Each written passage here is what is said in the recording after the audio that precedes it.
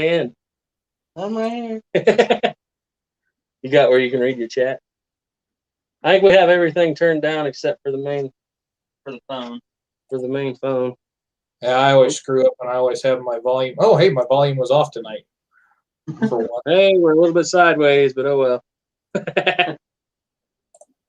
All right. So I know Squibload's already said good evening, but for those of you that are out there watching, go ahead and chime in and see if you can hear us and make sure you can see us. I got a little wind, so my connection ain't all that great. Oh. And then I got the worst camera to do this on, too, because it's all zoomed in, and I can't fix that. I think we're delayed. Yeah. Yeah, there's about a 30, 40-second delay on there between the StreamYard and YouTube.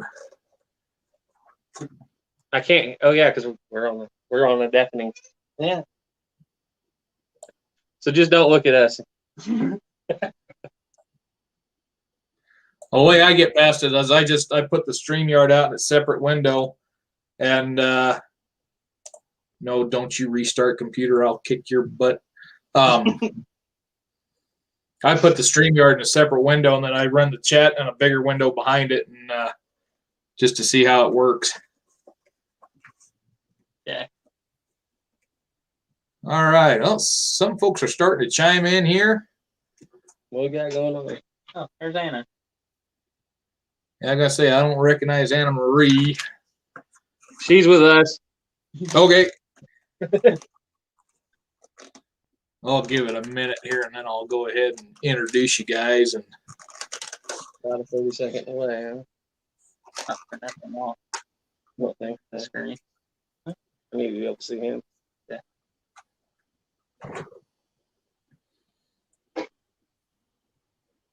So somebody chime in and say, let us know if you can hear us and stuff, or make sure we're all good. We can hear each other, so we must be doing something right.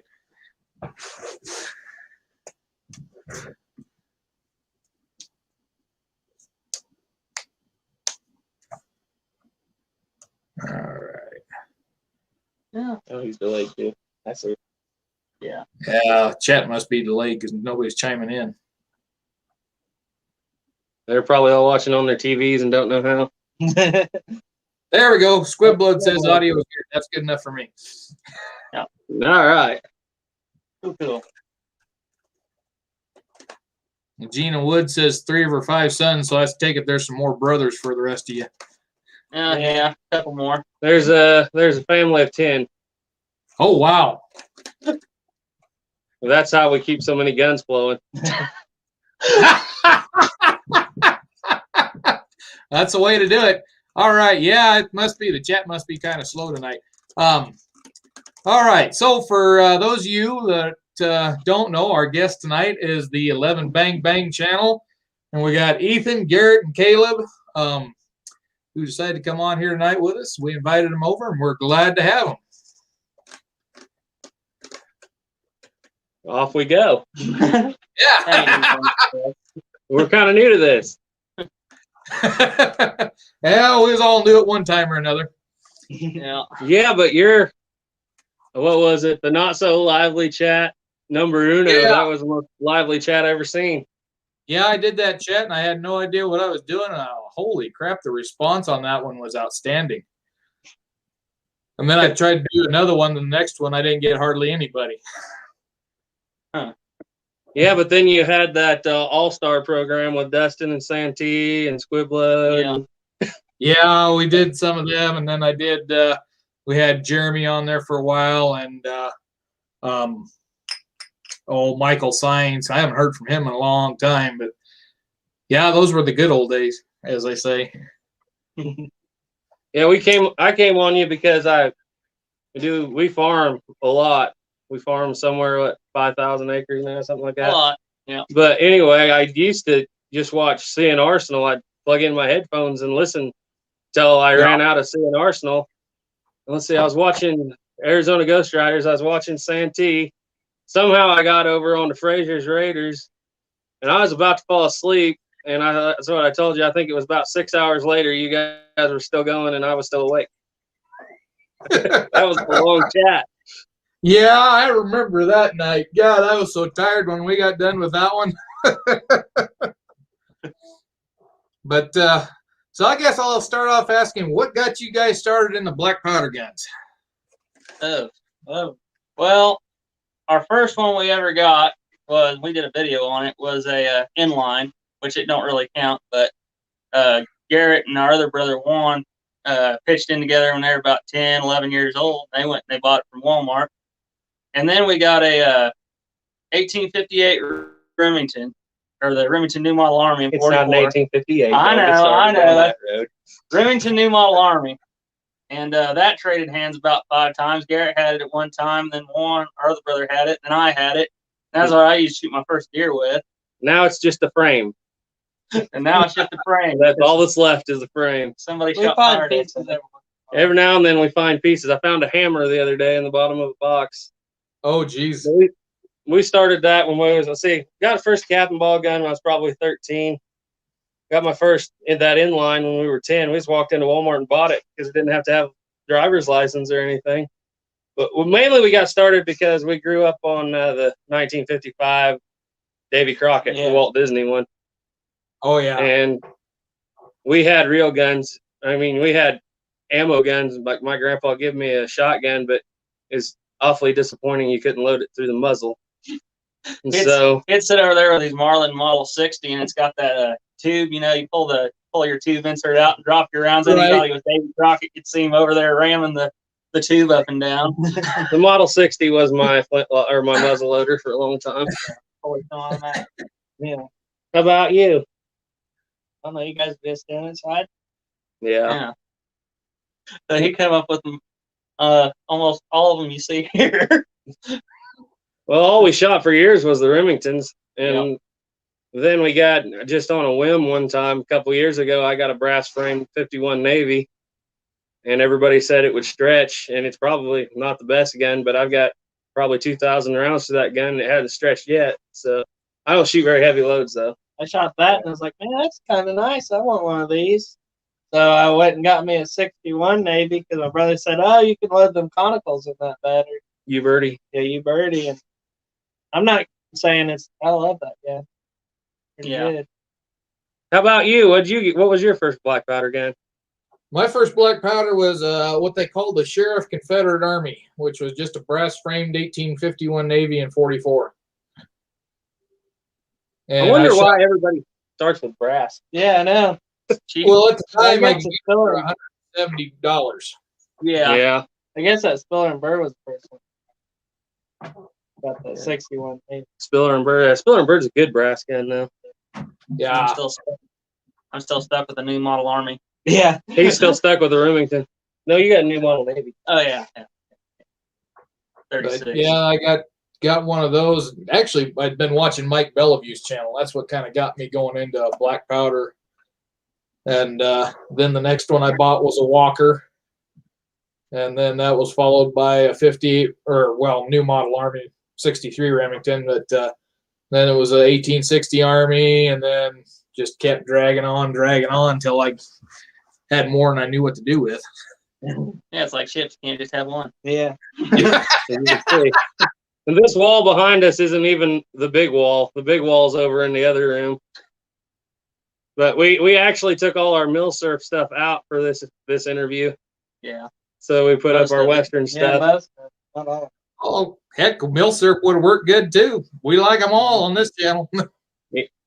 Yeah. Didn't you have a MilSurf you was going to review not too long ago? Yeah, I did, and I can't find ammo for it. It got a 6.5 Carcano.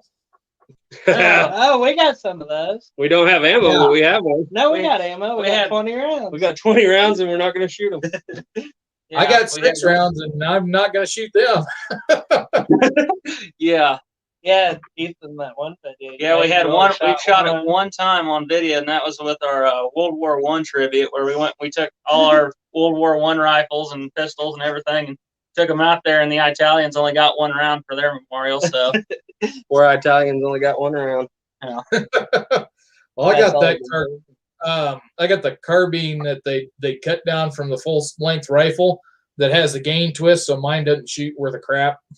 Yeah. Does yours have the folding bayonet? I've got the bayonet, but I don't have the. It's missing the button, but yeah, the bayonet's about as long as the barrel. Yep, that's what we have. Yeah, we got one of them in airsoft behind us. Yeah. This is our airsoft wall. Yeah. There you go. So Yeah, were you into the cap and ball stuff before you started living history, or did that come later? No, I was into the cap and ball before I got into the living history, and actually, the cap and ball kind of led me down that path. Because once I got the Walker, and then after the 1860 Army, I started getting into the rifles. I bought a flintlock Pedersoli, which that went to crap, and I traded it off for a Marlin 336, and I don't doubt I got the better end of that deal. And yeah, I bought a few more long black powder guns, but I'm just all I've got now for the long ones is 50 caliber invest arms and my Brown Bess, which my Brown Bess I think that's the only Pedersoli I think that works real decent. Yeah, we got a lot of those cheap knockoff India muskets. They work though.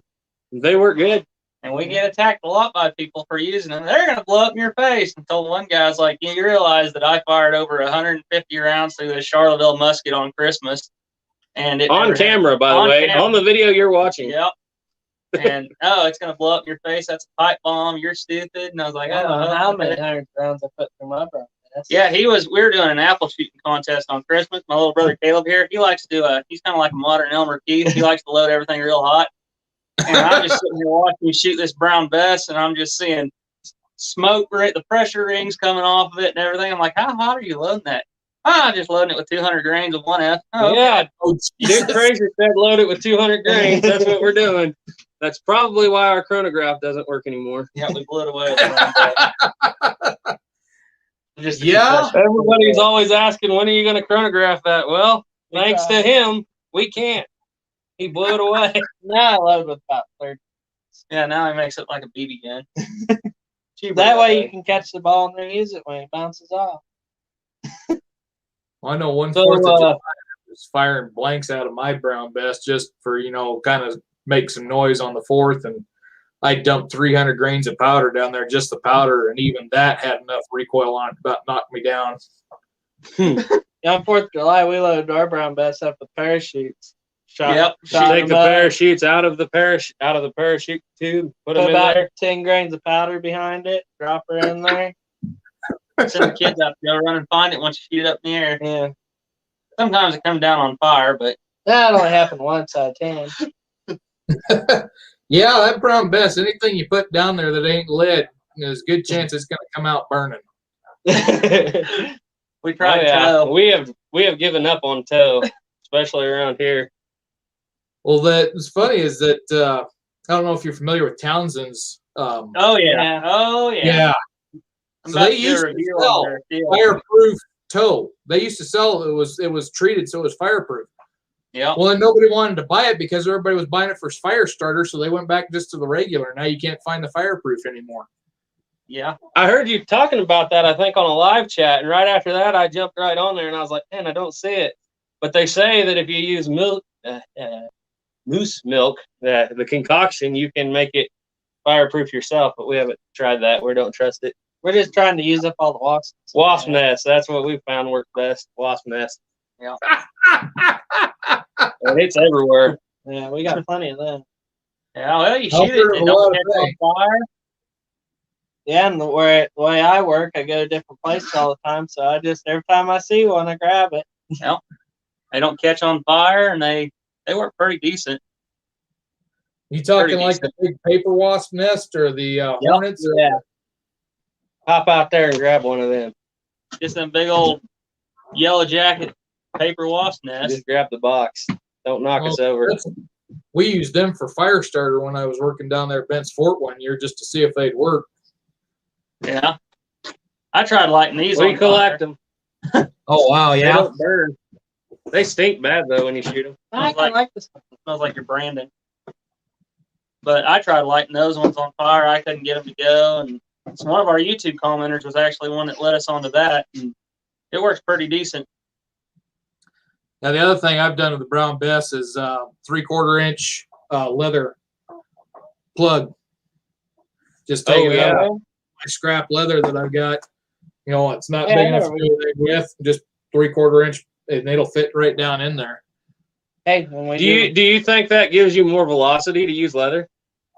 I was going to test it on the chronograph, and I was going to test the accuracy with that too, but that's one of those things that's on the list to do. It just ain't getting done yet. But I played with it. It seemed like it worked pretty good when I was playing with it. When we do those windmills, we always got leathers left over. There you go. I heard Mike Bellevue call it a piece of old saddle, and he said nothing. The quote was, "Nothing drives so fierce." So I wanted to try it, but I don't have a small enough. See, he was patching with them like in a 62 caliber. He was patching, I think, a 58. Yeah, right. Easy. Good toss. Yeah. And I don't have a 58 caliber round ball mold. Yeah. Yet. Yeah. I got a 60, so I really can't patch anything. Finding molds right now is going to be hard. Have you looked on Lee here lately? Are they all sold out? Sold out of every single one of them. Yeah, we got lucky. That's why Mark Hubbs is having a heck of a time with his molds. Because he doesn't know when they'll get in, and when he does get them in, they sell pretty daggum fast. Yeah. Have you seen how he fixed his 49 pocket model? Yeah, I watched that, and I haven't done that yet. I've been thinking about it, but I was hoping that Slick Shots would hurry up and get a set of Slick Shot nipples made for those, because somebody told me they had tried Slick Shots and they worked real great. The thing of it is, they're a hair too long for the pocket model. And if you have to file a little bit off the back if you use them for like a 51 Navy 60 Army size, because they're just a hair too long. But yeah, that 49 pocket model is a pain in the butt. Yeah, outside of the Patterson, that's probably my least favorite Colt. I don't know that I'll ever take it and shoot it again. Finding round balls for that thing that actually fit is a nightmare. 325s are still too small. Yeah, but I ordered a bunch of 330 buckshot. And how hard is it to load? Not hard, because I got it from a company that was making it out of pure lead. You don't want to get that hardened lead buckshot. Yeah. But I was using, I don't remember what company I ordered it from, but it was pure lead. They don't load any harder than Mark Hubbs's little conicals for that model. Yeah. But yeah, I was trying to make a bullet mold for them, and they're kind of hard to find for that size. Yeah, I figured if I was just going to make one video, though, I wasn't going to get too crazy. What I wound up doing, I don't know if this is kosher or not. I took my rubber mallet, my wedge hammer, I set them down, and I gave them one little tap so that they were slightly wider than they were tall. And I was actually able to load them and get a seal, get a ring off of them. Yeah. That's one reason why I use the wads when I use them, is to avoid getting a chain fire. They won't stop it completely, but they'll prevent it if the ball ain't quite snug. Yeah, you had wads behind them too. I was using wads. I hate using grease. It's just so hard to clean. Oh, geez, and it gets everywhere too. It gets on you, on everything else. Everybody always gripes that I'm not being authentic, and I'm like, well, to an extent, anybody loading in my opinion, anybody loading round ball and powder, as far as militarily, isn't very authentic anyway. So, unless you're shooting cartridges, I think I found one reference, but none in Haven and Belden, none of their instructions ever say put grease on it. So they just want it dry. Fact, if you read Colt's instructions, all of his instructions that he labeled from the factory, they don't say anything. They in fact tell you don't use water grease, just load the ball. But if you're buying the pre-made cartridges from the Colt factory, they're dipped in beeswax, so they're technically pre-lubed. Yeah, that was another thing we got attacked for in the comment section. What? That do not use the water grease. We put that on there on the, what was that? Was that the Patterson video? Oh, I don't know. That never all. We have mostly good commenters, but some you never can please everybody. No commentators. No. I mean. And especially you on the can water. put something right in front of a person and tell them that, hey, this is, right here, it's documented in this place, and this place, and they'll still call you a bold-faced liar right to your face. Oh yeah, all the guys that are trying to swear up and down the walker's made out of cast iron. And I put the picture of the page of the contract right there, which you told me it was Right. wrought iron, the cast hammer steel. It's not cast iron. And people just swear up and down those things are made out of cast iron. Have they ever worked with cast iron? I don't You know. drop it. It goes Well, boom. There is one reference where Colt suggests using cast iron for the cylinders. Okay. Yeah, was that And where it's he in said that make them off his 47 lead? Yeah, to anneal them as hard lead or make them out of cast iron. I don't know. Yeah. There's no letter to support after that to see what they did. But the frames, he calls it hammer cast steel. And from whatever I found reference to back in the day, is hammer cast steel is another name for wrought iron. Because Yeah, 'cause wrought I've seen iron has been hammered back to form a steel. Basically, you're hammering the slag back into it. Mm-hmm. Yeah. I think I seen that on a Brown Bess paper where they were using hammer cast steel. They call it a wrought iron for barrels. Yeah, they use wrought iron, and that's what people keep telling us these Indian guns are going to blow up in our face. And I'm like, you do realize the originals were made out of iron. Yeah. These ones are at least made out of a kind of a spring steel. So Right. And it's going to be really hard with black powder and that big hole in the end of that barrel to blow that gun up, unless you just do something absolutely stupid. Well, if you fill half the barrel with powder and the other half with round balls, you might pop it. you might, yeah, I like the idea of filling it halfway with powder and filling the rest of it with concrete and letting it dry. Then you might have an issue. Yeah. Or put about 5 grains of clays in there. That might do it too. Yeah. But I don't think with any common sense they're going to be, the Indian-made muskets are any more dangerous than, and we have Pedersolis, and I've had Pedersolis and everything else, but these are cheaper and you can get a whole lot more for, your buck. Right. You can get 2 of them for that. Well, heck, you can go to that Middlesex Village and get 2 and drill the touch holes in them, and for the price of 1 Pedersoli. That's what these are pretty much. Are we? What we got now? 8? We got about. I think we almost got 12 with the 2 that are supposed to be coming in here. Okay, yeah, So we got the 10 now. double barrel flintlock coming in, so we're going to be doing. Oh, video wow. on that. And the Fusey to Shaw. Fusey to Joss. That's a full length double barrel. Yes, 20 gauge, 62 caliber, 19 gauge, Yeah. I guess. The only reason I hadn't looked at them is because they were a little bit too shiny for my taste. Being as I work at Living History, we like things a little bit on the rougher looking side. That's what we're doing with. Can I grab an airsoft gun? How do you feel about that? Yeah, go ahead. I don't care. Okay, this behind me is a Northwest trade gun that's an India musket. You see that? We turn it around here. This is India. That was simple Laurel Mountain Forge Browning. Wow. Airsoft. That's pretty. So and I think it took me a little over a week to do. I restained the wood. I stripped it down and did everything to it. Yeah, you used to look like this. It was just about that shiny. Airsoft again. Is that? Yeah, let me see if I can highlight you guys. There we go. Now maybe we can everybody can kind of see. But yeah, that's been my project. It took me a couple of weeks altogether because I stripped everything and reformed, and I had to. The tang was a little bit bent, and I had to straighten that out. File the sights down. Had to make a new ramrod for it. But this is a $550 India-made musket from Military Heritage, and it's got a little spot on it there. But I probably put a grand total of about, not counting the hours, probably $30 in stain and rust blue formula from Laurel Mountain Forge. Got it all from Track of the Wolf. A few days. When he got that, it was just about as polished as that Charleville right there. I mean, they come in mirror shine. Yeah, they look like chrome, and I don't like that. Yeah. Well, it's because if they come from Middlesex, they are chromed. Yeah. These come from I don't know where they make them in India. Probably some back alley shop or something. But that's been my project, which leads me to a question I had for you. Sure. With all the research I've done on these Northwest trade guns, I'm sure you know quite a bit about them too. And in your Colorado 1840s and 50s, were they pretty prominent with the Indians, or smoothbore or rifle? Or what are you talking percussion?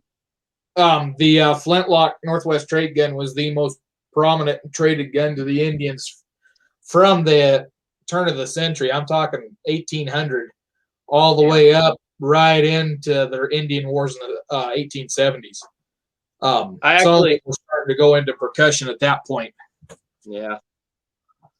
I found a reference where Hudson Bay actually wrote to the Birmingham company that was producing these in 1886 and requested they start putting percussion on them. Yeah. And so that's there how was long company making them too. God, they were made.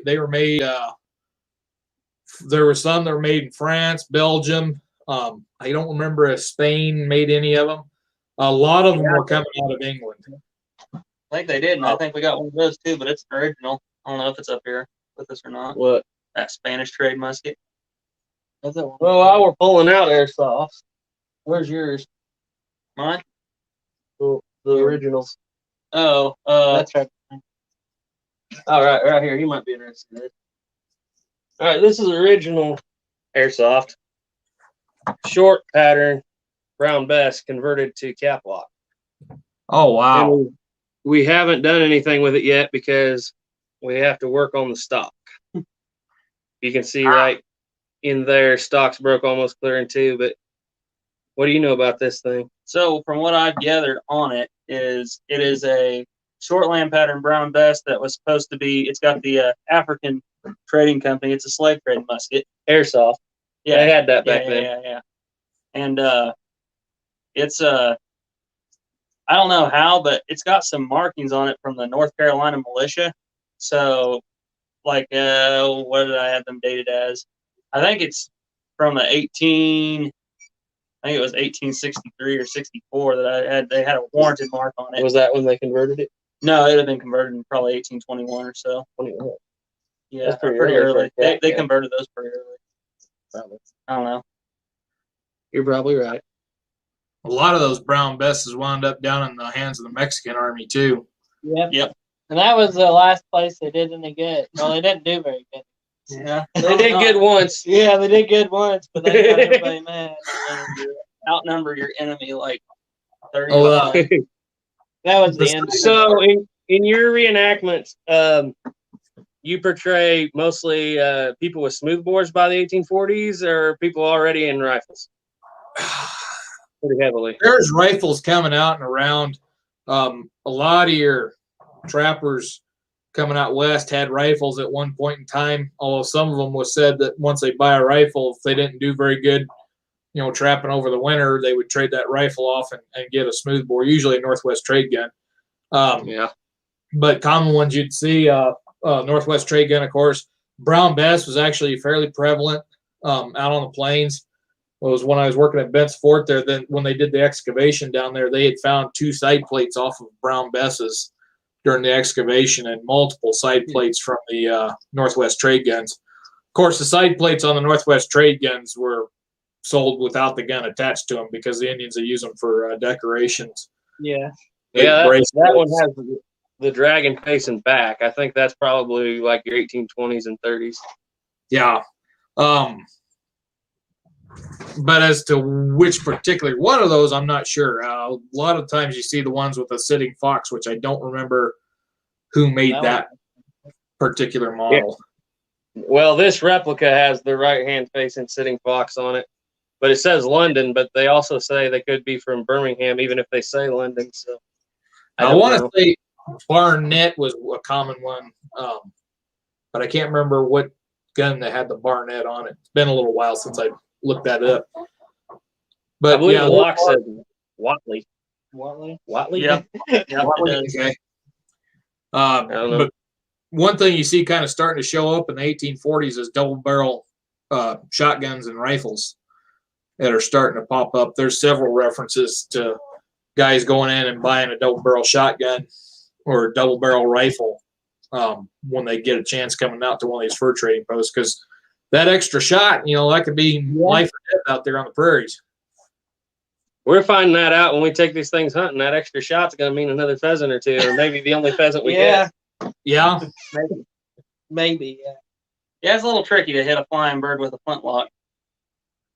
But, And we started out. As soon as that flash goes, you want to stop. Yeah.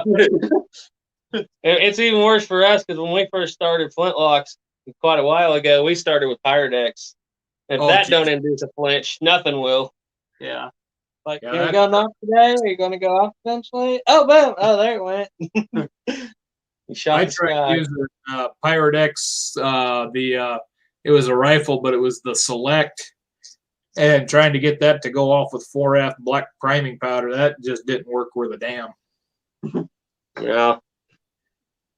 But It I found doesn't. out, dump a little Pyrodex in there, and if you take the flint out of the jaw and put a lit cigarette in there and use the lit cigarette, it'll light it every time. That almost reminds me of a story with a blunderbuss.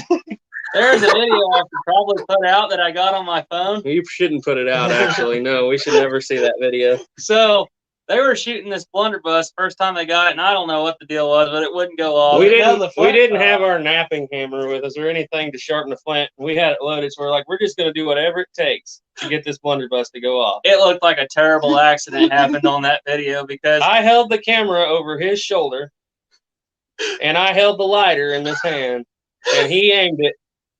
And we were loaded with probably 180 grains and probably 3 ounces of shot or so.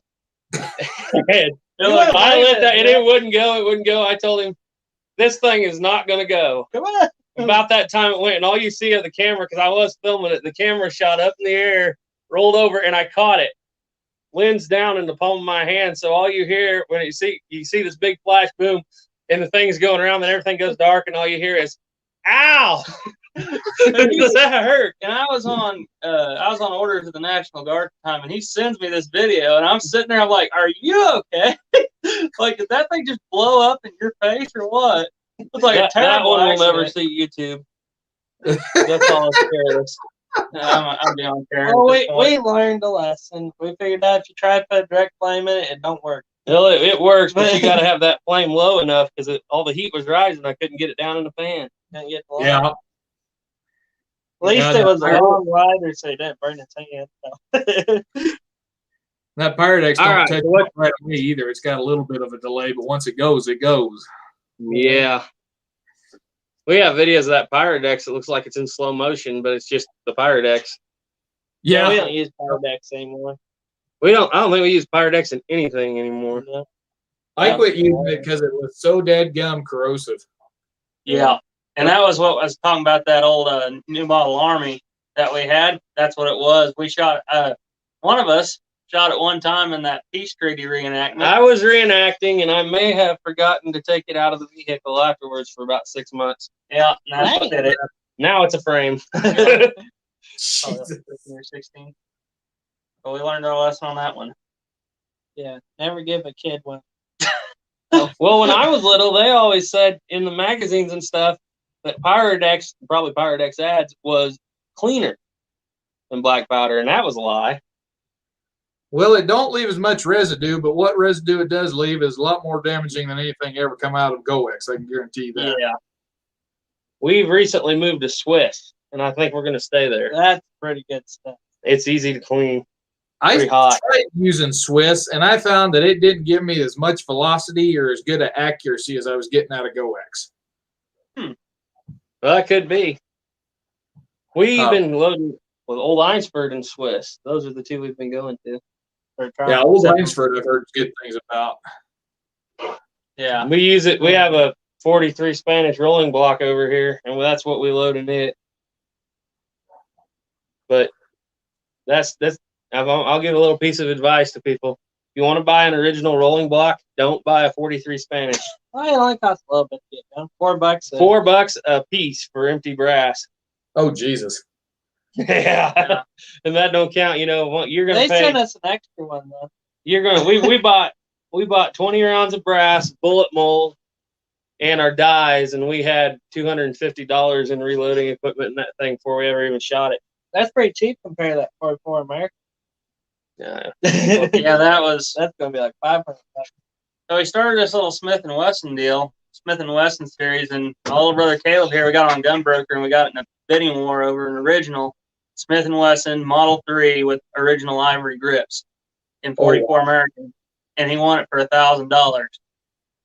Which was cheap, really cheap for one of those. I went Yeah, and I contacted the guy, gave him payment information, everything, you know, getting it all ready to send over here. Never hear a word from him. Just completely falls off the edge of the earth. Shuts down his count. Shuts down his gun broker account, everything. I was like, I think he was a little sore about losing that Model 3 for $1,000. Now we got to try to find another one. Oh, Jesus. Yeah, I'm gonna say for $1,000, that's a little bit cheaper than you get a reproduction. I know. Yeah, I know. Yeah. It wasn't And it too probably bad. works well, too. Yeah. So we wound up with a Schofield. We already told Duke about this, but you want to tell all the people about your Schofield?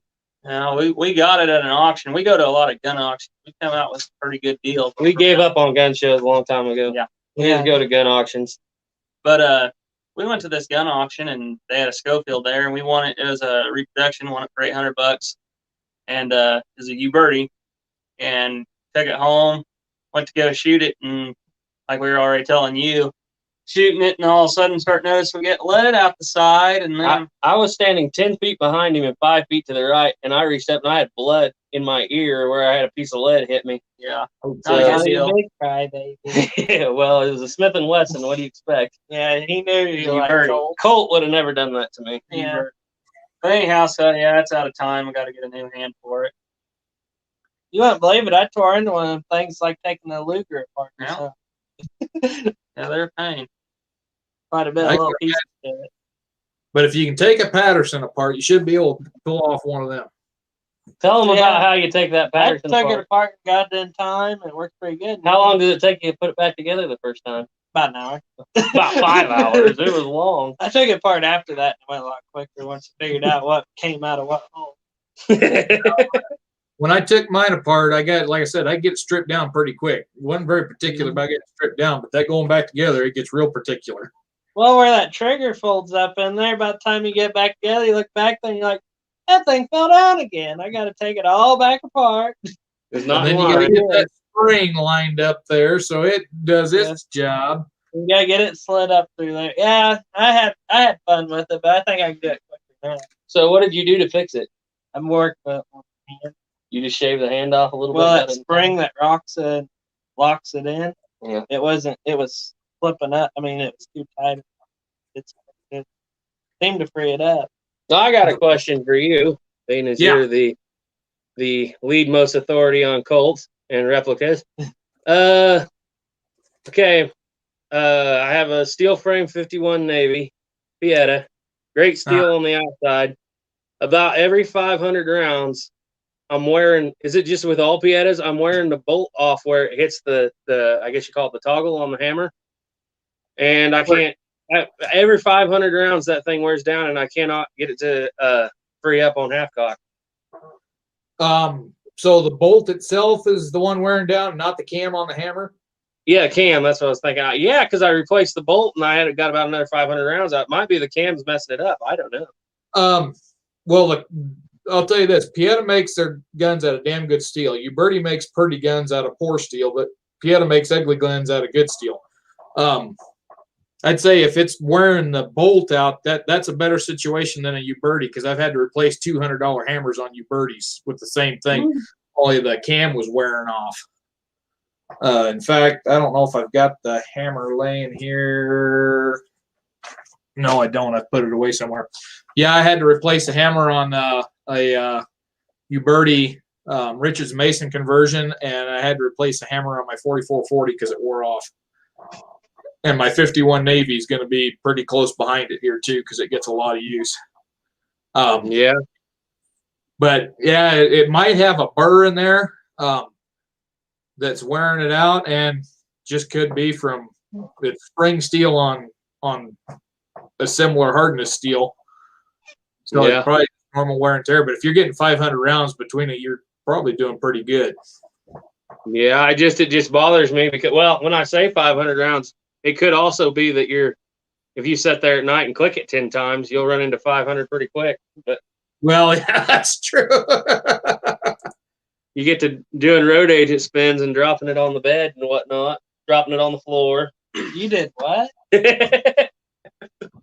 I didn't know about this. Tried doing I road agent. don't do it on your guns. Yeah, yeah. Better not. Where is that, Patterson? Oh.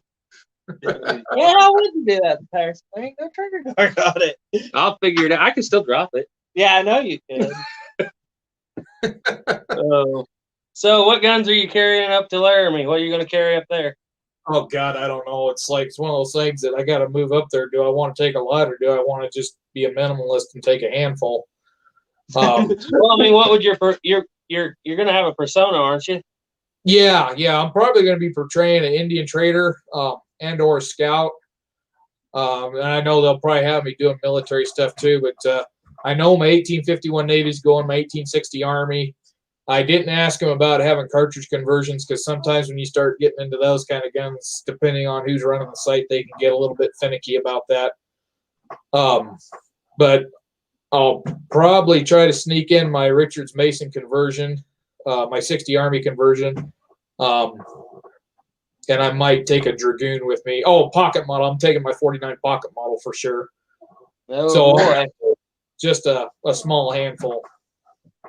Yeah. How about long guns? What's that? How about long guns?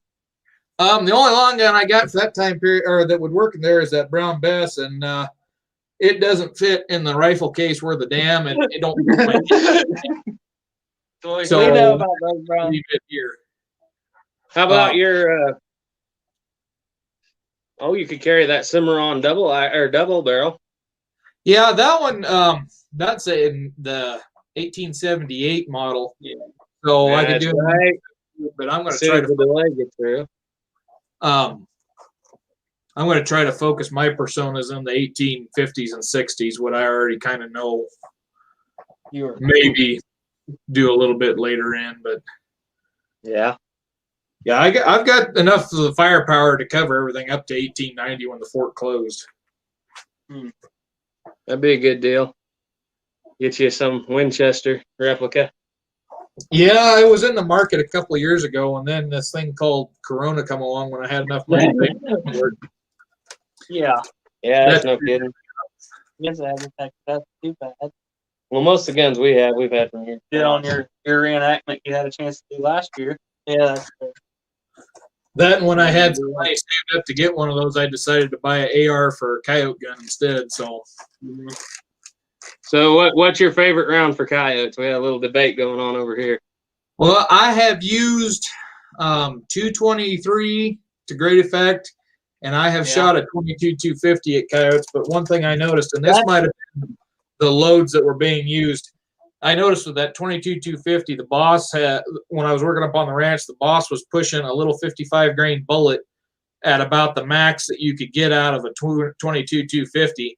And that bullet would hit, and there wouldn't be hardly any penetration because that bullet would just disintegrate as soon as it hit the skin.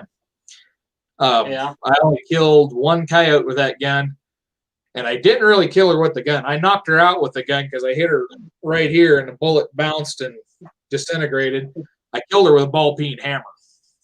Yeah, well, that's one way. That reminds me of He's for 223, and I'm 222-250. Well, I'm just saying I've seen what 5.56 can do, and it you get practice proper shot placement, it'll do the trick. That's what I took both our nephews out, and it's legal here in Kansas. By the way, it's legal. Yeah, they legalized it. And they had hunt deer with 223.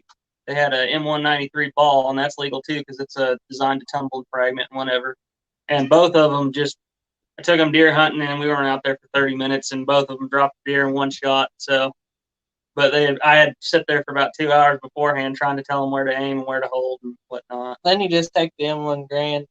And then we got Caleb over here to do a squirrel hunt with M1 Grand. He's squirrel hunting with M1 Grand. It works great. You get them in a limb and they're hung up, you just shoot the limb down. That's what we say. You're either getting squirrel feathers or pheasant fur. Yeah. So I kind of broke down and bought me an M1 carbine for squirrel hunting, and then I guess I've started doing it with flintlocks.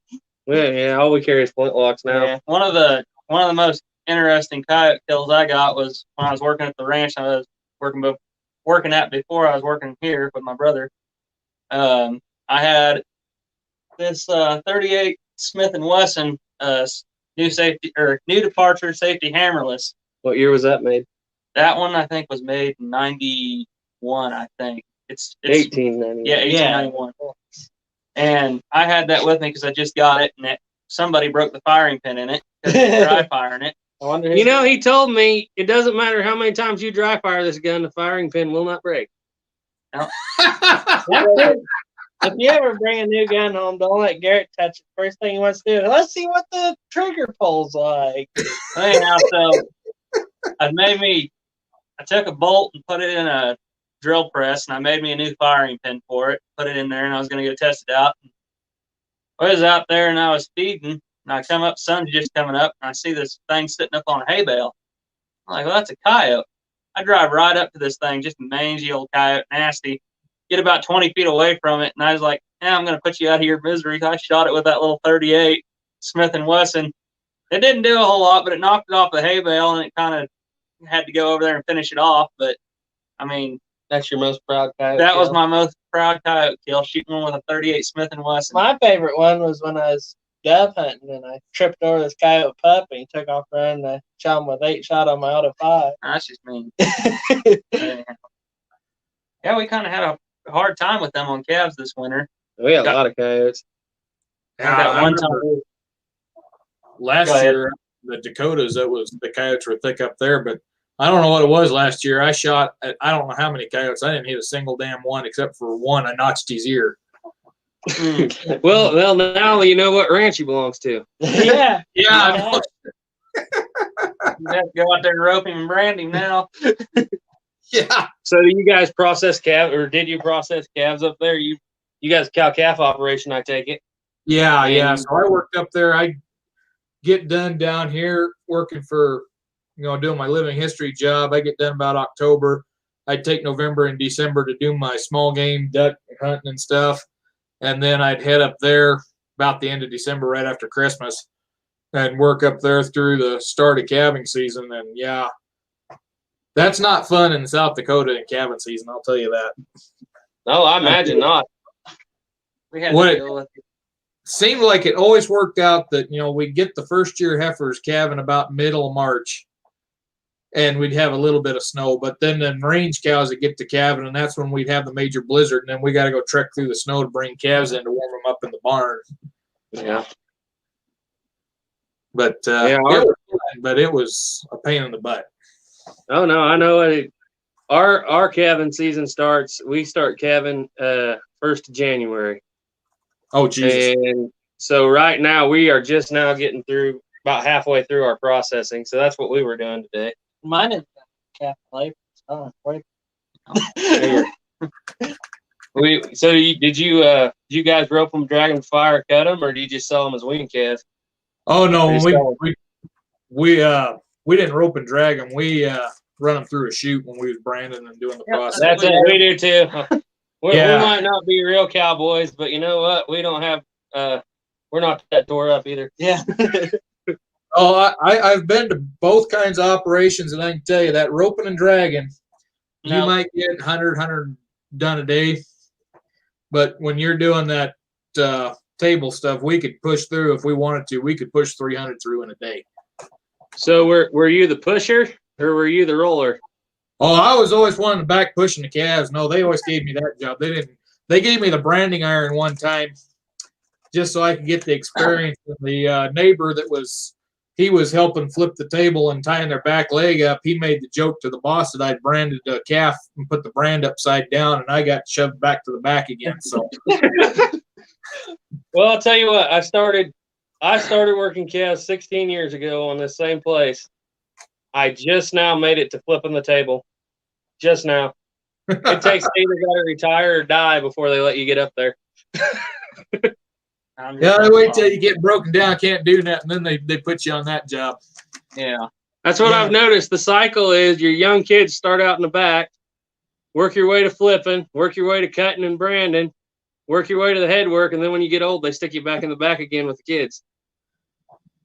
And when I was working up there that one year, the neighbors did their branding, but they let their calves get a hell of a lot bigger than what we brand. We brand them when they was about 2 months old. Yeah. A lot Yeah. easier. We went and did the neighbors branding. They're branding 6-month-old calves.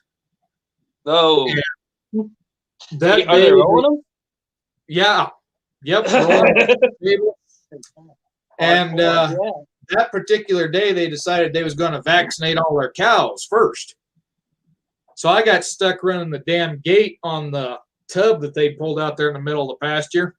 And all the old guys that were from around the area, they just sit there and push the cows in and help do a little sorting, and then they walk off. Well, I'm sitting there trying to push 10 of these big Hereford cows up into this pen.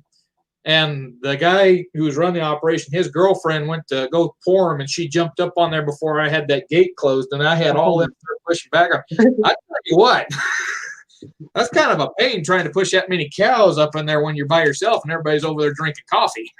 Yeah. It's when you learn that 2 feet ain't near as strong as 64 feet. Yeah, exactly. No. I put hard on there, and finally my boss and a couple other guys seen what was going on, and they come over there and we got them pushed up in there. But yeah, that was a long damn day. Yeah, I seen a video that you made a couple of years ago where you were looking over the hood of what looked like a New Holland tractor. Yeah, in the field. It was the exact same tractor that I use because I pull wagon in the winter too. So you pull wagon? Yeah, we got hay busters, what we pull. Oh yeah. I pull a mixed wagon, but I pull hay busters. The mixing wagon, we did that for the feedlot cows up right at the ranch house. But when we was feeding out in the pasture, we'd take that hay buster. We'd have hay yards up there with, all the round bales we was going to feed. Made life a lot easier. Did it have a self-loader on it? Yes. Yeah. Yeah. And some of them old hay bales, you can always tell when you got the really old hay bales, because when you tried to load up 2 at a time, first one would go in, no problem. The second one would decide to kick off, and then it would flake off enough that it would just fall between the damn tongs. Boy, that was a pain in the butt. And you can't pick it up. Yeah. And no, that hay buster run us real good up until this last year I was up there, and we was going along, and I noticed that the bearing, it was starting to really scream. When we got to looking, and the bearings had busted out of it probably the previous season. And so we went in and we replaced all those bearings, and we was down for about 5 days without it. Put it all back together, and I was out there feeding, going at full speed, full RPM, and all of a sudden I heard a snap and everything died, tractor and all. Went back in, the damn key, the Jesus clip on the key for the chain had broke. Those are the ones that go. Oh yeah. So it's no fun. Getting a new chain was down another 5 days. Yeah, what do you do then? Go with pickups? No, we just take that tractor out and take a couple bales, and then we cut the strings on the bales, pull the strings off, and then just sit there with a bucket and flip it up in the air until there ain't nothing left to flip up. Yeah, there you go. Get it on. Better than having to wrap net. In the right direction, it'll unroll it down the hill. But I had one of those one day froze together, and we rolled it down the hill, and about killed the cow because it didn't come undone like it was supposed to. We got to where we broke down during that cold snap. We had 20 below zero, and we had brand new New Holland tractor, and that dude would not start. So all I had was an old New Holland loader, and it would start with enough ether. My Ford. I had a Ford that I had to pull start with the New Holland loader and an 8-bale trip trailer. And we just went around and trip trailer bales all day, every day. We find a hill, cut the net, and just let them go. Just have to pick the net up later. I tell the boss, just have to pick the net up later. Nothing we can do about it. Yeah. Now that New Holland that you couldn't get start, was it running on DEF? Yeah. I had it plugged in. I had the transmission plugged in, the engine plugged in. I ethered that thing. It got so bad it ran the battery down. Then we had to have a tech come out and reset the transmission. Oh, Jesus. Because the battery runs down, you have to reset the transmission. Yeah, we had that, but we parked it in a shop, and we kept the shop right just above freezing. So we turn it out, we'd let it run for 30 minutes in the morning, and it would be fine all day long with that DEF system. But I got coming up a hill one day, up an icy hill on top of that, and I got about halfway up, and the DEF fluid had moved to where the sensor said it was empty. And when it does that, goes to 800 RPMs, and that's it. You can't get any. That was a pain trying to get up the side of that hill. Have you noticed it's light in the rear end, or did you have duals? Yeah, it's real light in the rear end. Yeah, I about thought I bit it the other day. Every single day, just about, because we got a 4-set sphere and we carry 2 bales. Yeah. And if you get on the wrong hill, you will know what's happening real quick when them rear wheels come off the ground. Yeah, no. When we brought that thing off the trailer, when it showed up on the ranch, I went to load up 2 bales, and I didn't have the trailer on the back, and yeah, it picked up the bales, and the ass end went up like that. And the boss called. Yeah, slam the bales down. That's what the other day. That happened to you before. Yeah. Yeah, so the boss called the tire service company, and they came out and they put in chlorine ballast on it. And after that, boy, it was a lot better. Yeah, it's probably what we need to do, because we got some hills that if you start downhill, you'll be going down on 2 wheels.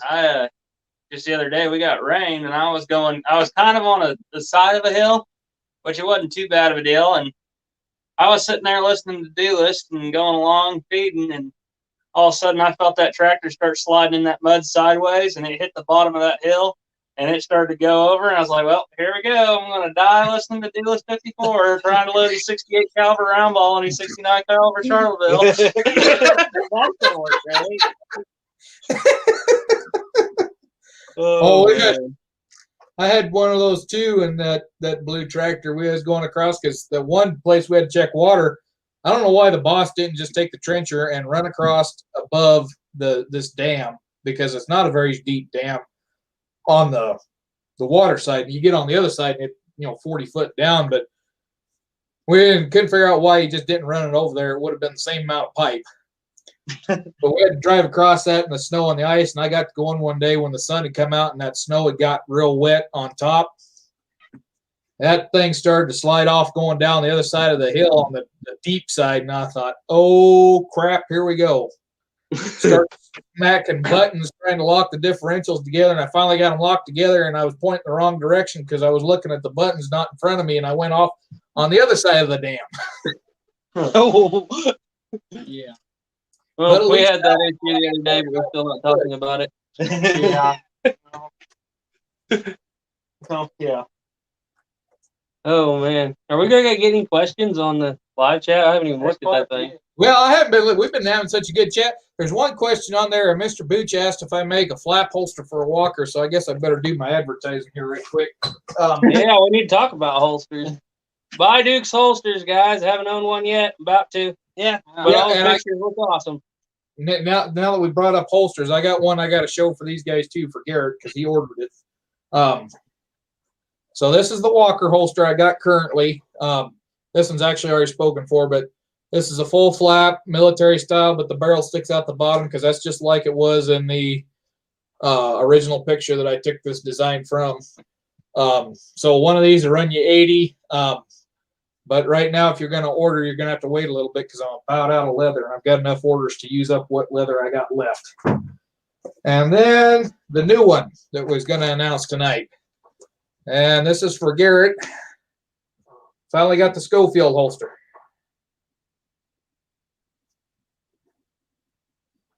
So this is the triple loop. Got my mold in. What's the color options? I got black, dark brown, russet, and natural oil. And this one, I'm going to recommend going with a darker color because I made the mistake. I was grinding on a brass handle on a knife, and I thought I had that all washed off, and it's got a little bit of brass staining on it. So I love brass. What color do you want? Okay. You just go with what he suggests. Yeah, go with what the master suggests. Yeah. all right. I don't know what I've got for. I don't think I got a lot of dark brown left, but I got plenty of black. If that's all right with you guys. Yep, just like That'd look Ford good in black. said, anything as long as it's black. All right. But yeah, that one, and I said it. Now, one thing I'm gonna say, This is not a copy of a Uberti. This is a copy of a D-Nick, so it's got a really small cylinder, and it fits kind of snug. Hopefully, on your Schofield, it will fit. If it doesn't, send it back, and we'll figure something out. Well, I'll just keep it falling out. Yeah. Keep it in there snug. How about cross-draw Dragoon holsters? Cross draws Dragoon? Yeah, the flap. This one would work for a Dragoon. That's not the same one. Oh crap! So on this full flap Walker Dragoon, the barrel just sticks out a little bit past the end here, but it's cross draw style. And then of course I got the Gus style. If anybody's interested in the Gus style. I like the Gus style. We need one for PI. Oh yeah. Yeah, the boys are wanting to know when you're going to get into semi-auto milsurp holsters. I've got a Mexican double loop style 1911. Yeah, that's a start. Yeah. The big reason why I don't do a lot more of the semi-auto stuff is because I'd have to buy molds for a lot of them, and that gets pretty damn spendy pretty damn quick. Yeah. Like trying to reload different kinds of ammo. Got to go buy all the equipment for it. So is that the William Holden style holster? I don't know if it's exactly William Holden because I don't remember what his holster looked like. But it's basically just a Mexican double loop. Fits 19. It's taken from a lot of old historic photographs that I'd looked around on. There's a real good picture of what's his name? He was a sheriff up at Deadwood. Seth Bullock. There's an old picture of Seth Bullock with a bunch of cowboys around him. And I got to looking and zooming in on the picture because it's a pretty high quality picture at the holsters, and you'll be surprised how many 1911s are stuck in Mexican double loop holsters. Yeah, I can believe it. I can believe it. I think out of the 10 or 12 that I counted, there was 5 or 6 that were 1911s. Yeah. Oh, but yeah, I haven't been paying attention to the chat here, so I don't know. It's over here. Any other questions on there?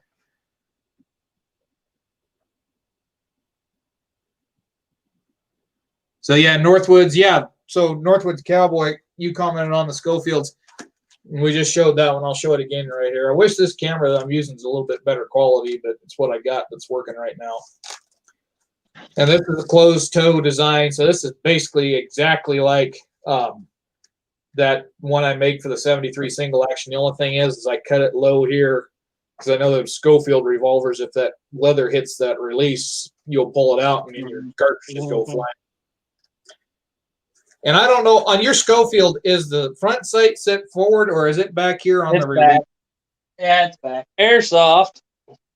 Yeah, the airsoft. Yeah. Can you see what you need to see there? Let me see if I can Up make like it that? side. No, he's looking at the side. Oh, looking at the side. back there. Yeah, I can't see where, but yeah, that's good enough. But yeah, I was just wondering because on this one it stands up real tall. That's why I cut it real That's solid. real deep on this holster so it wouldn't drop the shells out. Okay. We lost you on the screen. Oh, I still got you highlighted. There we go. Now I'm back. Yeah. See if I can put this back. I'd hate to smash any of them Smith & Wessons on that Imagine how side. sad it'd be if that shelf just fell. Not for me. All mine up there are replicas. All yours are originals. Yeah. There you go. That Didn't kinda hurt me if it falls. there. I guess That's pretty that's on the replica. Do what?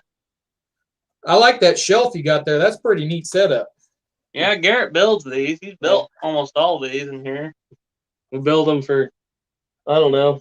They're probably not the most kosher, but we kind of keep our location a secret, and we keep the doors locked good. So Yeah. Yeah.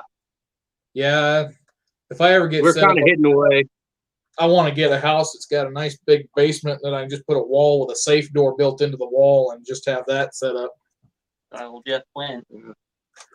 We actually, and I'm surprised we say the banshees are howling through here because Yeah. the wind's blowing hard, but you can't hear it. Luckily, This is we're in a little old false front, ramshackle, what used to be a trading post that was built in 1872, and the whole building isn't much bigger than what you see on camera. It's maybe twice as big as what you see right now.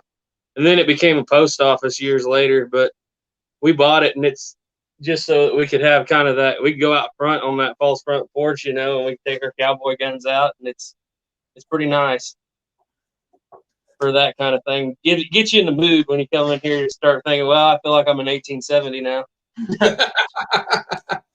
Yeah, I wished I had something like that. My studio is in my office, which is in my house, and it's also currently acting as my storage room because I've got all kinds of plumbing issues in the rest of the house going on. So, oh boy, don't get started on those. Yeah, Caleb works on that. yeah, I got a sewer line I'm going to have to get fixed here because thankfully it's not leaking any solid stuff down in the crawl space, but it's leaking plenty of liquid stuff down there. It's bad enough. We're not exactly plumbers. We mostly do water well work, but here lately, He works on windmills, Yeah, He does everything. not electric water windmills. I worked with him for a little while. We got a plumbing, water wells, windmills, solar panels, machine shop, blacksmith shop. They got it all. If you're talking to a former or could still be a geologist, he knows about them electric windmills. Oh, man. Yeah. The drilling rig we use, it was made in the 40s. Yep. It's Runs off a homemade. little straight six. Yeah, it's got, well, for it had a Briggs and Stratton, and it's got a straight six Chevy. That's kind of neat. Yeah, the nice thing about them old ones is they were built to be fixed. The new ones are built to be taken to a technician, and then you pay out the butt to fix them. Yeah. And that's all you do is fix it, right? Yeah. No, not to. And most people, when they say, oh, we need to work on the points, they're like, what's that? Any questions on there? Yeah. Confused old me says show that dirt that they made a video about on 11bangbang. Sure that what? Dirt. Talking about the Highlander? The Highlanders? Is that what you're talking about? What's his name? Confused old man. Confused old man. Are you talking about the Murdoch or the Highlander flintlock pistol? Probably behind my head. The airsoft one? Yeah, that airsoft one. The airsoft one. Yeah, that's a windmill on Caleb's hat. Yeah. So if this is what he's talking about, he's talking about Airsoft. yes, airsoft, Murdoch, Highlander. Oh, that's pretty. I'm going to highlight you guys again here. That's If another he one. wants to, if that's what he, I think that's what he's talking about. I wanted to buy one of those, but I just couldn't justify doing it. Well, I can tell you, they're fun to shoot. They are pretty frustrating to try to hit anything with. It's technically a small blunderbuss. What's cool about it is it's Pull another this one. out. Of them, This is our, by the way, this is our pointer for all of our Colt and Smith & Wesson videos. So if you look here, this gets kind of a blunderbuss. So when you try to sight down this thing, you literally see nothing if you're down. You have to get up way high. It does have a rear sight, though. Don't have front sight, but it has a rear sight. yeah, They got a notch cut. Yeah, in it's place. not loaded, but I can show. Maybe you can see that rear sight right there.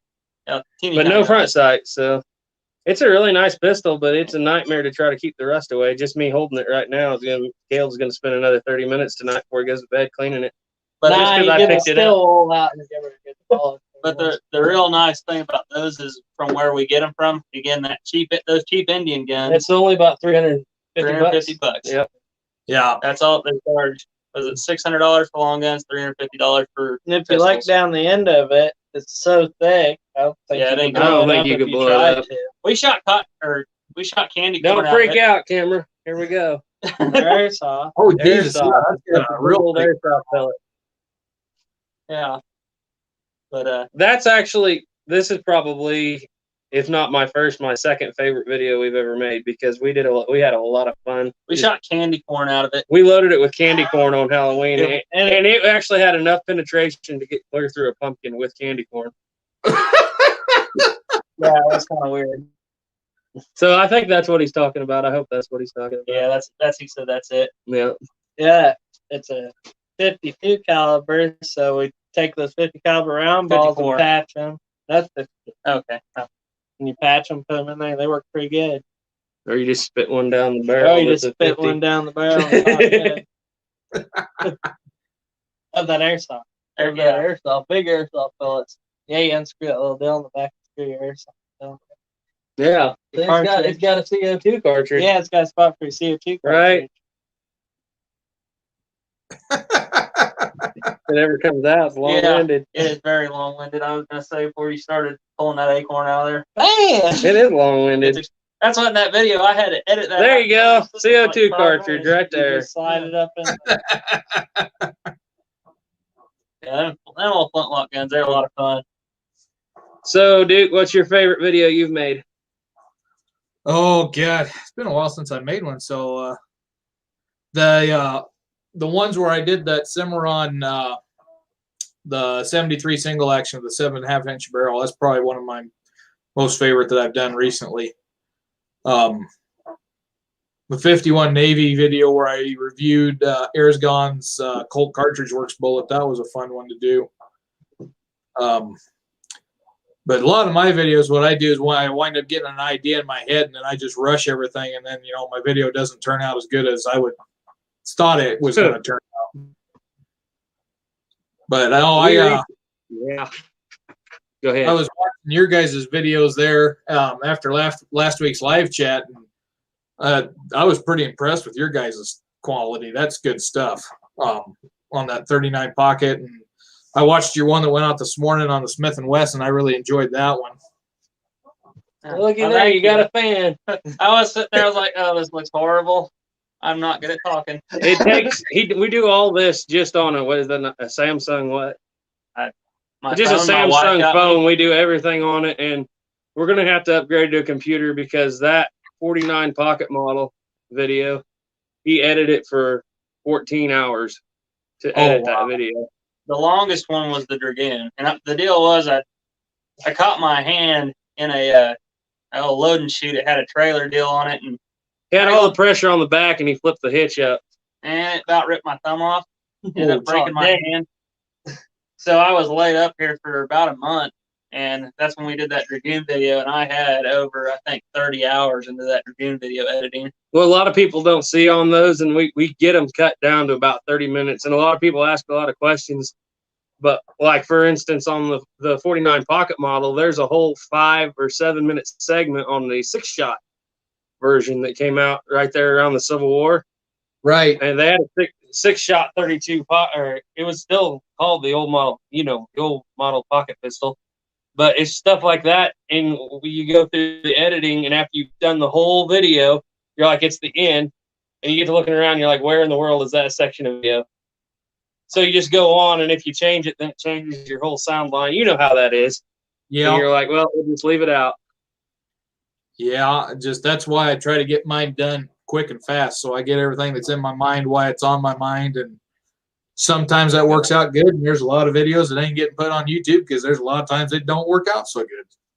Yeah. And for anybody that's still wondering about the Dragoon, yes, I had filmed a section about shoulder stocks, but somehow it got lost in translation. So somewhere in that, like, 30 hours of editing. That's why everybody's like, well, what about the third model with the 4-screw and the shoulder stock? I'm like, that was all in there at one point, but it is what it is now. Yeah, I was lying over What's there. real interesting is those things were issued with one shoulder stock per pair of pistols. That's why you'll find shoulder stocks that's got one matching serial number and one that doesn't match. Yeah. And yeah, I only found it was 18. They didn't even test they had a test for the shoulder stocks, I think, in 1858. They were issuing them before that, but they didn't even test them until 1858. So, well, they issued the Walker, and they didn't bother testing it until the Mexican War was all done over with. Yeah, I think I said something in that video about it's probably a good thing they didn't test it, or this thing would have never got to Mexico. No. I think nobody knew how to load the new conicals, and they didn't know they were supposed to have 50 grains. And oh, here we go again. That is meant to take a full 50 grain charge or 60 grain charge. Well, man. I saw. Okay, I don't know if you watch him very much. I love him to death. I think it's Phil Schreier he's from the NRA museum. He does the curator's corners and everything. And I love the guy to death, but I don't know if he just misspoke or I misheard, but he was doing an entire lecture on the Walker, and his claim was it's still more powerful than the 44 Magnum because the original cylinder could hold 90 grains of black powder. And I thought about that, and I tried, and I could only get 70, I think, 4 grains to fit clear level top. Well, you got to pack it down and tan. Maybe that's what he was doing, but I was like, good night, 90 grains. Hell of a charge. And what a lot of people don't realize is they say, well, that's the same, that's just a little less, 60 grains, it's a little less powerful than the 4570. But what they're not getting is you only getting that much burn. The rest of it's all just, so it's not even close. Yeah, and even on the modern ones, it aggravates me when they say, well, it's modern steel, you can shoot 60 grains. It's like, I've seen pictures of what happens when they shoot them with 60 grains, and a lot of times what happens is that wedge slot starts to get peened out, and then you get the same effect as what winds up happening with some of them brass frame revolvers. You get too much gap between the cylinder and the forcing cone. It's just hard on them. That and everybody that's shooting them is shooting a Uberti remake mostly. And that Uberti steel is so soft, you can just take and tap that hammer with a little bit of steel, or tap that wedge. You can deform that wedge with a half-inch wrench if you tapped it hard enough. Yeah. Talking about how you got your Colt. Which one? The Colt Walker? Oh, that Walker. We had that. Yeah. We have a second-generation Walker up here. Airsoft. You want me to tell a story? Grab that. Yeah, we've had this for about 10 years. And I was into black powder guns then. And back then we were paying $150 for a Remington. It was like nothing. And he calls me up one day from the town nearby, and he said, I just bought a cap and ball gun, and I paid $300 for it. And I ripped him up one side, down the other. I said, why in the world would you pay $300 for a cap and ball gun? And he said, well, it's got Colt written on it. And he said, not only that, it's a Walker. And I was like, you did not, like, I didn't know about second generation Walkers back then, or F Walkers or whatever they're called now. But yeah, he picked this up for $300, and I had no clue what it even was. Well, so the even cooler part of this story is this belonged to a collection of a guy who actually died out. He died out in the hills out here. He's an old man. He accidentally got stuck and he ended up freezing to death. But this was part of his collection, and his family sold his collection to the gun store in Medicine Lodge. And that guy didn't have any desire to try to. He just wanted rid of these fast. Yeah, and so, and the guy that was running it was actually used to be the vice president of Ruger. But there was this. It was $300. There was a Pedersoli 4570 rolling block carbine. I think it's $400. And then there was that original 1873 Winchester up there, 4440 for $400. That's my pride and joy. That's my baby airsoft. Jeez, I'll never be able to afford another one. So what they did was somebody took this thing, and nobody would buy it. Airsoft, by the way. Yeah. Because the barrel is only 13 inches long. And everybody thought this was going to be an ATF nightmare. And so nobody would buy it, and he started out with it priced. Somebody's cut the barrel off and brazed a penny on it for sight. And this, I think this is if I remember right, this one was made in 1875, so it's pretty early. And so nobody would buy this because they thought that it was an ATF, an NFA item. But the gun dealer finally came up. I was asking about it, and he called the ATF and got a letter from them stating that since this gun was made before 1899, it's considered an antique. 98. Or 98, yeah, it's considered an antique, and so it's not eligible to be an NFA item. So I had $400 in my pocket, and I scooped her up. Well, basically he did, and then I got it's missing the dust cover. And I'll point this at the camera. You can see I'm going to restore this someday because it's lost all its value. They cut that barrel off right at 13 inches with the tube and everything. Brazed a penny on it. But it actually, if I can get it to, it actually still operates, and it's the Saddle Ring Carbine 1873. And we have actually shot it just a single shot at a time. pretty sweet. This is my baby because I know I'll never be able to afford another one. Yeah. Yeah. Nice. And you can't get a genuine Winchester anymore anyway. No. Yeah. And I love that thing. I said because the tube's cut, we only shoot one at a time. I need to get a letter on it so I make sure it's not Buffalo Bill's gun. But Oh yeah, I'm sure that. I'm not gonna restore it if it's Buffalo Bill's gun. Yes, I'm positive. That's it. Probably the same thing with that Model 2. No. Yeah. Yeah, one of these yeah, days I'd hope to have a 66 Winchester, but I'd probably get a Uberti remake. Yeah, that's what I would tell anybody. I wouldn't. If you're going to shoot it, I wouldn't get an original. I mean, unless it's like that, that's already been hacked up. There's only one original gun that I didn't buy that I wish I would have bought. Would that be the Patterson carbine? Yes, it would. I heard that story and I cried for you. Yeah, I should. I wished I would have bought that. If I'd have known then what I know now, I would have took it in a heartbeat. Because I could have put it on and paid off my student loans. Yeah. You got lucky. Some old guy hadn't. Well, even if you had got it, you'd have been lucky. It was some old guy that didn't know how to use Google, evidently. Yeah. Well, that guy, he was the only one at that gun show. Everything he had was pretty decent priced. Everybody else in that area, they go to the gun show and they jack the price up as high as they can jack it up. I think they just go to those gun shows to show off and they don't want to sell exactly anything. Okay, I got a question for you. Because you have more books than me. I got almost all the books you recommended except Samuel Colt's own account. Right. That's why I had to ask you. I think that's probably where the quote about the annealing of the cylinders down to lead was, because I hadn't heard that, and it must be in that book. Dang, unless I never said. Yeah. But I keep on reading about the lost shipment of Patterson carbines. Have you ever heard about that? I've heard a little bit about it, but I haven't read a lot into it. I had a paper on it, but when my hard drive on my laptop went to crap, I lost a lot of that information. But yeah, I know what you're talking about. Because I think that was during the Mexican War, if I'm not mistaken. Do you really think they lost those? Well, I thought one I heard, and it could just be rumors, but I heard that there was one in the Florida swamp. Now that could be too. Probably both. They probably just spread the rumor around. But could you imagine finding, if they was wrapped in grease, find a case of carbines? Oh wow! Well, I know there's a story, a case of 250. I think it's 250 Colt third model Dragoons somewhere down in the desert in Arizona. Because the Army was moving them to California or somewhere, and they got attacked by the Apaches. And to keep them from getting the Apaches from getting the guns, they found a cave and they buried them in the cave. Huh. And then when they went to come back, they couldn't find the cave after that. They probably marked the X in the cave, but didn't mark the cave. Yeah. Or the Apaches were watching them. They just went in and took the guns anyway. Yeah, that'd be my bet.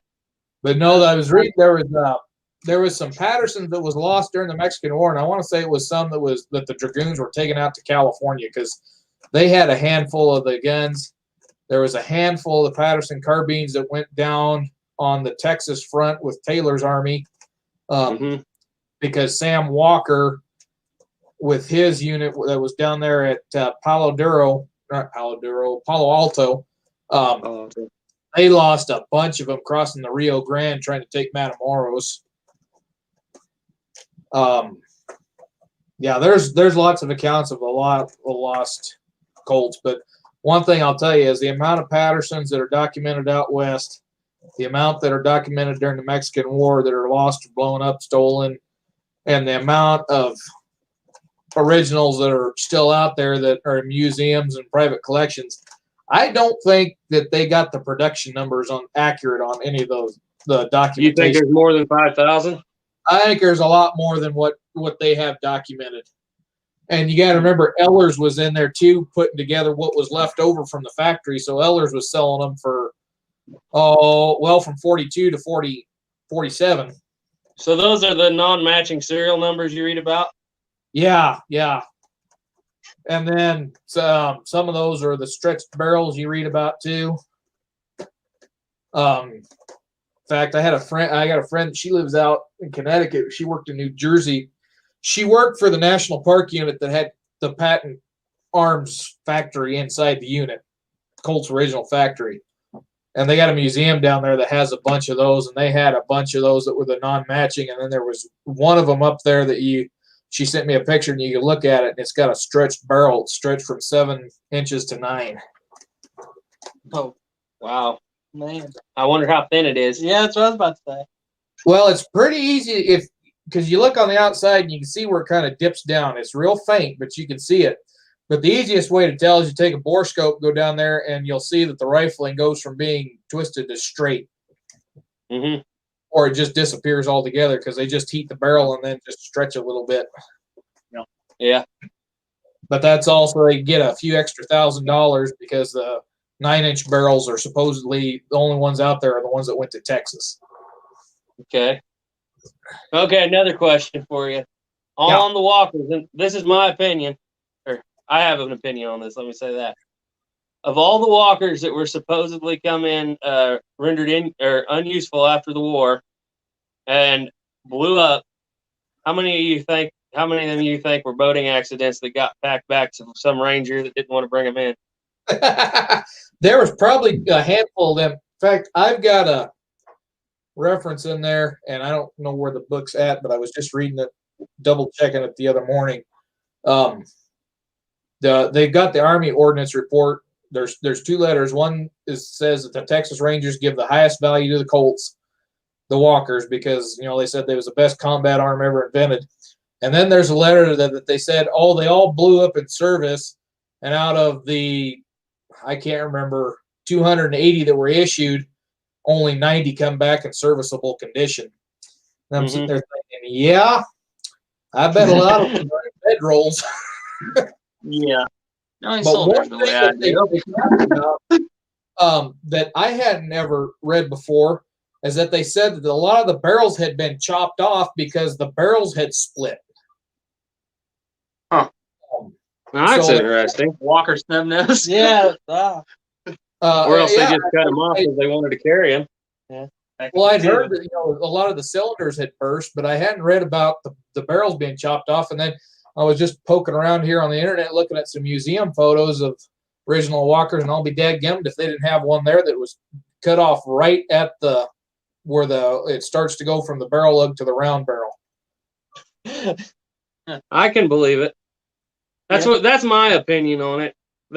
My opinion is there is no way that if that gun was that, knowing military, and you know it too, how the military is about guns that fail trials.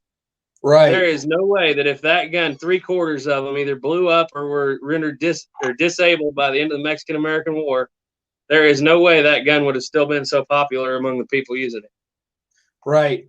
And there was a letter that I come across, and I don't remember if it was in Sam Colt's record or if it was in Belden. But there's a letter where they send back a whole bunch back to the factory, to Whitneyville, and have new cylinders put on them because the cylinders had exploded. Yeah. And that's when Colt says, okay, we need to start trimming them back on the next batch. Yeah. So I don't doubt the cylinders blew, but I don't doubt that they had enough cylinders in stock that they were able to put them back into service. Okay. Yeah, okay, so the Patterson shipped supposedly with 2 cylinders, right? Yeah, a lot of them did 2 cylinders. When did they stop doing that? God, I can't remember off The Walker? Did the Walker have 2 cylinders? The Walker was an issue with spare cylinders because they had the loading lever arrangement on the gun. A lot of the Pattersons were sent with 2 cylinders. That was because you couldn't reload without taking the gun apart anyway. Okay. So all the stories about Civil War cylinder swaps are probably not right. Yeah. In my opinion. Regular Army, I have not really seen very many records of that happening.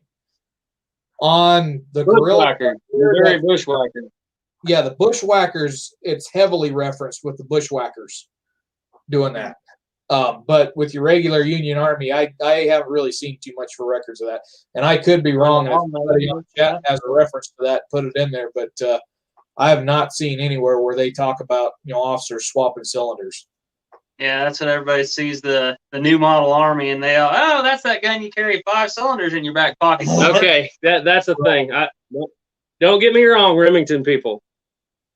From what I can tell, and I may be all wrong here, and I'm not hating on the Remington cylinders probably did not switch over to another Remington that well because Remington did not have the same assembly line set up as Colt. That's just what I think.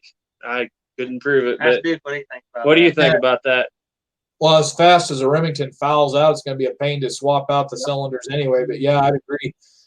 And I haven't seen orders where they were shipped with more than one cylinder. Remingtons or Colts? Either. During the Civil War era, I've not seen them where they ship out with an extra cylinder. Well, not only that, I think I'm right. That cylinder is serialized, isn't it? Well, yes. I don't know about. Yeah, so they're not. Knowing the Army, it might be. He is in the Army, so he knows It might be different, but they aren't going to have you switching out. Even you look at older stuff, they aren't going to have you switching out serialized. If you switched out a serialized part in the Army, you got to be in big trouble. Yeah. Yep.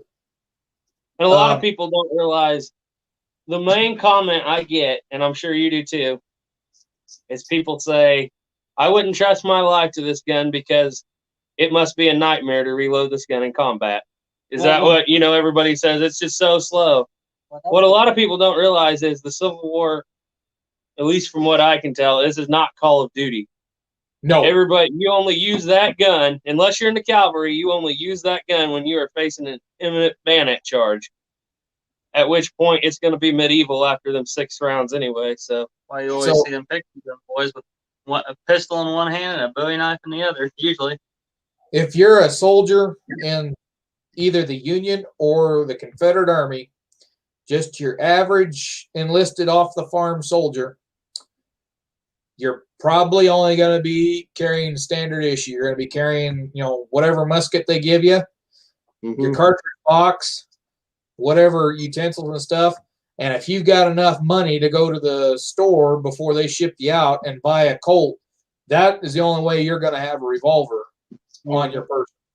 Yeah, no one wants to carry a revolver. Their officers and the cavalry and the Union cavalry aren't going to draw those pistols until it's the last minute because they're trained that the saber is primary. I read that in your Mosby book, 10 yards. Yep. And that's why Mosby was such an effective fighter, is because them boys didn't bother with the sabers. They carried the handguns, and when the Union, they go draw their sabers, they'd right through them and pow, pow, pow, pow, pow. So that's but you're not going to reload that thing in combat, and that's what I tell people. There's just no way. It wasn't. The doctrine's different. It's not an individual fight for the most part. That's why the Model 1 would have been ideal. I still would not have took that Smith & Wesson Model 1 into battle. You couldn't have paid me money. I wouldn't have either. It's $1 cheaper to get an original 49 pocket model. That's what I'm taking. And you also got to remember too, when you're reloading them pistols, you're not reloading just loose powder and ball. They've got the standard Johnson Colt cartridge works. You got the paper cartridges. Those are a lot faster to load. Yep. You can almost load them as fast as a Colt single action Army and 45 Colt or 350s in cartridge, brass cartridge. I was reading about that. The thing I found fascinating was you would get in a package, you'd get 6 cartridges and 8 caps because they knew you were going to drop one. Yeah. And another interesting thing too, and everybody complains about cap jams nowadays, and everybody blames the guns, the modern guns. It's the daggum modern caps, because you look at the I can't remember what letter it was, but it was to the Ordnance Department, and they say, Colts have to have Ely double waterproof, and Savages have to have this one, and Remingtons have to have this other one. And right now, you only got one option on the market, all the same size, just different companies making the same thing. Yeah, but that makes sense. Nobody bothers to read about the history too much.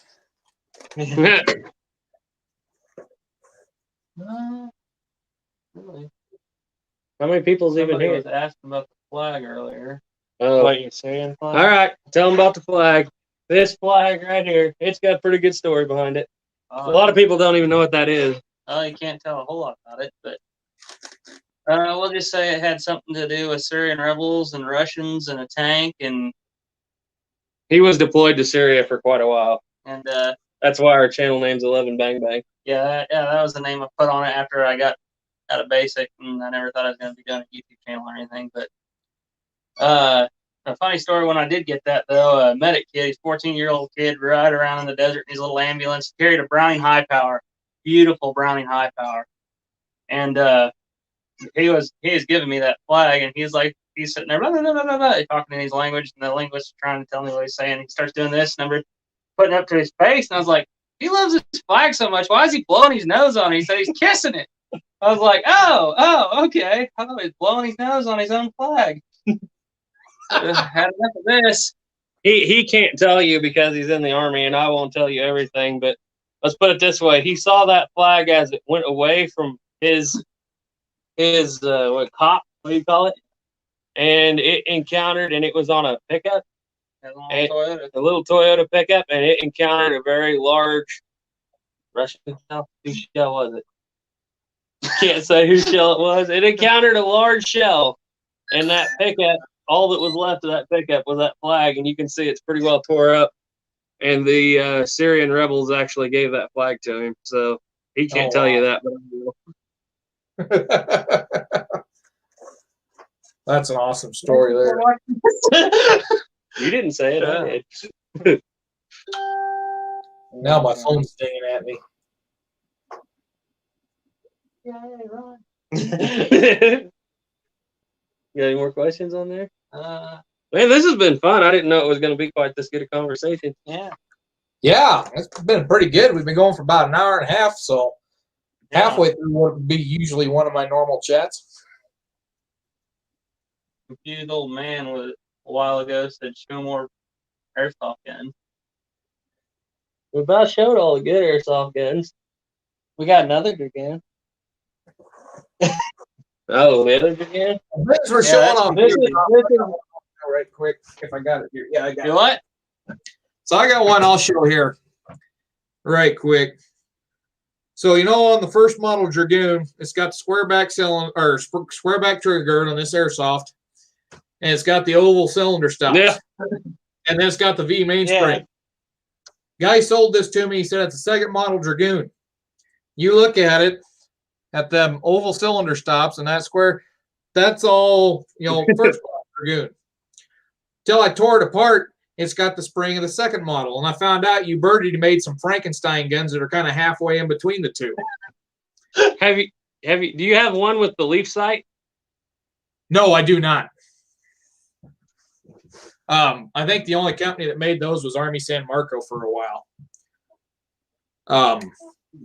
But yeah, I got to looking it up, and then I found out that Birdie was copying kind of a transitional, because the second model Dragoon, there's not one particular style that sticks with the second model Dragoon. It's more like those Walker transitionals. They've got all different features of all. So actually, the second model is just really a transitional model between the first and the third. That's the real. Yeah, Caleb's trying to tell you this is the first model Dragoon. There you go. This is what I like to explain to people. They always want to know why the Patterson was so revolutionary and the Walker. It's because I said it was this exact copy of this gun that it was going up against. Airsoft. Yeah. It's a 62 caliber. It has no sights. It's not loaded off, pointed at me, maybe you can see. Has 0 sights. This gun is one of the it's had one kill. You killed a porcupine with it. I shot at a coyote once with it. But if I had one of these and somebody handed me a Patterson, I would probably throw this thing in the dirt and take Patterson all day long, no matter how much work you had to do to the Patterson. The only reason I killed a porcupine with that was because I was carrying it when I was going along the fence, and porcupines are pretty brave. Yeah, Everybody wants to no fear at all. Yeah. Been a detriment to a few of them.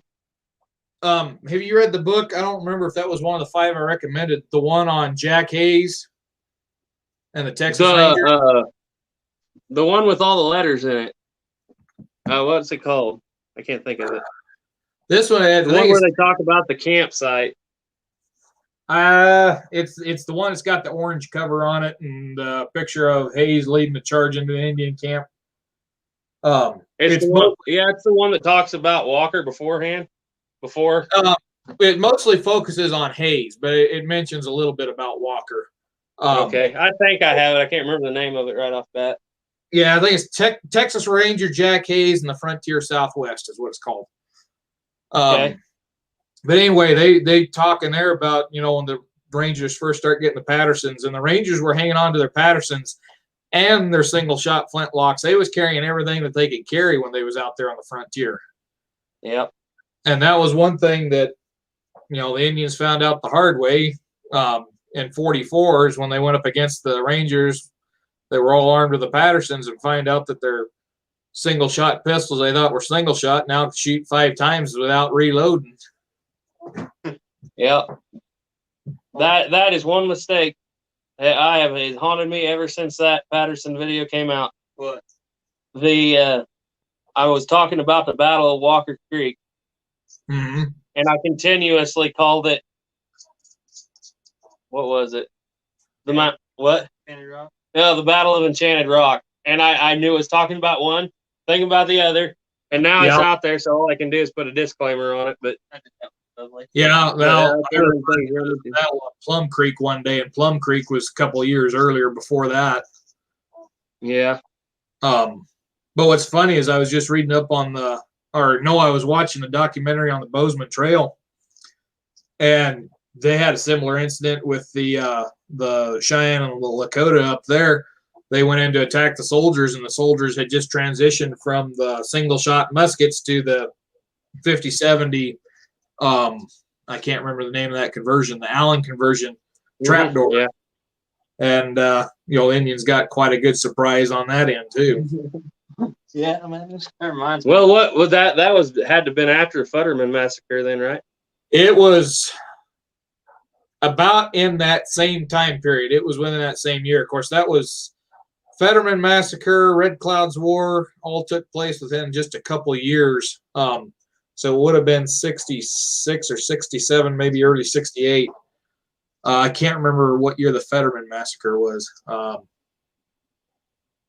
I have to look it up, but yeah, it was. Correct me if I'm wrong, but is that the one where I think I'm not too up on that area. He says after Fetterman. Okay, it would have been after, because at the Fetterman fight, they had only 2 Henrys and everybody else had 63 Springfields or something. They had the single shot, yeah, the 58 caliber Springfields, and Fetterman went up there, and then the infantry went up, and they got wiped out by 1,500 Indians that were hiding up in the hills. I can't imagine the Army doing this, but I think on a documentary, somebody said they told Fetterman, or don't go over that ridge. And he Yep.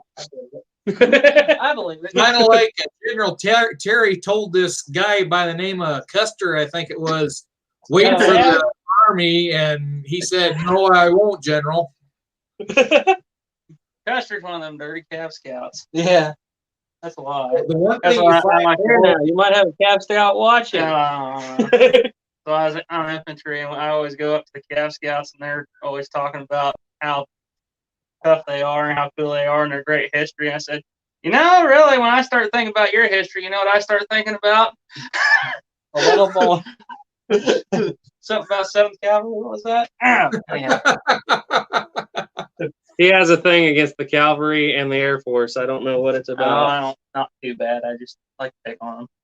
It's a military thing, I guess. You better like the Air Force. When you get in trouble, they'll be the guys that show up, pull you out. I like the Air Force chow halls. Yeah, Like Air Force. the thing about the Air Force is they used to be part of the Army, but it was too tough for them, so they gave them their own unit. Yeah. Well, now the Army's, never mind. I ain't gonna go on about that. We're not getting political, guys. All right, Duke. What was your favorite movie that got you into firearms as a child? Oh God, I grew up watching John Wayne, so yeah, that was probably what got me started. Can't go wrong there. I can remember as a kid, 2 or 3 years old, pretending I was John Wayne and Sons of Katie Elder because that was one of the family Everybody favorites. in the family bragged about how good you bounced. Funny thing about Katie Elder is when we were growing up, we watched that thing over and over and over, and we got to the point where we discovered there was four brothers there, and there were 4 brothers with us. So there was John Wayne. I'm the oldest, by the way, so that tells you where I went. Our adopted brother Juan, he was Matt. Yeah, no, I was Matt. You're Matt. I got killed with a stick through the chest. We had 4 brothers, and he was Bud. Then we had an issue because Mom, when we all got older, she kind of had another baby boy sneak up on her. And so then we had 5. Well, where are we going to put him? So we made him be Mr. Curly. Hastings. Mr. Hastings' kid. Yeah. Yeah. Oh, what was Mr. Hastings' kid's name? Not his kid, but yeah, it was his kid. He was played by old Moon. You probably know him. Dennis Hopper. Yeah, Dennis Hopper. And what was his name? His kid's name. You probably know in the chat. Tell us Yeah, I can't remember the name off the top of my head, but Ben? No, that was the sheriff, the new I sheriff. think that was the other one. was Yeah, killed. I don't know. But anyway, so you were saying Katie Elder was your show, huh? yeah, that's one. That's the earliest one I can remember. That and Big Jake, Big Jake. Comanchero. Got into Comanchero when I was older. The Undefeated, which that Undefeated is not one of my top of my favorites. With John Wayne. I mean, it's still a good movie, but it wasn't one of the favorite ones as a kid. And then Comancheros. That was another one of my real favorites. That was the one That's a good show until you start learning about firearms, and then my wife and everybody else does not like to sit with me when I watch that movie. Yeah, no, it's definitely not up there on the list anymore for me. When I started getting to the Captain Ball, though, that's when I really I'd seen Outlaw Josie Wales a time or two before, but once I started getting into the Captain Balls, I started paying attention when I was watching that, and that one's actually pretty decent for keeping the historical accuracy of the firearms. That one, and then that one with Tobey Maguire and Jewel. Oh, Ride with the Devil. Yeah. Yeah, that would have been a really good movie if they'd found somebody besides Tobey Maguire, but it wasn't bad for what it was. Yeah. All that I realized that a lot of the bushwhackers had bushwhacker hair, but man, them dudes on there look like girls. Yeah, they did. I couldn't tell who the men and the women were. And I was surprised. I thought, that long hair thing was kind of a Hollywood thing, and then I looked up and I found a picture of couple of Quantrill's Raiders, and they're long haired, but they had long beards too. Yeah, bushwhacker hair. And not only that, you look at. I did some research on some of them, like Bloody Bill. Ooh, you can just look at that guy. You see that facial expression. He was a wild dude. This is where we run into issues around here because we're from Kansas. Right. Yeah, but the name of our county is Barber County, and it's named after an abolitionist. But we're Kansas boys. Don't strike us dead. Who thought that maybe Quantrill wasn't as bad as everybody made him out to be? He wasn't good, but he was just like the Texas Rangers. Everybody says they're so racist. Nobody goes back and looks at the Alamo and Goliad and all that other stuff. The Black Bean episode, all the things those guys went through that literally changed their, I guess you could call it PTSD, whatever you want. But that just, it ingrained in them a hatred for Mexicans. It really did. And the thing of it was, and you read this in that book I was just talking about with Jack Hayes, is when Texas first gets its independence, the Mexicans that are living in Texas, everybody's living pretty peaceful together. They don't see these guys in San Antonio as Mexicans. They see them as fellow Texans because they fought to help defend the Alamo and fought against Santa Anna. But after you start having the incidents where Mexico tries to reinvade Texas, you get the Black Bean episode, you get the Santa Fe March that goes to heck in a handbasket, the Meyer expedition. That's when they start to to really start to hate on him. And then that Juan Seguin, who was the guy that rode with the dispatch to tell Sam Houston that, hey, the Alamo's in trouble, he winds up being a turncoat and joins the Mexicans after in 1842 or 43. So you mean that the Alamo lied and he didn't put the card in his hat? Well, that was at the Battle of San Jacinto. San Jacinto. Yeah, because he was I at think the. they had his character in it though. Maybe not. What's that? That the Mexican that rode with the message. Yeah, I can't think of the name of the actor that played that, but yeah, that was the name was Juan Seguin, and he was the mayor of San Antonio for several years until he turned over to General Wall of the Mexican Army, and that was in between 42 and 44, and that was when you start seeing the transition to where the Texans hate anybody that might look or talk like a Mexican. And then by the time you get to 1846 and the war with Mexico, then they're really showing how pissed off they can get. Which book was it in where the ranger had his handkerchief stolen? That one's in that. They talk about that episode in that one on Jack Hayes, but yeah. Then I have read that then. Yep, stole his handkerchief. He shoots him down. The other Texan rides up to this Mexican vendor, and I guess the vendor was selling candy or something, and the Texan says, I want to try some of that, and he takes a bunch of it, and he's eating it, and he didn't pay the Mexican right away, and the Mexican thought he was being robbed and threw a fit, and then he shot him. And then some other Mexican threw a rock at him as they was riding through Mexico City, and they shot him. So, yeah, they were kind of a terror down there in Mexico. Well, maybe that was the vendor that sold Captain Call the chocolate-covered grasshoppers. That might have been why. That could have been the reference to that.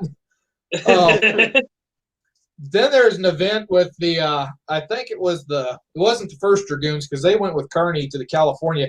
I think it was with the 2nd Dragoons. They were kind of going out and going to the Fandangos at night in Mexico City, and about every night, one of them would show up dead with his throat cut. The Mexican guerrillas that was in the town would kill him.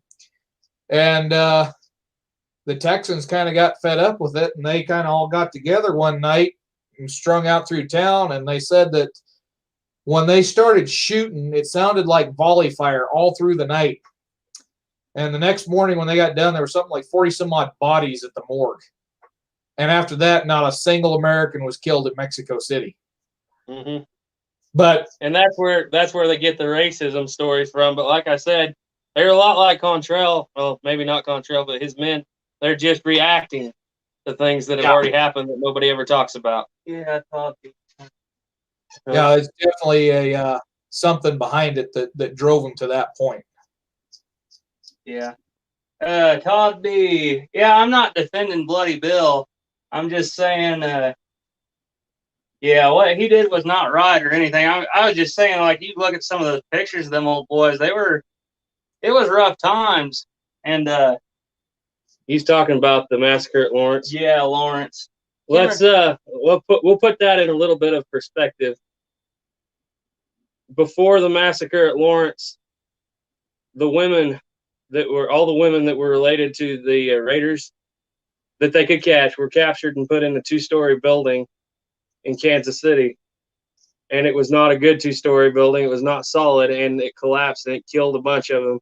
Killed Bloody Bill Anderson's mom. His sister, killed his sister. And his sister. And it maimed his other one. And those guys, just like the Texas Rangers, we're not defending them in any way. What they did, but you also have to understand the times and the things that were happening that the history books won't tell you about because it was the winning side. Yeah. And you know what? They glorified John Brown. And John Brown. Oh, man. Shouldn't have cussed, but yeah, John Brown did the same stuff that they did. So you can't defend one side and downplay the other. Yeah.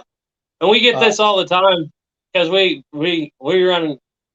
pretty big fans of not what he did, but just the legend of Jesse James. I mean, that's one of the best legends there is. And we all the time get people in comment sections Well, how could you defend Jesse James after the Lawrence Massacre? And what a lot of people don't realize is Jesse James was not at the Lawrence Massacre. He was way too young. And he had, as a child, he was beat by the Union soldiers with sabers. And they hung his stepfather almost till he died. They imprisoned his mom. There was a lot of things that went on. A lot of people don't realize.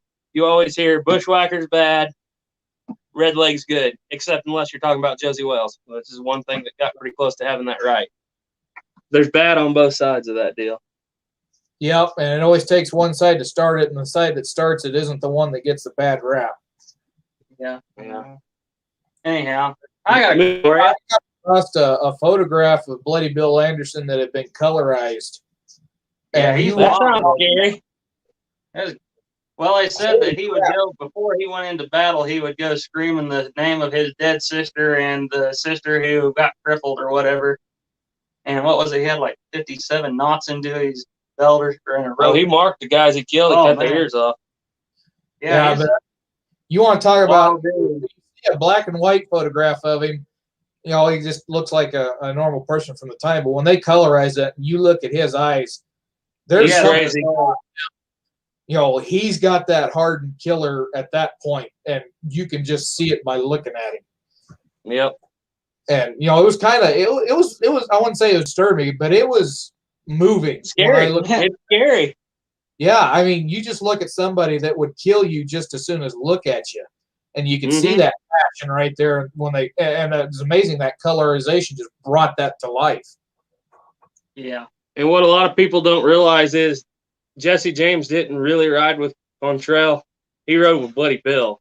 Yeah. Frank rode with Quantrell. And so that's where, if you think that Jesse James was bad, he was a choir boy compared to what was going on at the time. So. And Quantrell wasn't no piece of cake either. In fact, I was just watching a documentary on him this afternoon before we kind of got together for the chat here, and he was kind of a mean SOB before. Yeah. He kind of lied his way into that whole deal. Something about his brother being killed, getting yeah. But they said that as a child, he was known to kill chickens. He'd shoot pigs through the ears to hear them squeal. Killed the neighbor's cat, nailed it to the side of the barn. He was somebody that had some mental issues before the war got started. Yeah. And the things that happened in Missouri just stirred that up. Like I said, you really just can't blame the one side because nobody talks about Rule 11. Yeah. Nobody talks about the thousands of people that were hung in Missouri after the war just because you might have had or killed, because you might have been affiliated with the Confederacy. Right. But, a lot of people don't talk about that. All you hear about is Lawrence, which, like I said, Lawrence was really bad. But as far as I know, they didn't kill women and children. But it still was really bad. They should have never done it. Yeah. Well, anyhow. Moving on to lighter topics. I got a question for you. It's monetized here. Yeah. You read a lot of books. You ever read autobiography? What is it? Coleman, the story of Coleman Younger by himself? No, I haven't. Oh man, I read that here recently. That's funny. So according to Coleman, he never robbed any banks except that one up there in Northfield. Yeah, that was the only one he ever robbed. Jesse James blamed him for everything. So, matter of fact, nobody knew who little old Coleman Younger was until the Kansas City Fair got robbed, and Jesse wrote in that him and Coleman Younger went in there with 6 guns blazing. Oh, sorry, that was funny. He had something interesting to say that you might find interesting, though. What was the cotton train he had to defend? Yeah, okay. So they sent Coleman Younger went down with a group of guerrillas into Louisiana because there was a bunch of cotton thieves down there, and they got sent down there with was it General or Colonel McCulloch? Ben McCulloch. Ben McCulloch sent him down there to go catch these cotton thieves, and he was talking about what he's armed with. He said, I was armed with 2 Colt Dragoons and a Sharps rifle, and a man couldn't be better armed. At that point, he couldn't be. Yeah, there's another guy that said something similar to that, but he was out in California just before that. He was, and he's got a book out there. It's William Hamilton. He started out as a trapper from Scotland trapping after the beaver trade was pretty much dead in 46. And he heads up north in the traps and then winds up in California about the time of the gold rush. And he talks about once they started having troubles with the local Indians out there, they got their hands on the Colt Dragoons and the Sharps rifle, because the first Sharps rifle comes out in 1849. But he talks about once they get a hold of them, they was able to put down the Indian threat very quickly. And, it was those were the two best guns for the job of war out on the plains against the Indians. Yeah, there was all sorts of interesting stories in that book, though. Holman talking about the time he had to go dress up as an old lady to go steal a bunch of ammunition or something. Talking about, I can't remember how that This went. was during the war. This is during the war. He got stopped by some Union Yankee private. He got stopped out on the road, and that Yankee private was, if you were a bit younger, I might try to kiss you. And he said he sat there and he shot him through the apple basket that was sitting there, because he said he started to suspect him. And as he was riding away, he said, "Boy, you ride a mighty fine horse for an old lady." He said, "You might want to get off there." And he said he shot him through the apple basket. But yeah, that's a Coleman's got some good stories. I don't know if they're all true, but they're pretty good. Oh yeah, he tried to sign on to go fight in the Spanish-American War, according to him too. I think he'd have been a little old for that. Probably. He just got out of prison. Anyhow. So we're thinking about not thinking about, we're gonna do it. We're already started.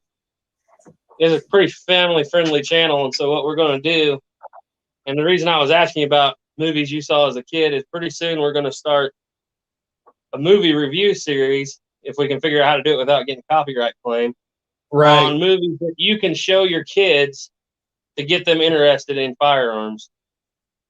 And what a lot of people don't realize is they're all right there on Disney Plus. People don't, they think that's pretty a PC channel, and it is. But if you go down to search, scroll down to Disney through the decades, you could start with Treasure Island, Davy Crockett, 1955, Davy Crockett and River Pirates, Old Yeller.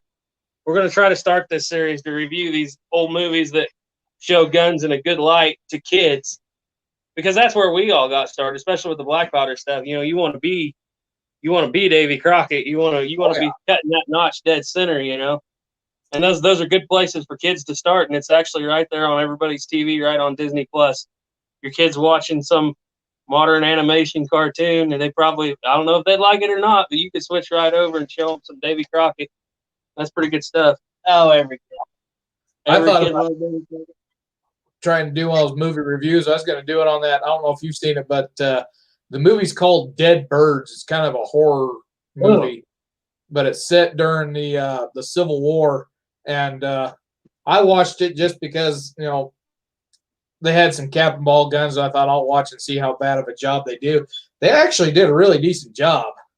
But they got one guy. He's got a Dragoon with a shoulder stock on it. They don't have, I don't think, well, they had one brass gun in the whole dang thing, which I thought that was pretty good for Hollywood. But yeah, it was all pretty decent stuff until, you start getting into the horror part of it. Then I kind of lost interest, but wasn't too horrifying, huh? No, it wasn't terrible. It didn't give me nightmares. Now, if I'd have watched it as a 10-year-old, yeah, that would have scared the shit out of me. But yeah, it was the opening scene where they go and they rob the bank. The only thing that I had to say bad about is one, when you see the guy get off of the horse, he's got modern tread on the bottom of his boots. And then the other thing is they're carrying around these great big sacks full of gold like they're, paper mache. Well, they're stout. Yeah. Yeah. They were stronger back then. They had to work every day. Yeah. And the other complaint I had is I looked up the town that they're supposed to be robbing this bank in, and it's your typical Western town with a bunch of trees and kind of a prairie around it. Yeah, you look up the town, which is down in Alabama. It should be right on the coast. Yeah. Yeah, that makes sense, don't it? Yeah, how come every Western's in a desert? Hey, you notice that too? It's because John Ford liked Monument Valley, and that's the only place he wanted to go. Yep. We had thought about how hard it would be to raise cattle in Monument Yeah, Valley. I know. Like, really? Don't always all look like this. Yeah, I think of just about every John Wayne movie that John Ford made is done in the Monument Valley. Yep. The Horse Soldiers, the Searchers, Rio Oh, Grande, big one. Yeah. Stagecoach. Not Wings of Eagles. True. But Yeah. that's not a Western either, is it? That's not a Western. Not a True Grit. John Ford didn't do that. Oh, John Ford. Okay, my bad. That's another thing. You always hear people chewing about the 1969 True Grit because the weapons were off. These people, evidently, we were talking earlier, have not seen the Comancheros. Yeah, 1848. They're using Model 92 Winchesters and 73 single actions. Oh yeah, could you imagine how awesome that movie would have been if everybody showed up with, I don't know, maybe a Hawken, but mostly like Northwest trade gun. It probably wouldn't have been Northwest trade guns down there that much. Well, wait a minute, you know about that? Northwest trade gun hit Texas very often. Oh God, they was all over the country. But I know the brown Betts just because the Mexican Army had them. There was a lot of brown Betts down in Texas, but what I read a lot on is a lot of them guys when they came into Texas, in the early Republic, they brought their old fancy rifles and stuff with them when they come out there. I know the Texas Rangers, a lot of them carried rifles because there was that Ranger Gillespie when they had the big fight with the Comanches. Jack Hayes had asked if anybody still had a loaded rifle, and Gillespie said he had his, and he shot the chief and ended that battle. Otherwise, the Rangers were out of bullets in their Pattersons, and the Indians were getting ready to charge. If Gillespie hadn't shot the chief, I think they wouldn't have survived even with the Pattersons. And then they talk about Jack Hayes having a fine rifle, and a couple other Rangers having fine rifles. So there was probably some Northwest trade guns. They were probably going to be used by your poorer folk, but there were still a lot of rifles that were out on the frontier. The only rifle that really gets overdone in movies and some historical representations is the Hawken rifles, and those were pretty damn rare. Airsoft. That one. Yeah, another airsoft. Yeah. We can talk all day long about how historically inaccurate this thing is, and it kind of is. But this is probably the best shooting cap and ball rifle. Not cap and ball. I guess it is cap and ball. This is probably the best shooting muzzleloading rifle, and we've owned a lot of them that a lot of people will ever own. I don't know what it is. This with the 1 in 60 twist. This dude is accurate. This is probably one of my favorite cap lock rifles. You can airsoft a squirrel out of it. You can airsoft a squirrel at 100 yards, can't you? I've seen I fainted when that happened. Caleb actually did He that. shot a squirrel right at 100 yards out of the top of a tree. That's over 100. And I would never believe it. He would never believe it because he about fainted himself. And then he started thinking, boy, we're awful close to Mom's house. That was probably her pet squirrel. No, probably not it. That's what I felt the worst about it. You gotta understand Caleb here. When we were growing up, we had guns all the time. Caleb had a 22 rifle, and he was probably 8 or 9 years old. And we'd sit out there on the back porch and we'd shoot 22 shorts. One day, Caleb at about 100 yards goes and shoots a dove out of a tree with that. It was during dove season. We got all our stuff and everything, but shoots this dove out of this tree. And he goes in there. He goes, "Hey, Mom, look what I got." And she goes, "Oh, you shouldn't have done that. That's a mourning dove. Now the other one will mourn for the rest of its life and will never find another mate." Caleb goes, "Okay." Goes out there. "Hey, you don't have to worry about that other one, Mom. I shot his wife. She won't be making no more noise for you." I can't shoot to save my life. He can shoot modern guns really well, but he's our marksman. He can really reach out there. I like shooting. Yeah, we started our channel on ARs and AKs. Good. Do what? I say, when I was younger, I used to shoot pretty good, but as I've gotten older, my shooting's gone to hell. Yeah. ARs, those are the guns you keep on your bed. Don't ever. Yeah, we tried. We started on ARs and AKs, and we still do modern guns. But because he's in the military. But you just kept, that community is so big that you kept so much flack just for, we ran a mud test on an AK, a Walser 10 AK versus an AR. That was the worst mistake. And we wound up privatizing the video. Just, we didn't say one thing about one or the other that was better or not. What happened They was both died. everybody who runs these mud tests with them closed, you know. Well, we ran it with the ammo in the mud too. And what happened was what happens in any real muddy situation, both those guns went out within 2 rounds. It didn't work. And that's just the reality. A lot of people kind of doctor their videos up, I think, to make one look better than the other. But as soon as your ammunition gets muddy, you're out. It's over, you know? Yeah. And we ran into that. You run into that in the real world, too. Like, we have the 240 machine guns. You'd always try to keep your ammo clean, but we'd have dirt build up on them from patrol or whatever, and then you just, if you didn't clean your ammo off, your gun would jam up probably 4 or 5 rounds. It doesn't. You can say the AK is the most reliable. The AR might be closed system or whatever. But we put that video. We didn't make any conclusion. We just showed what would happen. And that was the most hate mail I think we have ever received. Both sides. It started the AR guy saying, you're favoring the AK. And then the AK guys, you're favoring the AR. And I just told him, I said, you know what? Let's stick with what we've known ever since we were kids, because we don't fit in this black rifle community. We really don't. Well, I tell you what, in the cap vault, don't do a comparison between a Remington and a Colt, because you get the same flag. Yeah. We've been... there may already be a video that hasn't been turned out. That's probably good advice. Yeah, I did that review on that Uberti Remington I got, and I was shooting it and testing the accuracy, and it was crap. And the thing of it is that particular gun, 3 of the chambers don't line up with the bore, and the other 3 that do are undersized. I run a ball through one of them to size it into the chamber, pushed it out, and then pushed it through the bore, and it just fell right through. Didn't have to take no pressure at all to get it, except in a couple spots where it hung up and turned sideways. And everybody's saying, yeah, it's a shooter. You can't shoot this, that, and the other. I'm like, you know what? This gun's screwed up. It's not a very good gun. It's lemon. But, you know, them Remington guys, fanboys, boy, they hate it. That gripes me so bad. So you'll get out there and you will put, well, at least for us, days into making one of these 30-minute videos, you know? And we'll take it out. We have about a 10-minute shooting segment in each one of our historical videos. And if you don't hit every single target with every single shot, you will get ate up in the comment section. Well, you don't practice enough.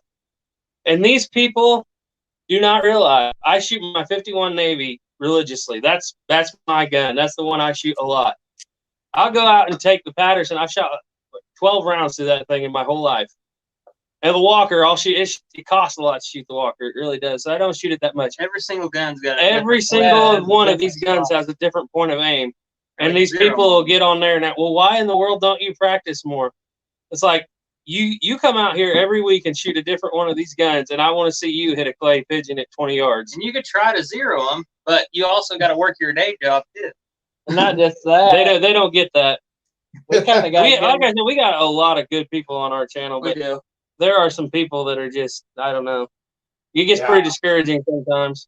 Then the other thing is, I might not hit exactly where you hit. You may not hit where I hit. So you got all these replicas hit different places. That's just what it is. This guy Model 1 gets 10 feet high at 5 feet. Oh yeah, you're a Model 1. I didn't say mine. I said that model.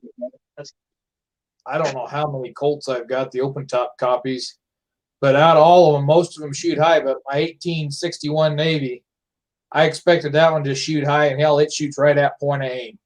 Mm-hmm. So it just varies gun to gun. Airsoft. That's my favorite. We'll cover that up.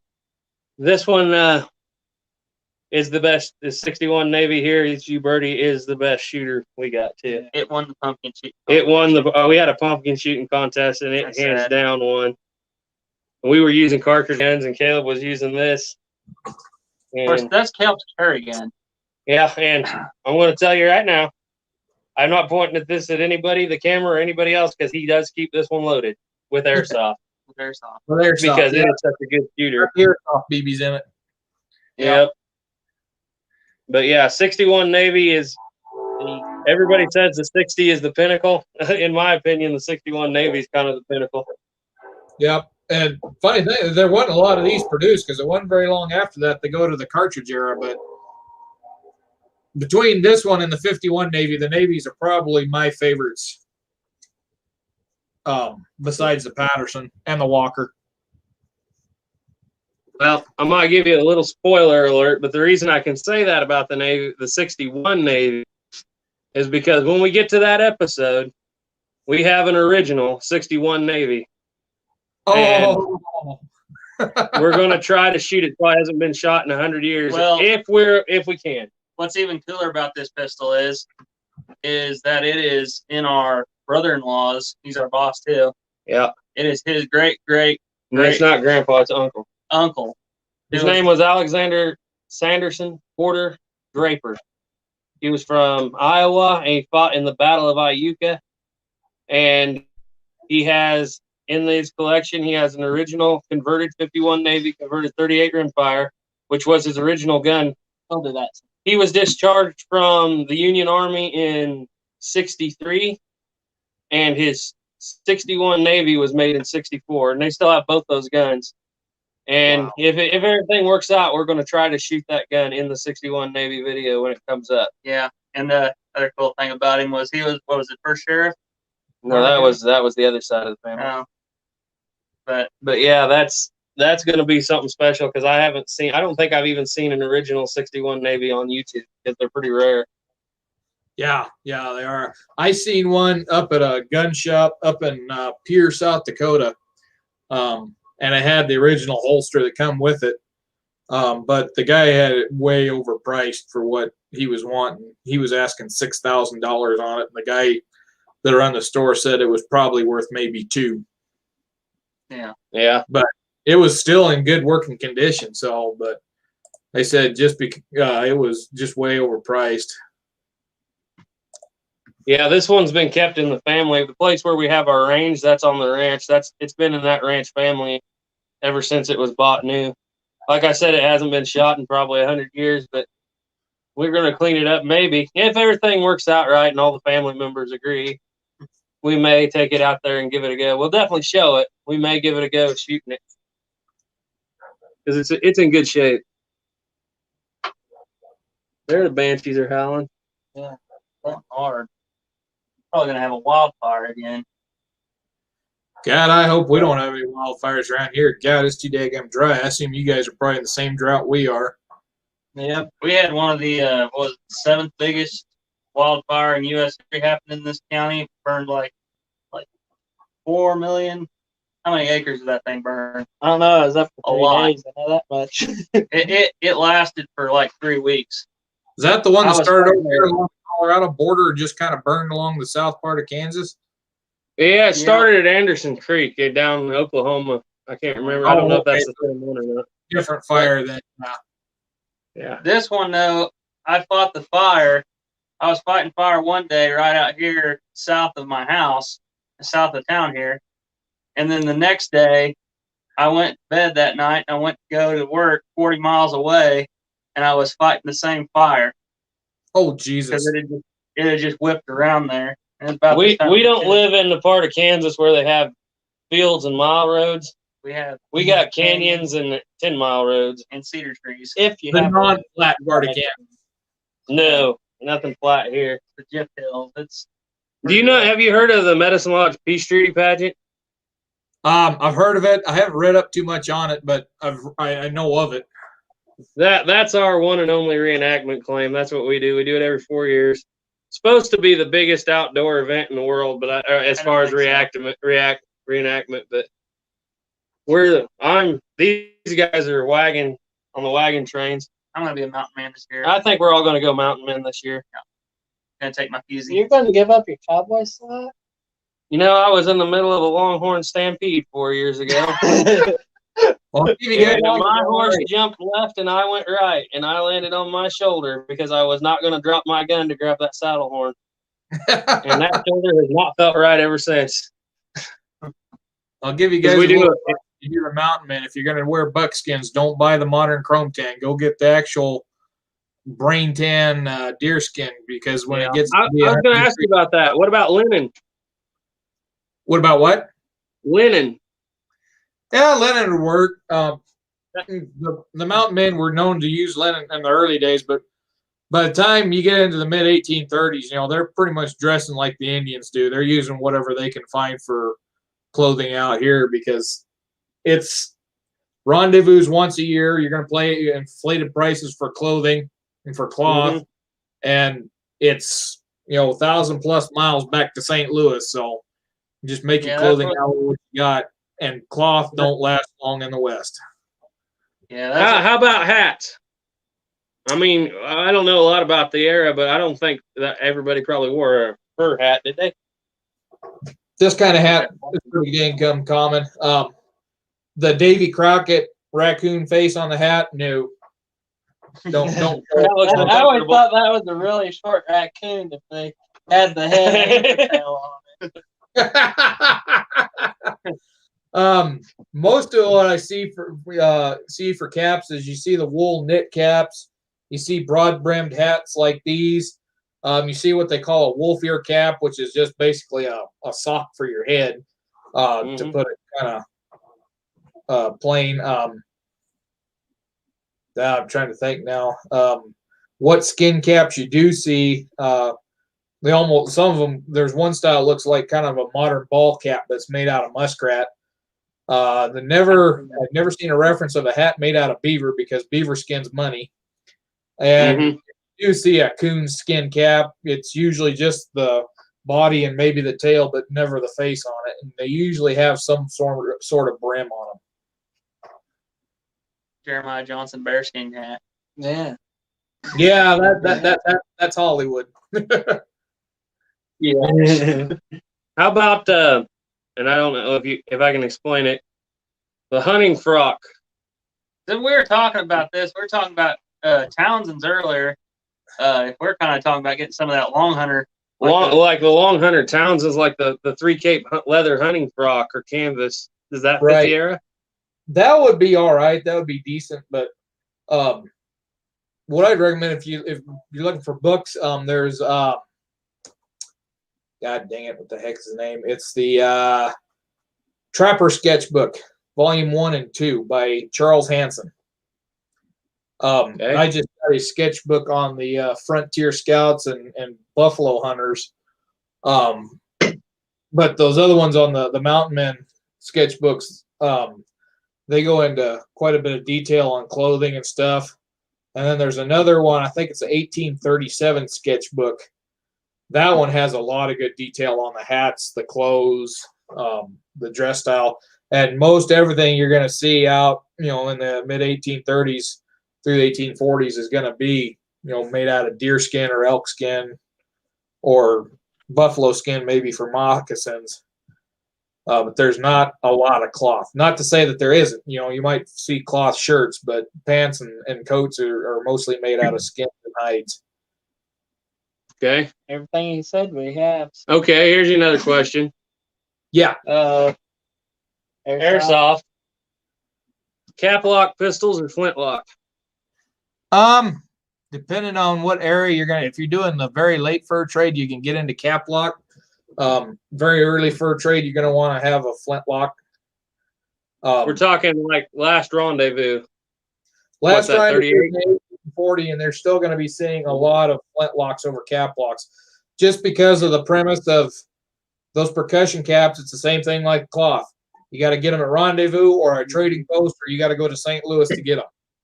It's kind of like whereas flintlock, you can find flint anywhere out here. You take an old stone arrowhead, and the percussion caps, once they get wet, they're done.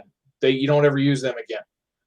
With a flintlock, your gunpowder, black powder, if it gets wet, if you dry it out, it can be used again. It's not like where it gets damp and it's done. Yeah. So what you're saying is caps back then are like finding caps today. Yeah, that's not too much different from today. Same reason we shoot flintlocks today. They're hard to find, and when you do find them, they're at an inflated price. Mm-hmm. Yep. So it's the same exact story. We were talking about that the brown bess you were saying was getting spread out pretty much all over the U.S., especially down south or whatever. What about the Charlottesville? Charlottesville, I haven't seen too much on. I know that some of the in the Mexican War there was a handful of them that come through. Of course, the U.S. Springfield rifle during the Civil War is based off the Charlottesville. It's a derivative of it. Because if you look at the 1795 Springfield, it and the Charlottesville, there's not a lot of difference. No. Is there any difference? There's stamp the pan on the 95 is brass. Brass. Okay. Yeah, and the stamp on there is about it. And I think there's a little difference in the bands. Yeah, that's what I think. They're brass. If I remember on the 1795. But you see that pretty much evolve right into the 63 Springfield rifle. Yep. That's like the Lorenz rifle. I'm pretty sure it's still got that same look on them barrel bands and everything. Yep.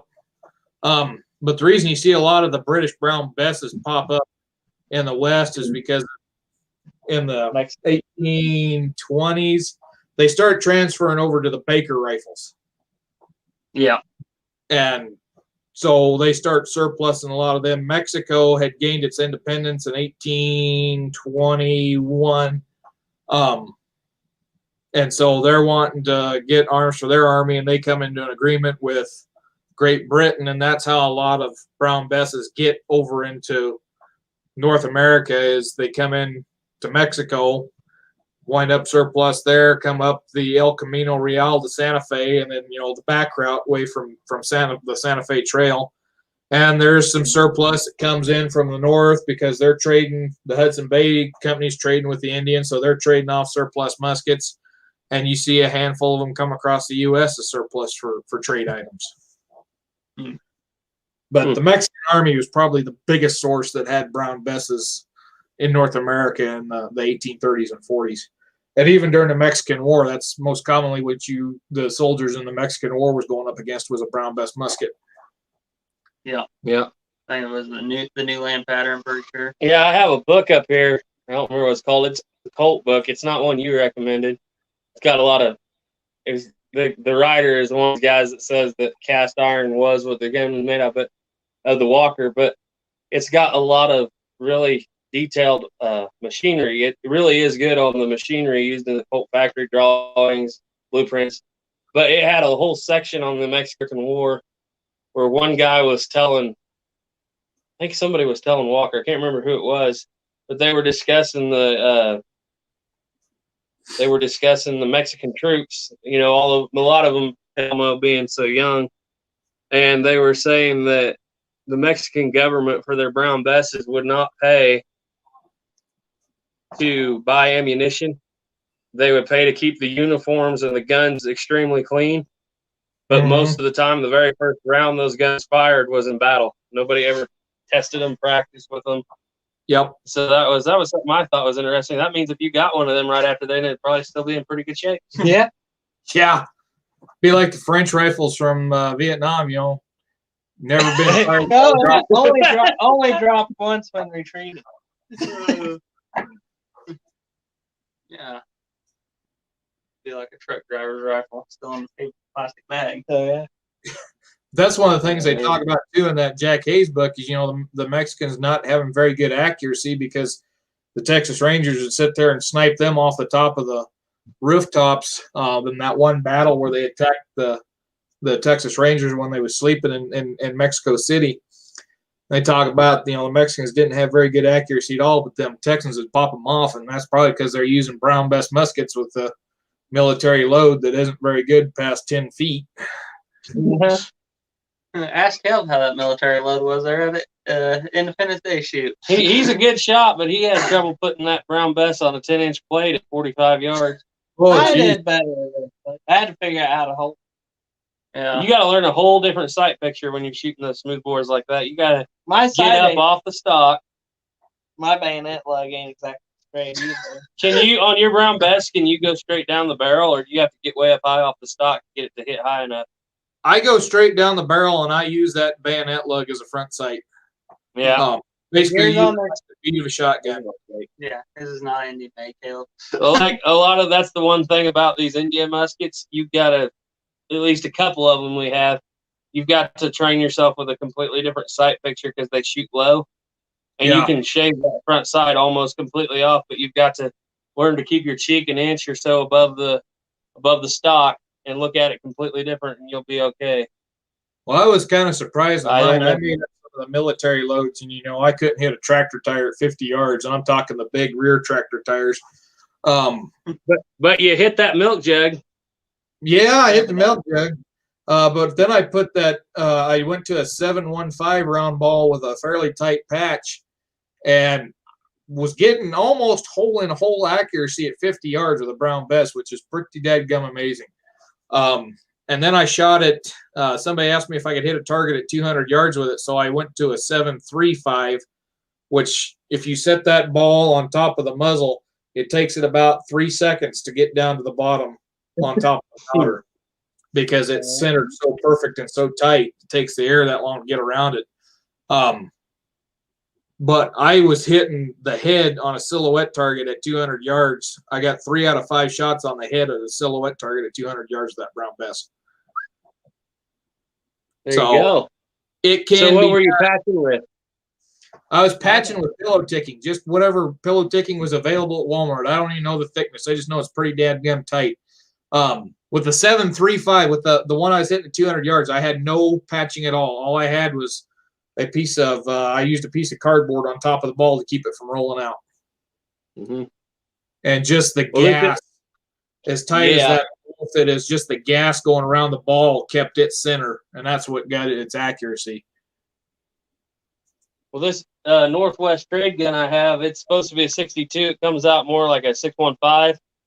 Yeah. And I tried patching that with a round ball and an 08 or a .018 patching. And I got that dude started, and it was hammers and tree stumps, and we finally got it down. Took a while. That thing shot pretty accurate. Yeah, I sent off for some .1 or .010, and I hope that'll be loose enough. But Good in this one. That airsoft, yeah. that airsoft. This was my Christmas present. I wanted the McCulloch Colt, but I got the, and I think it's better now. I got the blue cylinder 1860. And I apologize. The 832 train's right on time. You used to have one of those. We used to have trains. We kind of miss them. We used to have them. They'd run about every 10 minutes. I remember when I first started doing live chats, it was like every 10 minutes. Them dadgum trains would run through and screw everything up.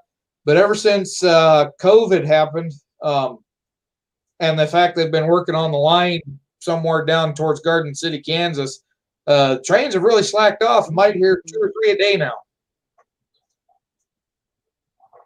Yeah, I like trains.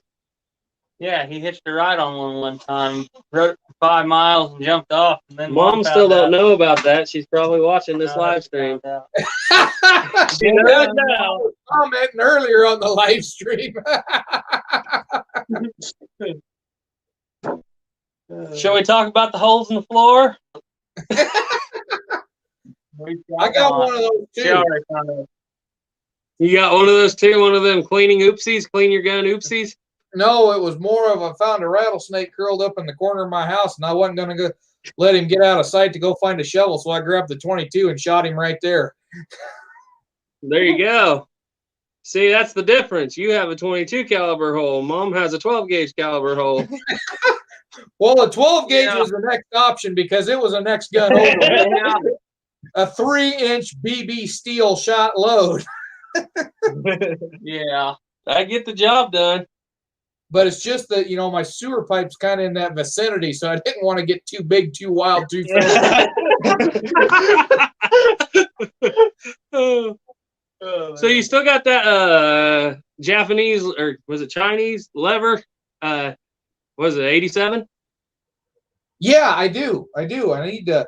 I don't remember if I finished the video and uploaded it or not. I don't think you got a video on it. Yeah, I did another video with it, I think, and I've been working on it, or maybe I got it done. I don't remember.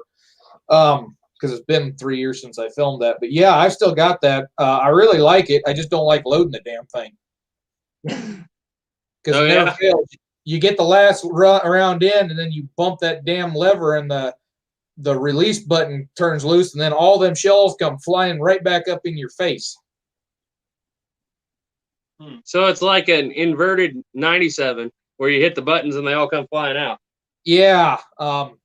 That's the only down thing I got on it. And then, you cannot manipulate the daggum hammer to let it down or cock it back to safety. I mean, you just got to carry it without a round in the chamber. That's why I don't use it for hunting. But for blanking shotgun, for a nice cowboy gun, yeah, that's a fun gun. I really love it. And the balance in the chat? Is nice too. Let's see him. Young of the Mill just said howdy. This Joshua Asinowitz talking about a Confederate D-guard Bowie knife. We ain't got it here, but you do have a replica of one of those. I have a replica. Yeah. I've got a replica of that one, but it doesn't have the full D on it. It was a knockoff of it. We have one that's just not here. That Joshua, he's been putting a lot of comments on there. I haven't had a chance to read them all yet. Yeah. You want a 1795 Springfield Military Heritage? If you want a 1795 Springfield and you don't mind doing a little bit of maintenance work, and like we said, this is if you drill that touch hole and shoot it, that's all on you. We've done it over and over and over again with no issue. Yeah. But try militaryheritage.com. I believe that gun, the 1795, runs for right around $599, $600. Yeah. Pretty much. It's almost exactly the same as this bill. Yep, same thing essentially. It basically is. It's got a different stamp and what he said, brass. In a brass pan. A brass pan. That one's a non-firing replica right now.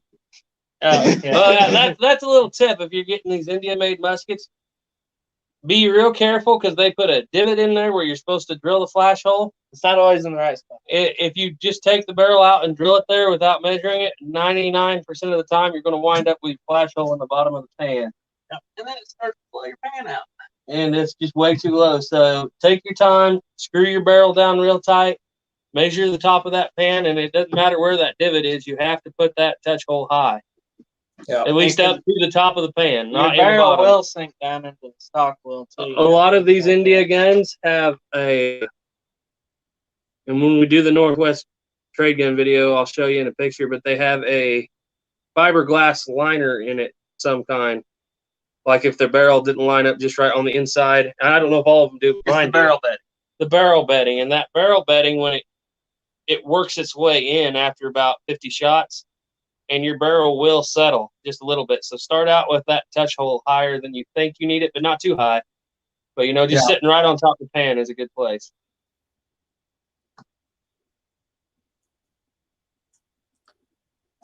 Yeah, and I hadn't been paying attention to the chat for a while, so I didn't notice if there was any questions back there or not. The conversation's been too fun. Yeah. Yeah, we've been having a lot of good conversation. There was a lot of questions there earlier, but usually after you go for about 2.5 hours, things start to slack off there a bit. Yeah. I was hoping Plowboy would chime in. Maybe he already did. I got my hierarchy of black powder channels, and I got 3 right at the top. And of course, Duke's right there at the top. Okay, so our sister just chimed in. Which one? Olivia. She said, Mama Wood said that Garrett is now in trouble. He must have found out about the train ride. Well, that's okay. I told the military about your flag. Oh, yeah. Yeah, I'm not supposed to technically have that flag. So if you want to see who's in more trouble, we'll see who it is. I don't know. I wouldn't want to get Mom, man. No, Mom could be. Them MPs, when we were leaving the country, they were like, you're not allowed to have any flag besides an American flag you brought with you, and it can't have dirt on it. You have to wash it before you leave. I'm sitting here, I'm like, if you think that I'm going to give you this flag, it's not a flag, it's a towel. Yeah, it's a towel. It's a rag. Yeah, That's a rag up pretty much I got away with it. That and I volunteered to be on baggage detail and they didn't search my bag. Anyway, like I was saying, our 3 top channels, of course, Duke at the top, right there with Duelist. Oh. And right there with him is got to be Plowboy and Dustin Weiniger, but he's more of a, he can do a lot more cartridge guns. Santee, of course, watch him every Saturday morning. Oh yeah, you can't And miss I know it. everybody in the chat. Oh, I comment all the time. I don't know how he does it. I get up at 5 every morning, and somehow he can get up and get his coffee, make a video, and release it before I'm even out of bed. I know. He starts it the night before. That's what I do. I always comment, man, you got to get up early. About a week ahead of time because. Yeah. Of course, that's just a joke. Took me 6 months of requesting to finally get the video on brothels that I'd asked him for. Oh yeah, that was in live chat number 2, I believe. Yeah. He did it though. Then I asked him to do a video on, actual swearing in the Old West and compare it to Deadwood, and he said no. That's probably a good idea. Let's see. But yeah, that's kind of where it's at. I was hoping to talk to Plowboy if he gets on here. Yeah. Toby Dog says I haven't seen much of Plowboy. Okay. He made a video He 2 was days ago. filming a video in the ice last I saw him. Like 2 days Yeah, ago. he chimed in. He chimed in about 2 live streams ago. Showed up right at the last minute at the very end. But yeah, I hadn't heard much from him since then. So there's a lot of guys that I had watched my streams and they kind of just dwindled off. So I don't know if they're not getting the notifications or what the deal is. Well, last time I didn't get a notification. Yeah, I just happened to look and caught you. Yeah, well, the last one I did, I kind of just did it like 10 minutes before, set it up 10 minutes before I started. The one before that, I'd set up about 2 hours ahead of time, and I still had a slow start. Young in the Mill wants to know what all our favorite pistols are to shoot.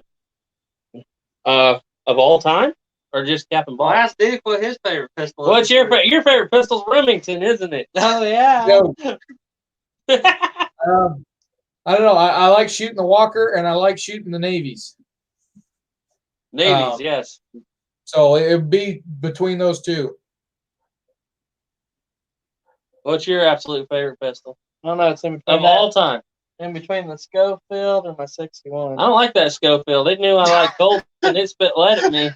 What about your Luger? No, I hadn't really shot it much yet. It matches too much. Okay, you got to name one. What's your favorite pistol of all time? I don't know, probably a 61 Navy. 61 that I have Navy? so far. You. Me?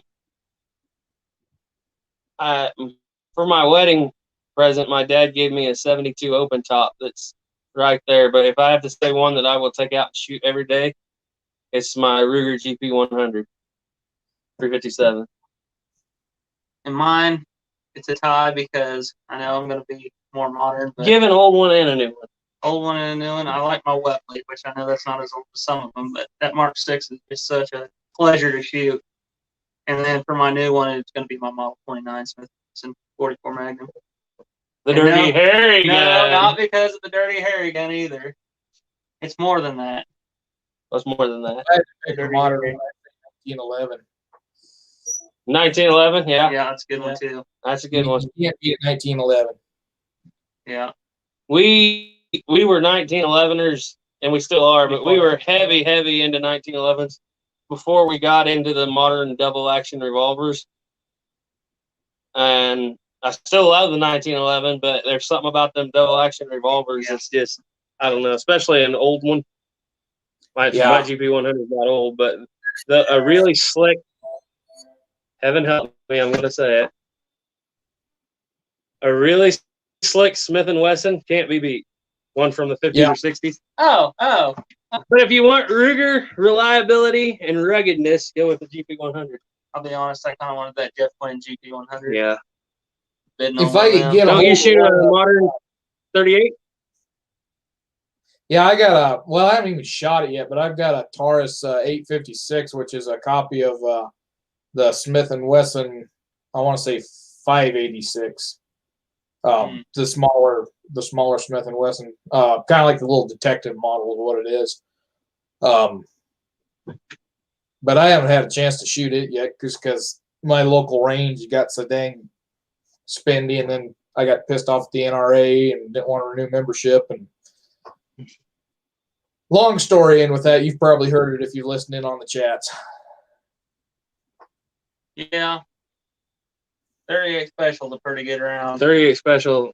A lot of people badmouth it, but it's just as good about anything you want to shoot, really. Well, I took one today. I was feeding. I was Elmer Keithing it today, except I didn't have my Model 29. I had my Model 13 with me, and I took a pretty good size stick and put it out there in a pond about 100 yards. Shot it with my little 38. It's pretty.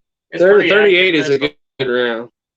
Why didn't you ask It me? don't matter if you 38, 45, 44, you hit them in the right spot, it'll get the job done. Oh yeah. Oh yeah. And a lot of people don't realize some of your best loads for that 38, especially if it's a snub nose like that, just go with a straight soft lead bullet. Yep. I'm just shooting Black Hills cowboy loads through it. Basically, that's all I'm using. That's a good. It's I think it's fairly soft. I don't think they're hard cast. What? Black Hills. Yeah, they're pretty soft. Because with a snub nose, you don't get the velocity probably that you need to expand a low point. Right. I mean, you might, but if you're just shooting that soft lead, it just spreads out. That's people may bash it, but that 38 special has been used for 100 years with that soft lead bullet, and there's a lot of people in the graveyard that'll tell you it's lethal. Yeah. 38 special is basically a 9mm Magnum. Yeah. Yep. Like a 9mm plus P, maybe even a plus. You can load it to a plus P plus. Yeah. I But if don't I know, I've been had, reading Elmer Keith's- I would not buy a 9mm. I've seen heard too many horror stories with 9mm, and I've seen them bounce off things that they shouldn't have been bouncing off of, and I just don't mess with them. Yeah. We have this debate around here normally. If you haven't got a chance to, you should probably go check out our Glock video. I'll He do handed that. me this Glock, and I was in cap and ball mode that day. And it was legitimate. I reached up on the back of that Glock, and I was doing this.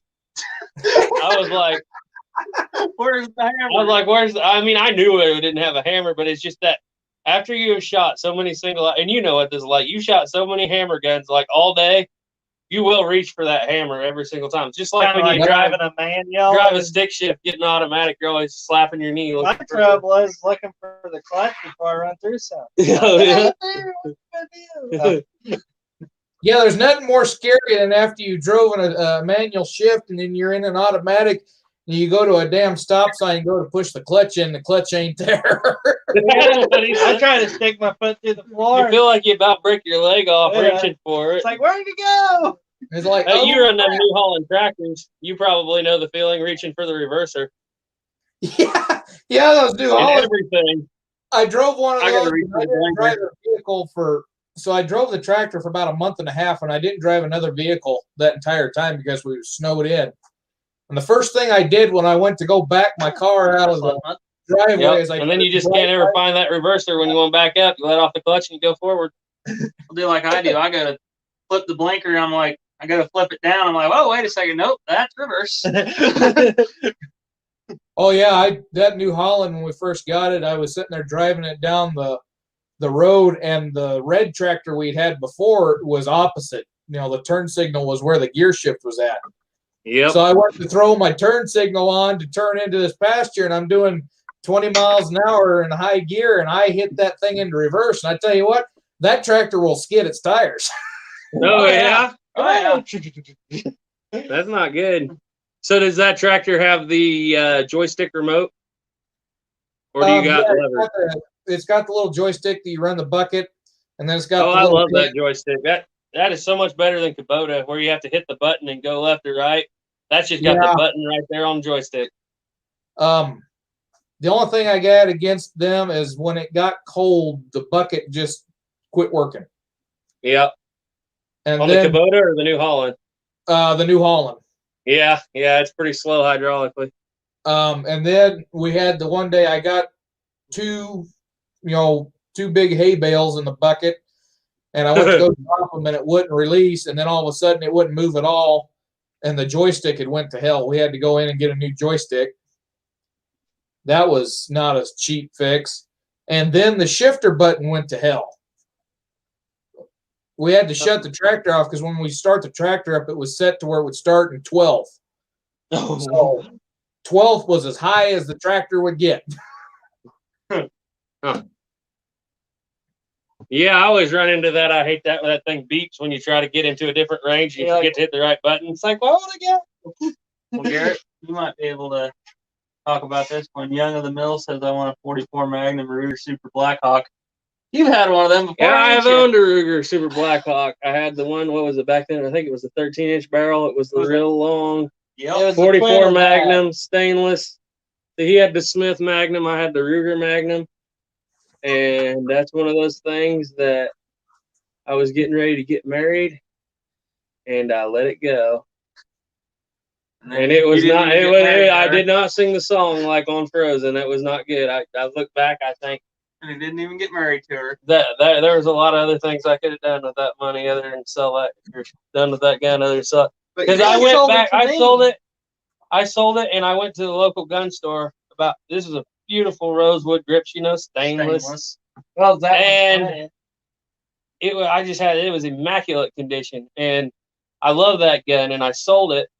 I kind of was thinking the guy I sold it to was going to sell it back to me eventually, and I went into the gun store about 3 weeks later, and there was this Ruger Blackhawk stainless with a broken grip, looked like somebody'd run a chainsaw over it. And I looked at that serial number and I thought, yep, that was it. I think I gave back then. I think I gave $800 or $900 for it, whatever it was new back then, and they wanted $300 for it, and I just let it go. I was like, wow, how in the world? It looked like somebody drug it behind a pickup. It was pretty sad. But you sold it to the girl, huh? Well, no, I didn't marry that one. I'm glad I didn't. Yeah, she was something. But no, if you want a good, they're not. Don't let nobody tell you that Blackhawk is a Colt clone. It's not. It's its own thing. You will never be able to get the pressures out of a Colt clone that you would be able to get out of that Blackhawk. And the sights are beautiful. It's its own beautiful little thing. It's not a Colt clone. A lot of people say it is. It's a Ruger. It's built like a tank. It's built like a tank. It's a Ruger. We always make fun of people because every video about Ruger says that. But yeah, you can't go wrong with that gun. You really Didn't you buy that one the same time you bought that lever action? Yeah, I bought that in that 44 Magnum Rossi lever action. You sold that to him? Yeah, I sold that to him. The inventory in my collection changes, but Caleb here, he's like a black hole. That's what everybody says about him. What goes in don't ever come out. I've only sold 2 guns that I've ever bought, and that was the first Pedersoli flintlock I had and the second Pedersoli flintlock I had. I don't want to go down. 2 guns I've ever sold.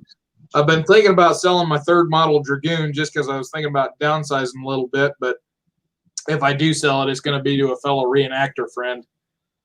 You got a whole collection of Dragoons, don't you? You got 4 or just 3? Let's see. I got the Whitneyville. I got the 2nd and 3rd model.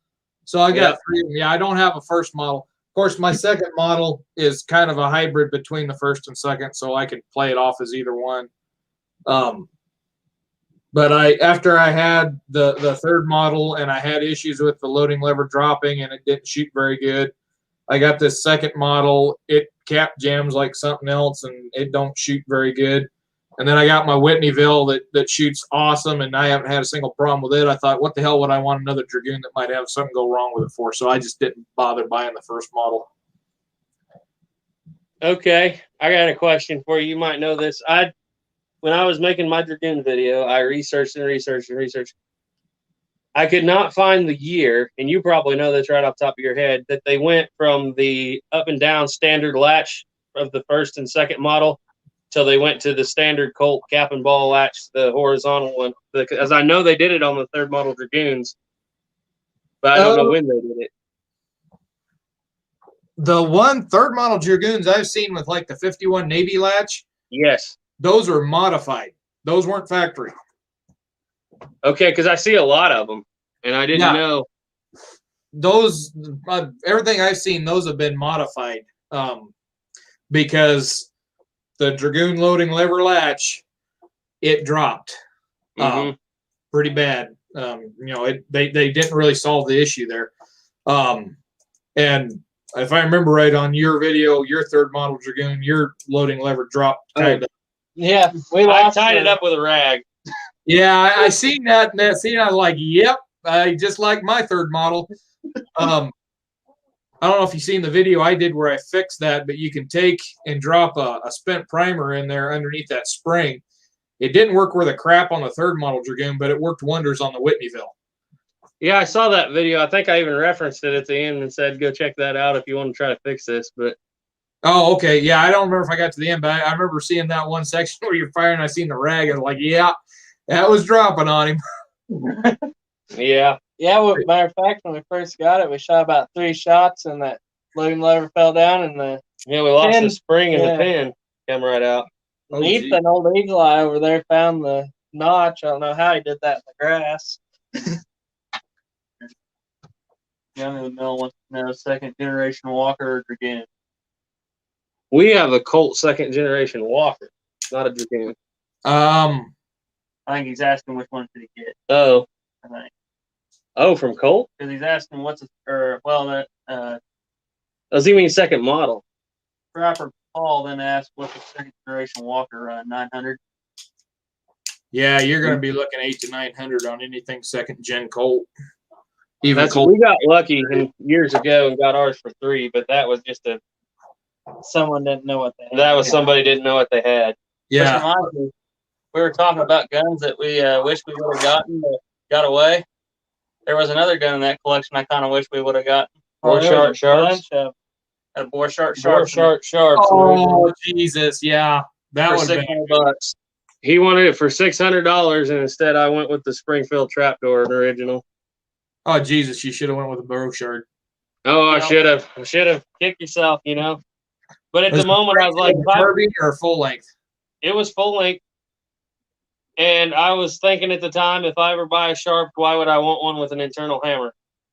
I was thinking I want a Quigley style sharp. So I don't know why I thought that when I was looking at one for that price. But instead, I went with the more common Springfield trapdoor, which it was a good rifle too. It was a Kansas National Guard trapdoor. It was a good gun too. But looking back, I should have got that 4 sharps. Let me go run and grab a book right quick. I'll be right back. All right. Okay. That's all right. Kel's about to run and grab us a drink out of the refrigerator. Yes, we did. Give us some of that water over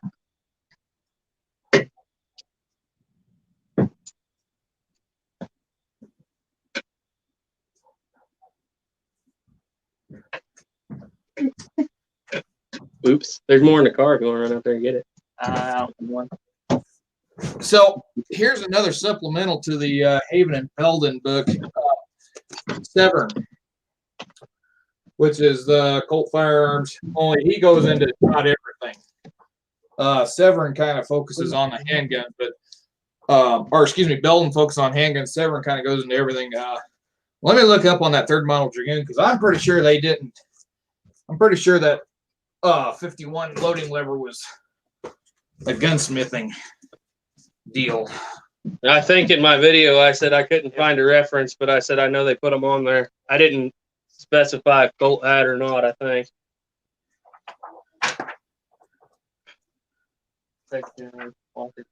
But yeah, and I the 49 pocket model video, I was sitting there watching that, and I heard you touch on the Wells Fargo model on there, and I was like, yeah, the good You old. got information on that? Because I don't. Yeah, in fact, I got 2 books on the subject. I'll send you one of them because I double ordered it. Oh, appreciate it.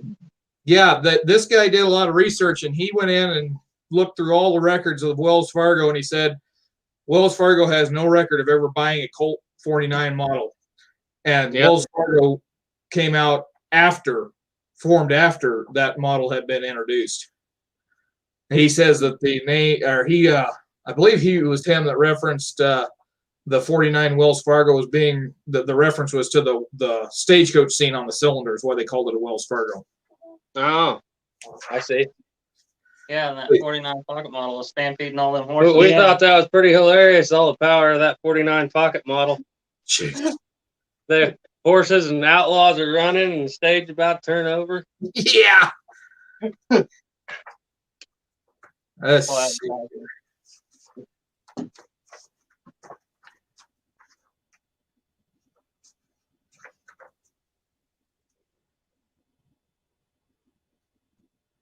That's 49 to the Civil War. I don't know if he's going to talk about any of the loading lever latches or not. I doubt it. See, there's a third model Dragoon with the standard Dragoon loading latch.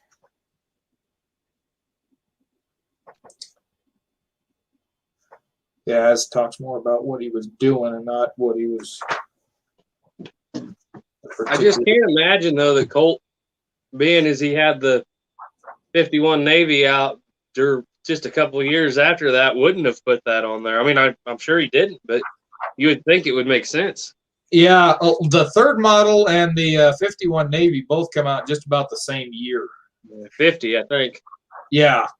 Yeah, and 50, that's another misnomer. 51 Navy, that actually was released in 50. Actually, Colt called it the Ranger model, but for whatever reason, they called it the Navy revolver, and it just stuck. Yeah. Okay. Probably because of the scene again. Yeah, yeah. There's speculation that they reference to that. And the Navy was the first to adopt the 36 caliber as the Navy round. Yeah. Even though the Army did buy a lot of the. Now there they do, that Dragoon does have, it does have that 51 Navy latch on it, and that is a Marshall pistol. I mean, you would only think it makes sense after he tried to fix the Walker that he would, being as they came out basically at the same time or just slightly one before the other, that he would put on the good latch. But I don't know. Right. Now this one here, this remark, Bangs, this is the one cut for the shoulder stock. It says was not introduced until 1858 and was discontinued by 1861. That's where I read the trials for the shoulder stock didn't start till 58. Yeah, the first ordnance test was February 1858. Because I know the first model Dragoon, they produced that 48, and then by 49 they was starting to transition into the second model, and by 1850 they had things pretty well squared away with the third model. Okay, so that one's got the leaf sight, that one's got the cut for the shoulder stock, and they're showing a 51 Navy style retaining latch.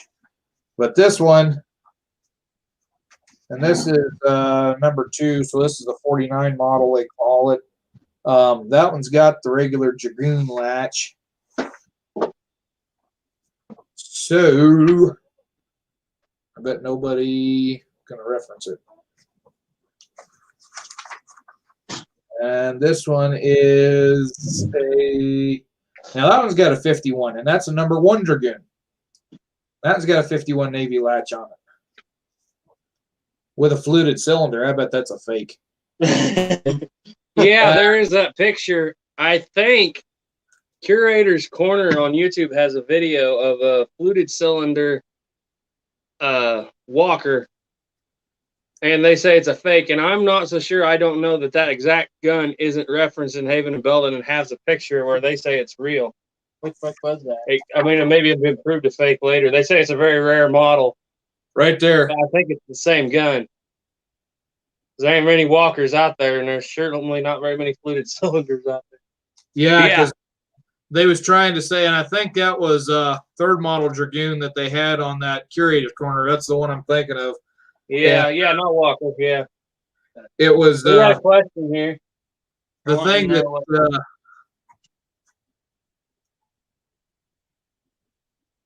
What's that? I think the way they was able to tell if that one was fake was the serial number on it. It didn't fall in the sequence.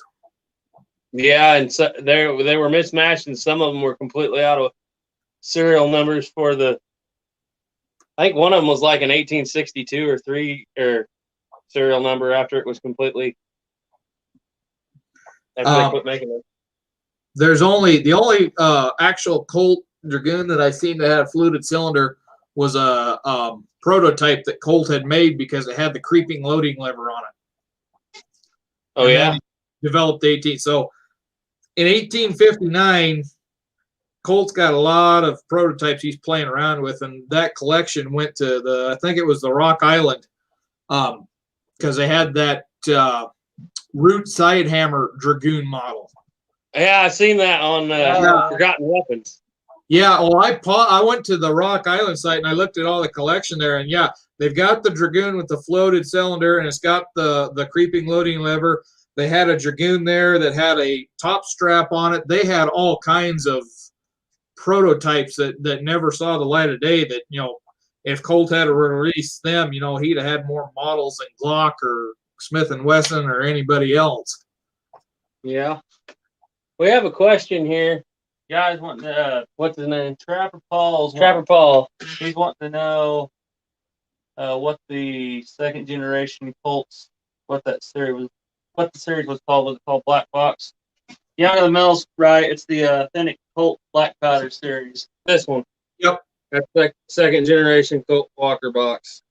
I think they call them the F series too, maybe your C series. I can't remember. I've heard them called Signature too. But yeah, this is the black. No, Signature series is the third. Is it? Okay. Yeah, that's like the 90s. This gun was made in.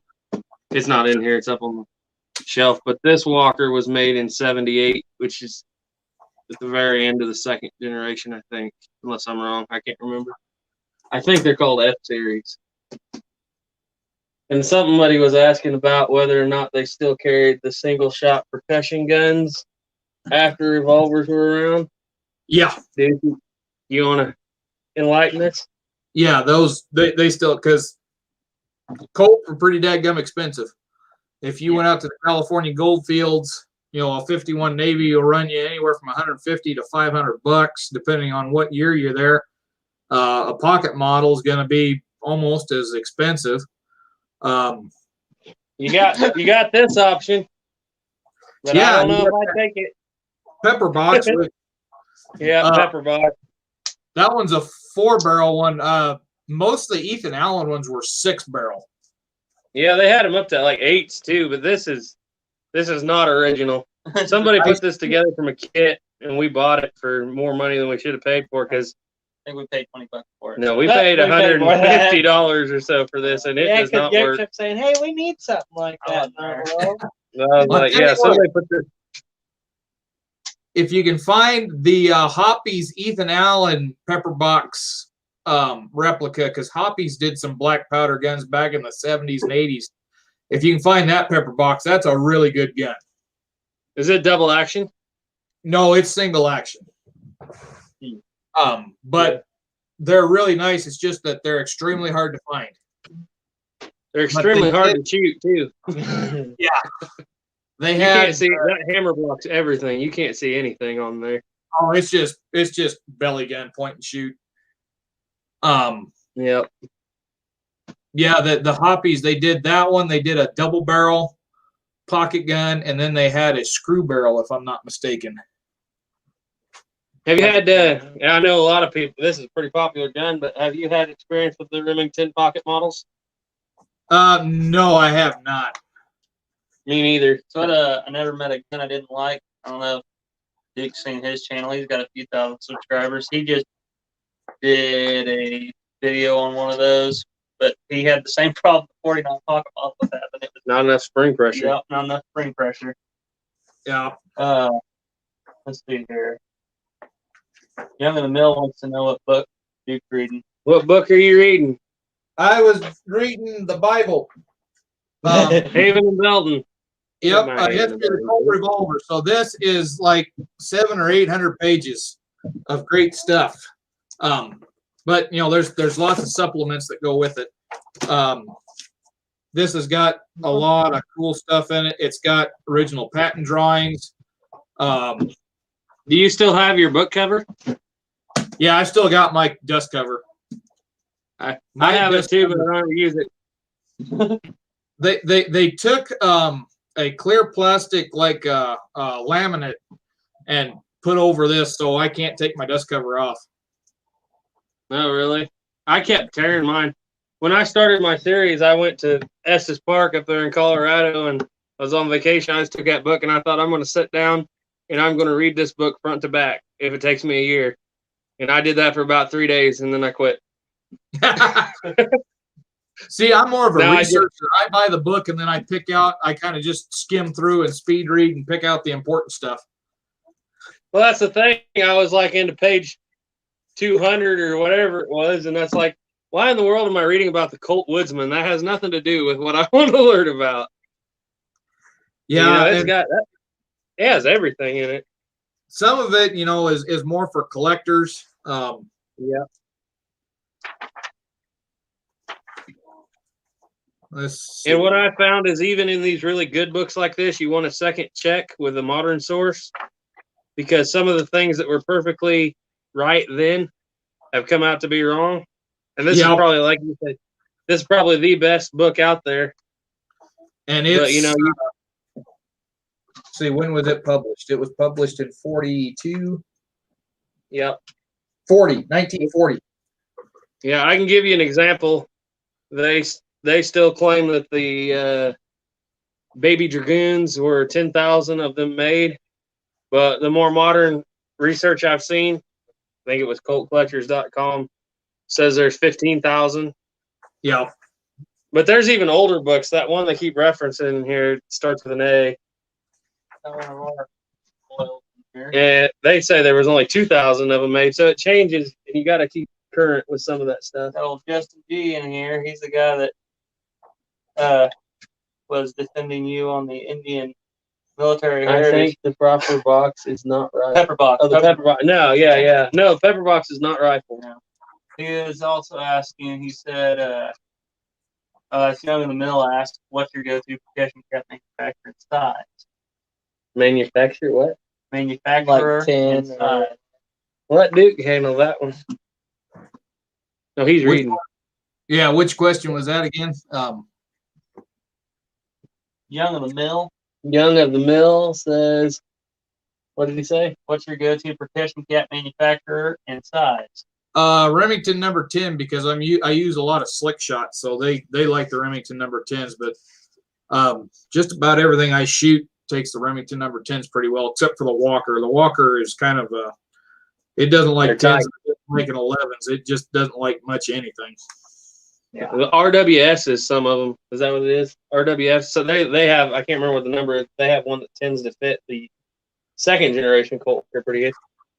Remington 10s for just about everything except for the 49 pocket model.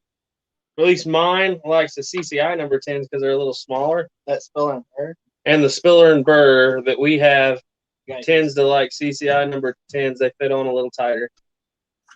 Young in the Mill wants to know about RWS 1075. Yeah, I think that's the one that fit better on our Walker. I don't have them, but that's the one I think fits better. Old Justin G is the guy that came to your attention to the empty musket debate. Ooh, let's see. Yeah, I've seen pictures of those that's got that Navy style catch, but nobody's really referencing when they came out. That's what I ran into, and I guess it makes sense that maybe they're just.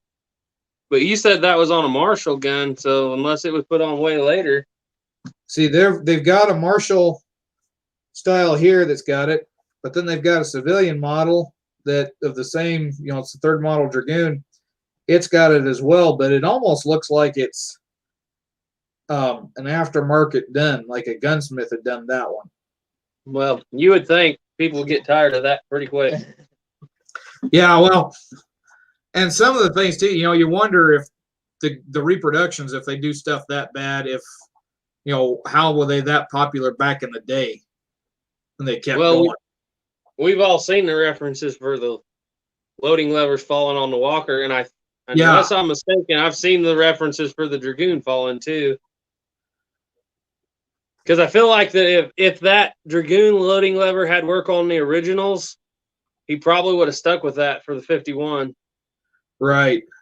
That he changed it for a reason. So, but what's funny is that style of loading lever on the Dragoon comes out at the same year as the 51 Navy. But yeah, the pictures that they're showing here are kind of their later serial numbers that have them. That's what I noticed. It seems to be almost toward the. Okay, so the serial numbers I've seen have probably been closer to 1858. Yeah. But a lot of the Dragoons, too, were made for the military, so maybe it was just the Army didn't really. Mm-hmm. I don't know. Yep, they're going to use a sword more than yeah. Because I think just Dragoon, the first and second model Dragoons went to the military, and the third saw limited civilian issue. it could be a price thing, too, maybe. Could have been. I don't know. That's a mystery I'll have to keep looking into. Maybe it's too expensive to change. But, it's not all that much different. You just got to put a little bit longer dovetail or the catch on there, and it would line up just fine. Yeah. But did you flatten the hook? Did you file the hook? On the Whitneyville, yeah, I kind of squared things up so it was a little bit more positive of a catch, and then I did that trick of putting that spent primer down in, tearing it apart, and putting the spent primer down in there. But I did the same thing on that third model Dragoon, and it didn't make a damn bit of difference. I don't remember on this second model, because I don't think I shot it that many times in that video. I don't remember if this one dropped on me. I'd have to go back and review that video and see. Just off memory, I think you fixed that one and the Walker. I fixed the Whitneyville and the third model, but I haven't touched this one. You fixed the Walker too, didn't you? Yeah, I did. That one, I about screwed that one up.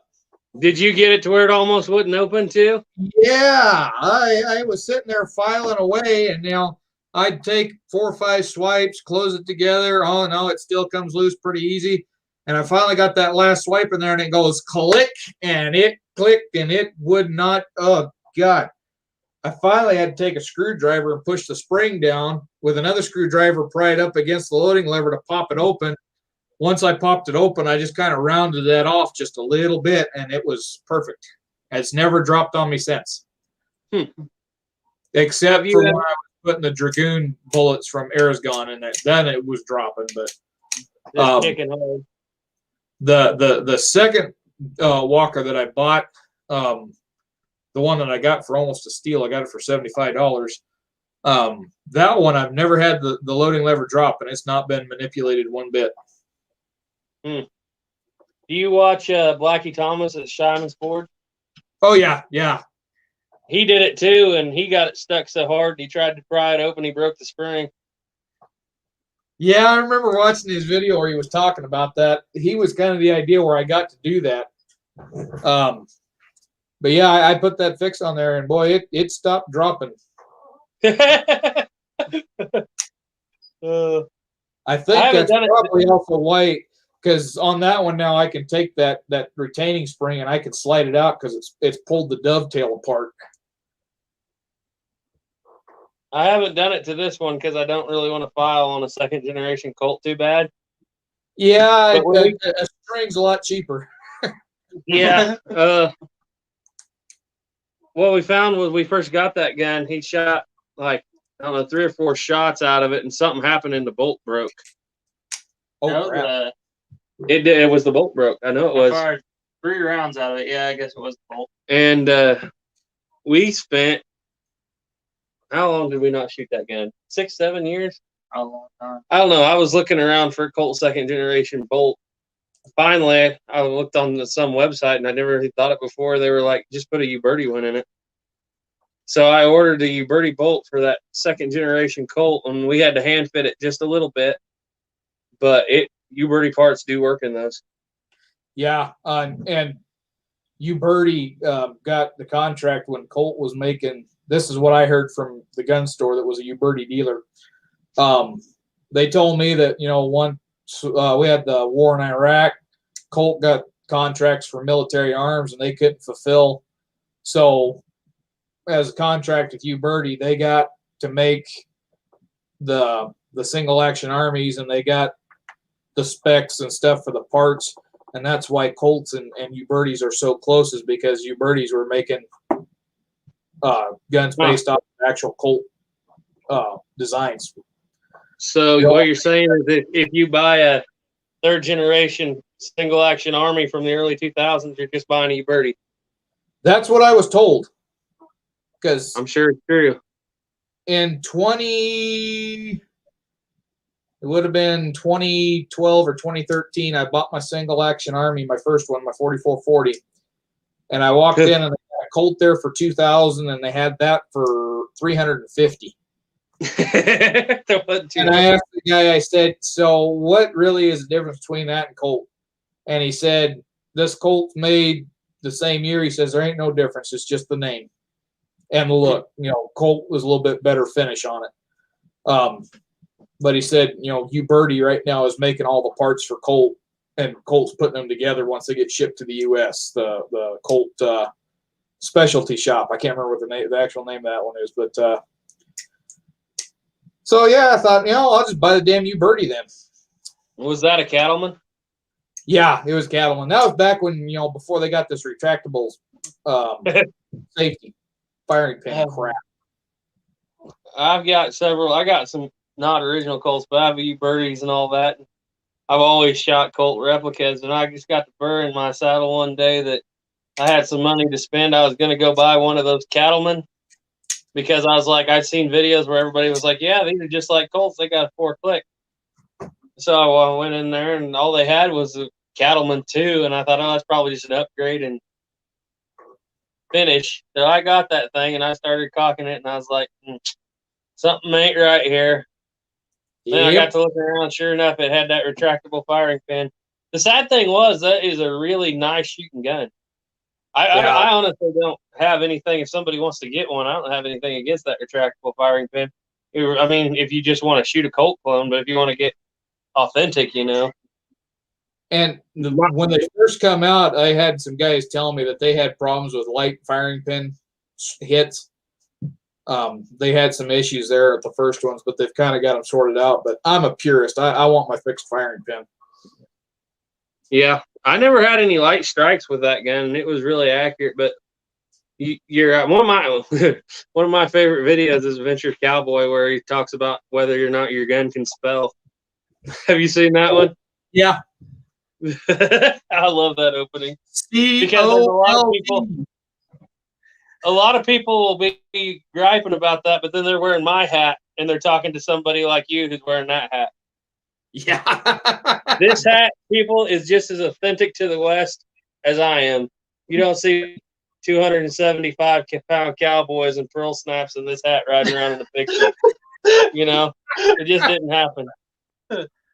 Oh, I have them other hats, but I do enjoy wearing this one just because it fits so good.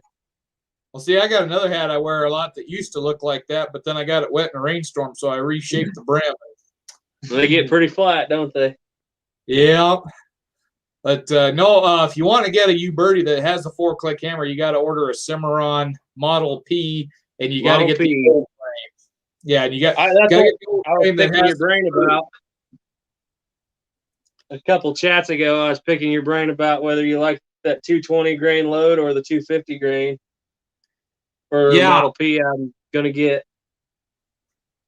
I had really good luck with the and of course this bullet is not designed for black powder use. Was with that Lee 200 grain. I can't remember the mold number, but it was one my uncle had bought for his 45 ACP.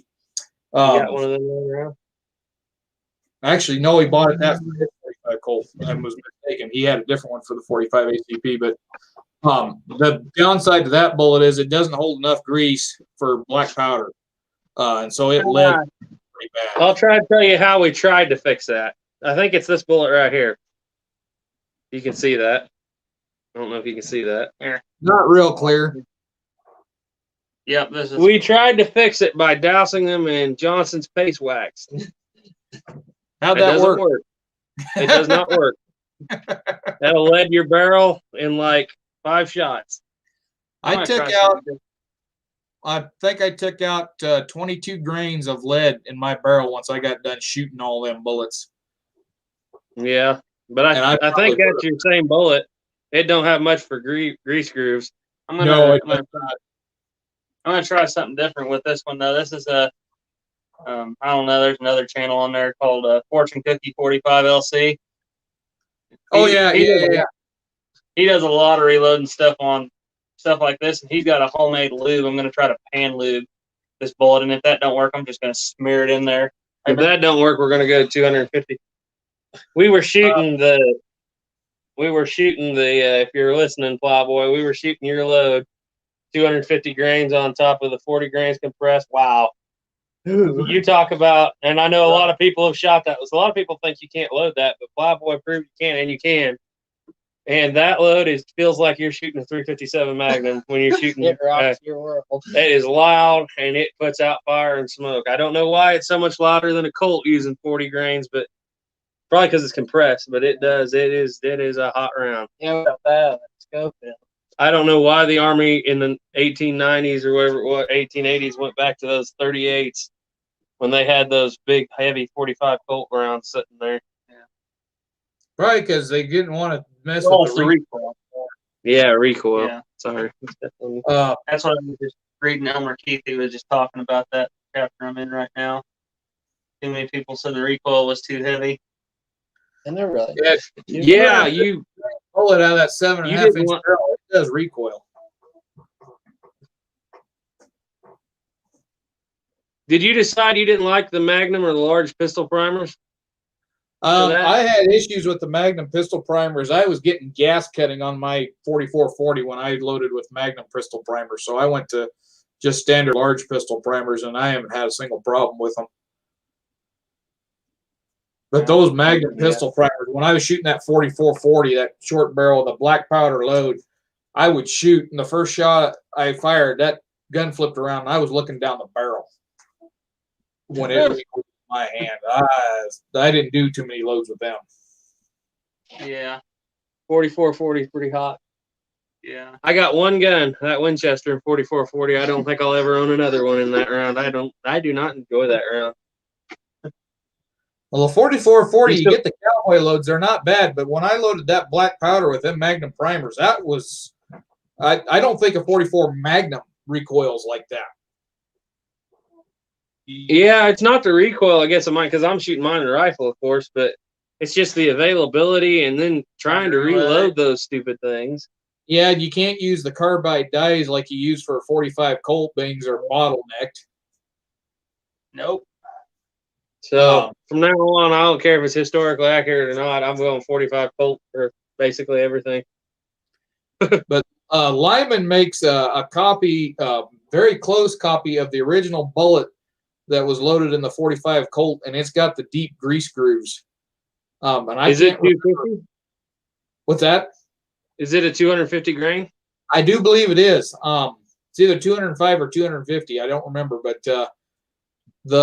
I can't remember what the mold model is, but yeah, it's $75 just for the mold blocks and $75 for the handles. So Lyman gets you coming and going. I already got handles. We buy one set of Lyman handles and run it on everything that we can. Well, then you're halfway there. But yeah, they had the really deep grease grooves on them, and I've heard a lot of people say good things about those. But for black powder, there's not really too much available that gives you good grease grooves to get enough grease under a 45 Colt with black powder. Yeah. I was thinking, I think the original load for that Schofield is supposed to be Schofield. He ought to know. He loads Schofield rounds. Yeah, what is it? It's 250 grain bullet on 28 grains of black powder. I didn't see. 250 grain? Yeah. It was yeah, that's pretty daggum close. I think the 45 Colt was 38 grains. I can't remember. Yeah. So if you're loading that load, once again, Colt is more powerful than Smith & Wesson. Yeah. Well, Yeah, not no Smith more. and Wesson, they tried to make the Schofield to where it would fire the 45 Colt, but they found with that top brake action that 45 Colt, the recoil would cause that thing to flip open on its own. Yeah. Yep. And so that's why they put it back and made the 45 Schofield. Well, that And then the Army adopted the Schofield round. Yeah, that's the same thing with that Webley, which is essentially a kind of almost a double action Schofield, really. And that's what they were having. They tried to soup that round up at one point. They decided not to do that. So they brought back and put in 45 ACP. Yeah. Yeah, but what I was thinking about though is saying that's got 28 grains of black powder. You should have quite a bit of case. You should have a lot of empty space in that 45 Colt case. Could you not put some of your lubed felt wads in there? Well, how do you load your? Because I know you've loaded down to the 45 Schofield loads. What do you use? I tried using the lubed wads in them, and I found out that, you know, by the time you compress that powder down when you're pushing that bullet in, you're squeezing all that lube into the powder, and you're ruining a good portion of that powder. I do have a powder compression die, so you could load it and take a fiber wad, one of those just those flat cardboard fiber wads. Put that down and put the wad in there, and then, you know, lightly press the bullet in. But if you put any pressure on it, it's going to squeeze that lube right out of that felt and right into your powder and foul it. That's actually how we were loading our 43 Spanish. Was because we didn't have any way to the dies that they send you have no grease grooves at all. Right. And I don't know how they lubed them before. So we've been shooting it with the lube behind it in the wad. Try paper patching them and see how you do. Yeah. Will that take care of the lube situation, or will that just fill your barrel up with paper? It helps with the lube situation.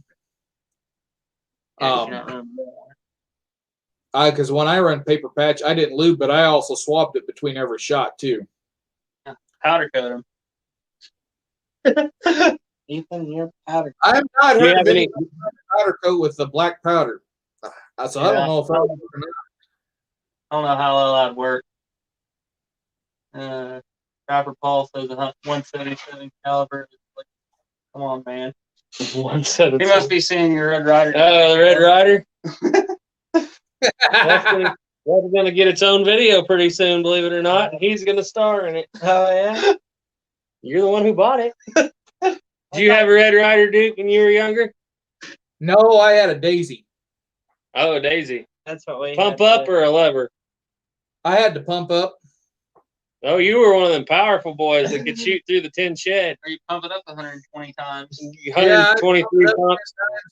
I shot a lot of blackbirds and sparrows out of my grandmother's trees. That's where everybody got started. Then I shot grandma's cat on accident one day, and that was the end of that. I bet she enjoyed that. Was that the end of your BB gun? Well, just about. But that was unintentional. I'd set a soda can in the yard, and I was shooting at it, and I had no idea that the cat had walked around behind the soda can, and I touched off around. Of course, the little scope I had when it was zoomed in, all I could see was the P on the Pepsi can, and I hit that cat, and I got him right in the eye, and boy, he was not a friendly cat after that. He spawned. You hate that cat. Yeah. Woods. Not that he was a friendly cat beforehand either, but he was really unfriendly afterwards. Well, he couldn't see you coming up on him on that side anymore. No, but all he had to do was just smell me, and he was gone.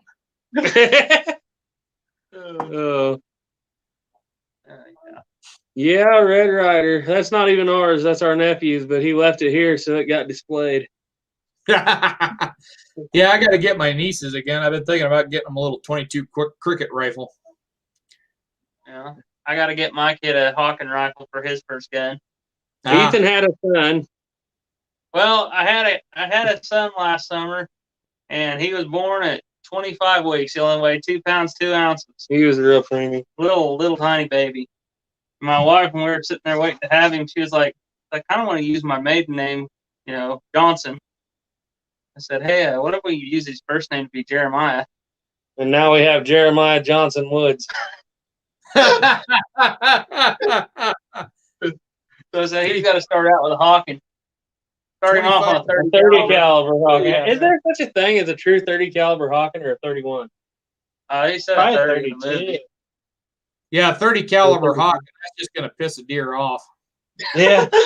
Yeah, that's what I always hear about 32 caliber But rifles. I never hear of a straight 30. Me neither. You know how small that ball's got? I mean, look at the. It'd be like a 22. Well, It'd be pretty small. It'd be A lot of people don't realize. Go ahead. I just said it'd be about like double that buckshot. Yeah. Yeah. A lot of people think, well, 30, that's pretty big, same caliber as like a 30-06, but what they don't take into consideration is it's a completely round ball, and it's Got like maybe the 40 grains, 325s I shoot weigh 50 grains, so 22s I shoot with 15. So you got any more questions? Young and Mill says 50 cal. 50 Yeah. cal.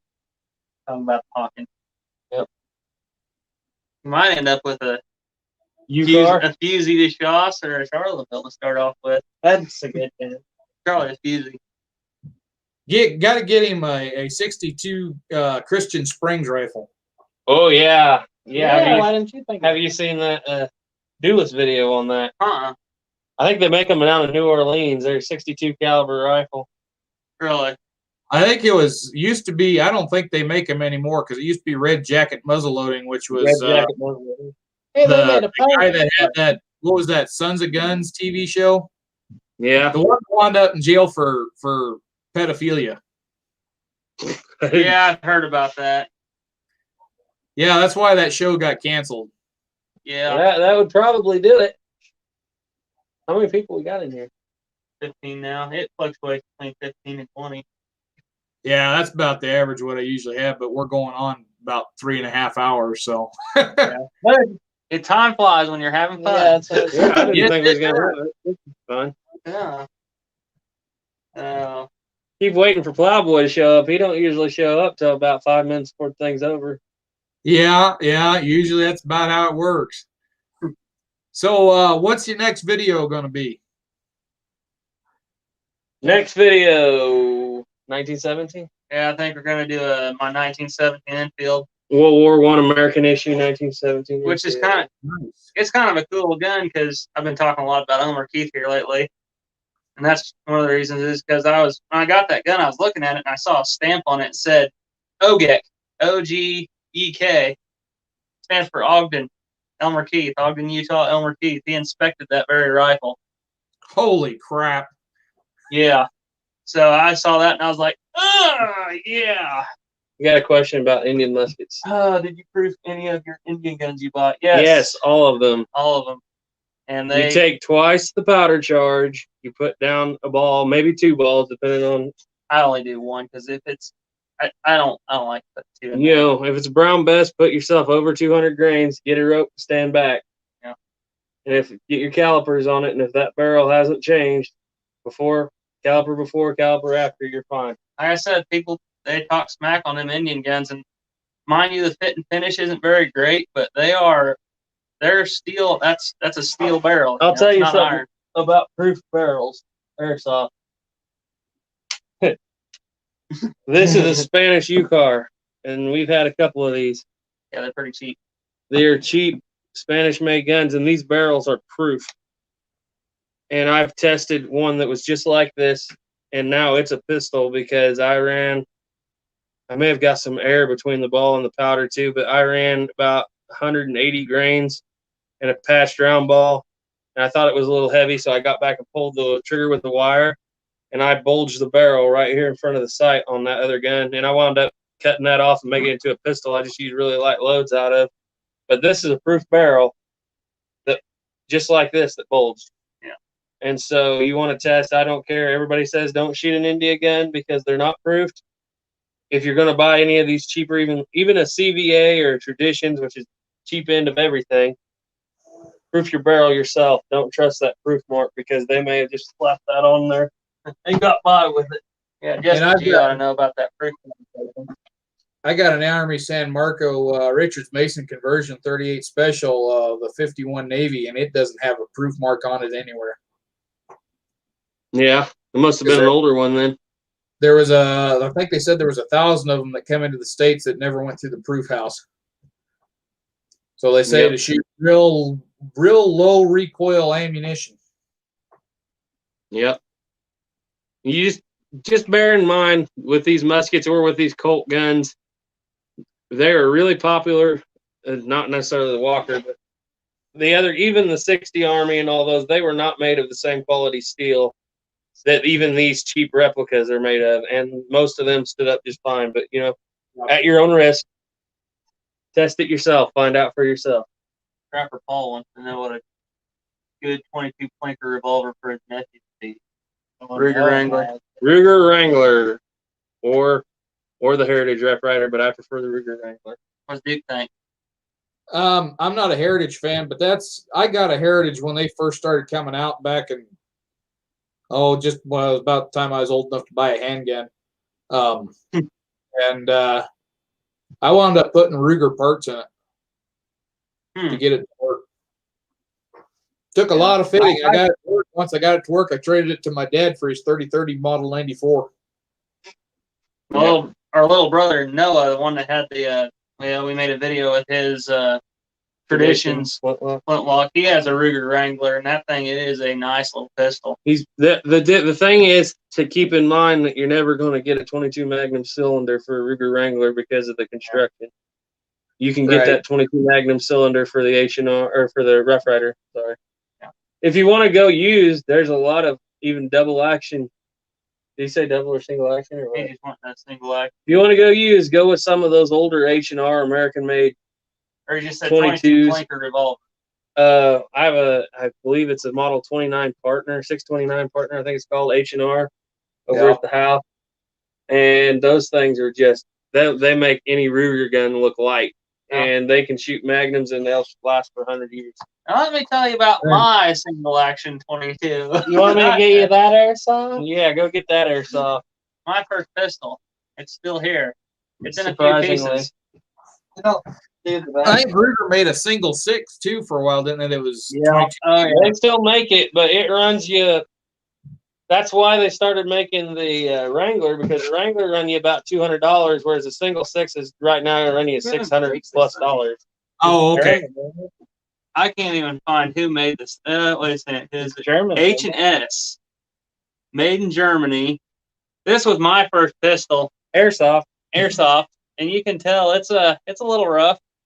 But it's not all there anymore. I got this for $15 when I was a kid because it had the firing pin was broke out of it. So I took a nail and I sharpened it down, and I took a little spring out of a pin, and I took some duct tape. I put it in there and made one nice little 22 pistol, except for it had no sights. There's a lot of them cheap ones, but yeah, if you're going to go new, just bear in mind that Heritage Rough Rider's got that safety, which is not necessarily a bad thing, I guess. And they're not claiming to be a Colt clone by any stretch of the imagination. No. But I've heard, Dustin Weiniger just did a review on that new one they got, that Barkeep. And he's got the longer carbine model.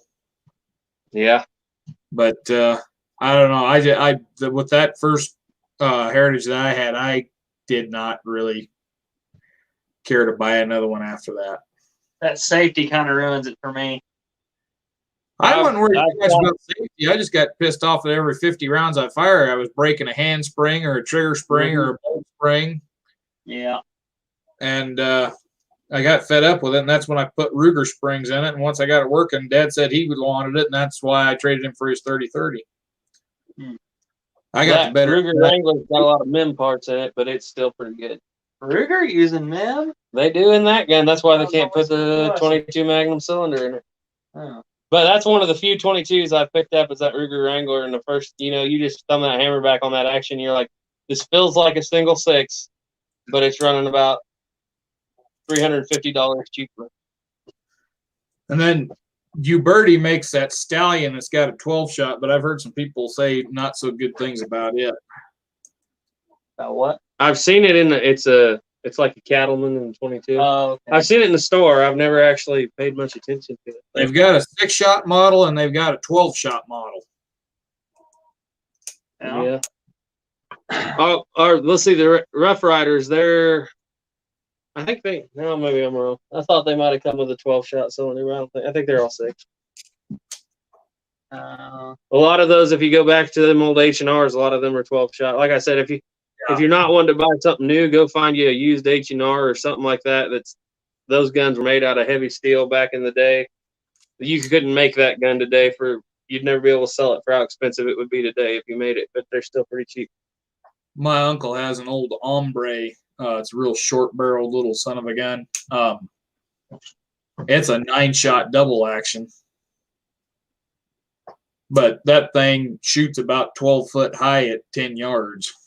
I take it that's not a Uberti Ombre. No, it's not. It's I can't remember what company made it, but it's called an Ombre. It's got Ombre on the side of the barrel. Yeah. I want to say it was H&R, but I ain't sure it was H&R or if it was High Standard. Yeah. If you're looking for a High Standard, put out a lot of good 22 revolvers too, and semi-autos, and you can sometimes find those under the J.C. Higgins name brands. I don't know what they are, but you can a lot of times find High Standard guns for a lot cheaper if you look for the Sears and Roebuck Roebuck style J.C. Higgins name brand. Yeah, I like them Sears guns. J.C. Higgins Model 20 may be one of the best pump action shotguns ever made. You can buy them all day for $80 to $100. They're made in the 50s, and they are the slickest pump action guns you'll ever shoot. They may have some big weird muzzle brake on the end, but for the money you're going to spend on that, you'll never touch another pump gun. They would rival the Winchester Model 12, in my opinion, as far as how smooth they are. You just got to look for those name brands, store name brands. Right. Ted Williams, J.C. Higgins. Whoa, Marlin. Oh, now you're back. Yeah. Some reason dropped you off there for a second. Huh. Well, we just saw it on the delay. Well, I think more questions? shut this down here about 15 minutes at 10 o'clock because I'm going to have to. That's what I was about to say. I don't see any more questions tonight yet. All right, then. Well, I hope we didn't talk your leg off too bad. No, we're good. I like it when I get good chats like this because it makes the time go by fast. Yeah. Young in the Mill says it's like a Model 930 HR, that 12-shot 22. Yeah, I think so. What's that traffic ball thing? I think safety runs it, yeah. Almost 11. Almost 11. Yeah, we're an hour ahead of you here, so. Yeah, you guys are getting real late. I hope I ain't keeping you up from your work. Well, we get up at 5, but we don't always like it, but we'll do it. We meet up here every morning at 5 o'clock in the morning. Or whenever there's a Duke Frazier live chat, we meet in here to go watch it. Yeah, we come over here, and when you see usually me commenting on your live chat, that's all 3 of us. Yeah. But if you see 11 Bang Bang on there, it's usually just me in my living room. What time is it? 10:47. Yeah. Mama Wood says time for bed. Time for bed. I was only thinking we were going to go for an hour and a half. It only feels like we've gone for an hour. I know. It's been a lot of fun. When we had been going for an hour and a half, I thought, we'll run for 2 hours and then we'll shut it down. That's been an hour and a half ago. All right, let's put a question out to the chat. All right, chat, what is your favorite Duke Frazier video? And then after that, tell us what your favorite 11 Bang Bang video is. What the hell is that? Then we'll go. I can tell you what my favorite one is. I have 2 of them.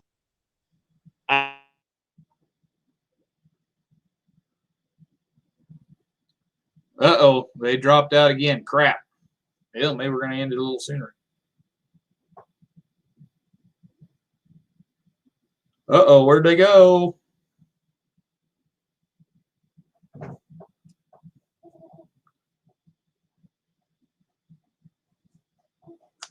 Where did have dropped off on my end. No, we're still going on to YouTube.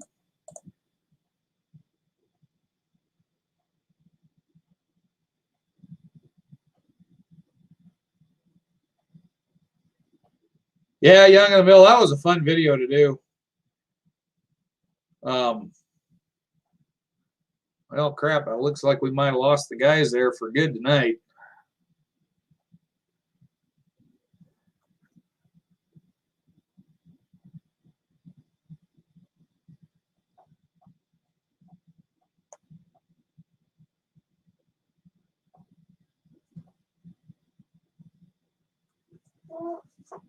Well, yeah, I don't know if they're going to make it back here or not.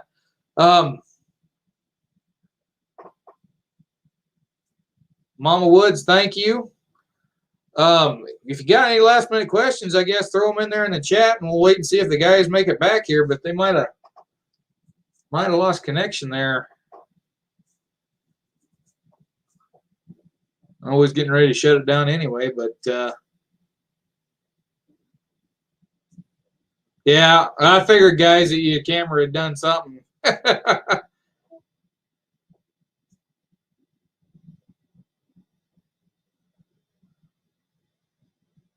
Well, shoot. Last 10 minutes here.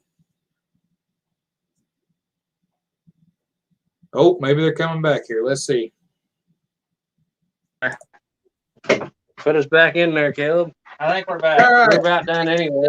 The last couple minutes here, I guess. Are we back? Yeah, we got you back. Oh, I see a hand. Ah! You're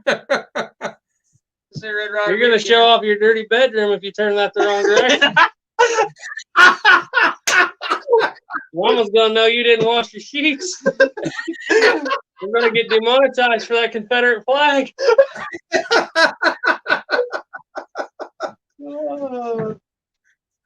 They're about right now. Well, I'm glad we got you guys back for the last few minutes there. Yeah, Young in the Mill says make some shooting videos. We got a few. No, I think he's talking to you.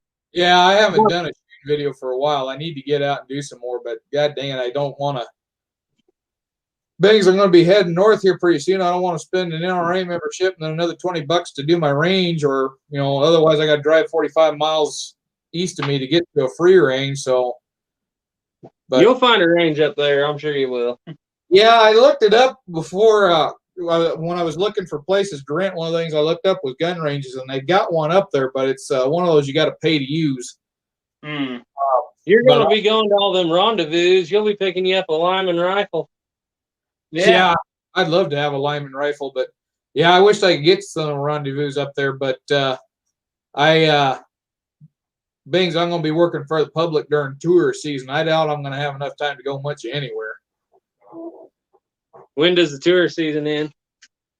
I don't know. I haven't spent that much time up in that country dealing with tourists. Usually down here when I was working at Bent's Fort, it ended, by October, it was starting to slow down. Yeah. You do a first-person reenactment, or?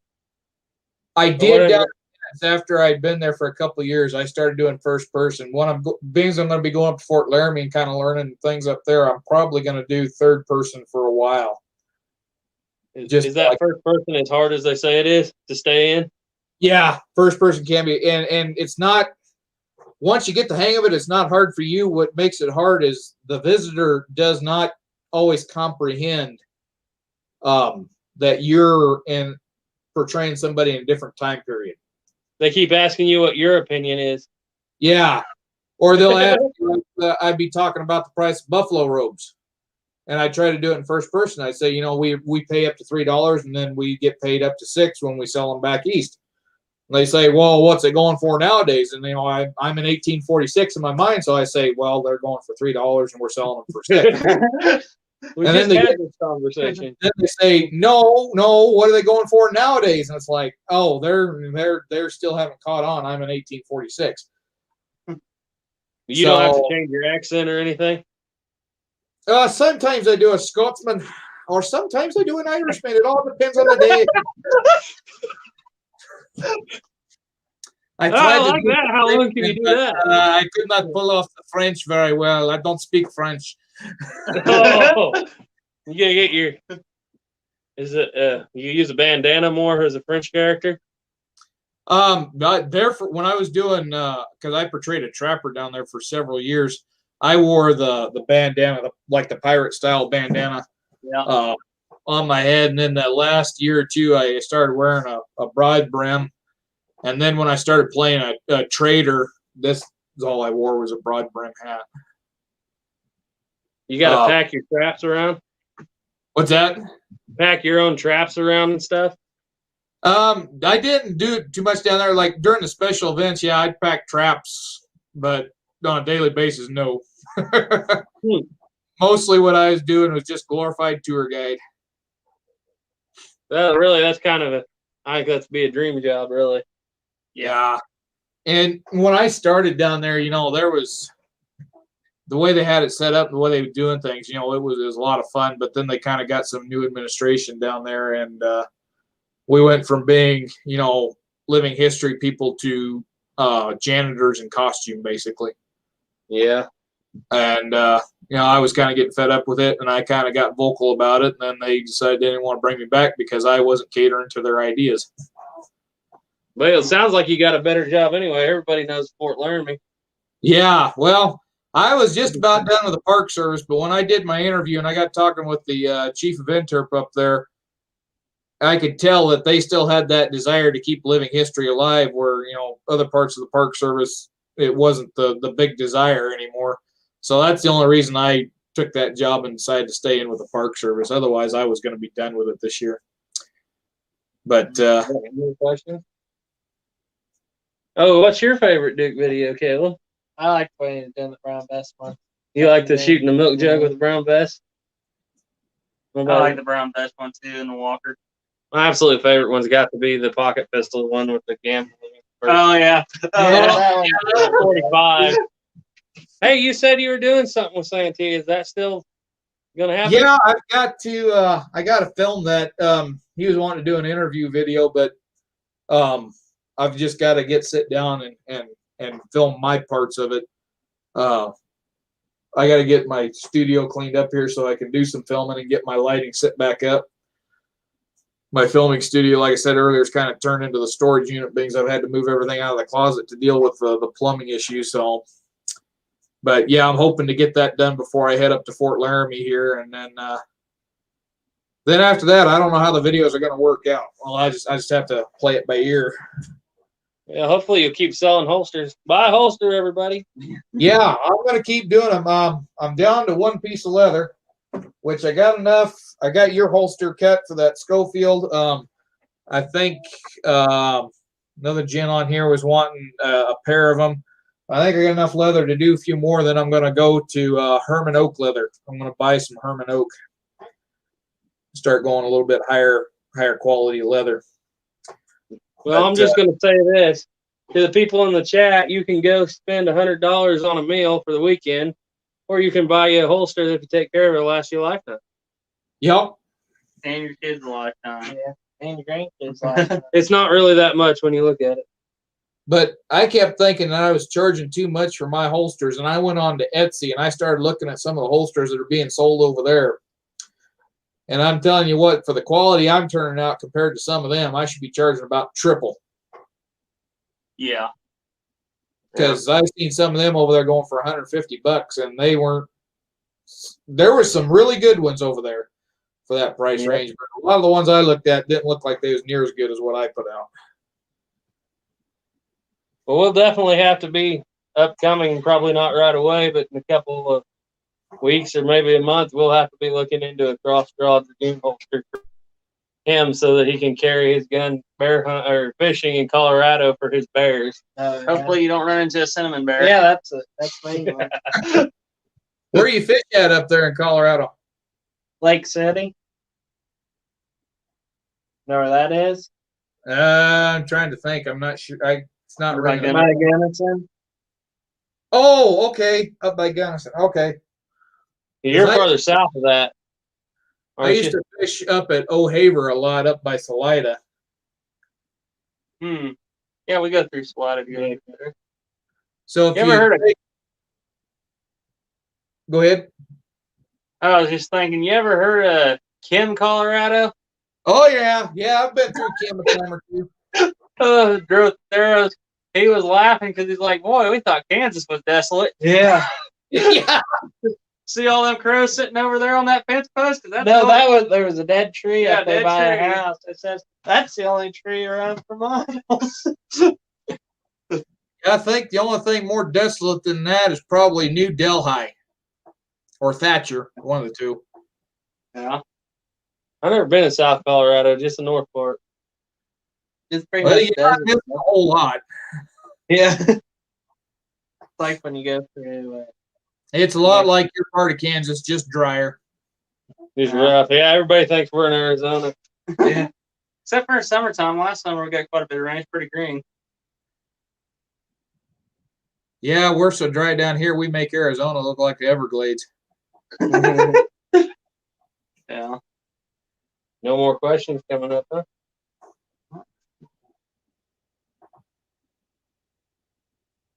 We're gonna get one here in a minute. I bet. Now, about happened, somebody will ask a question just about time we're ready to shut it down, which we're just about at that time. Yeah. Yeah.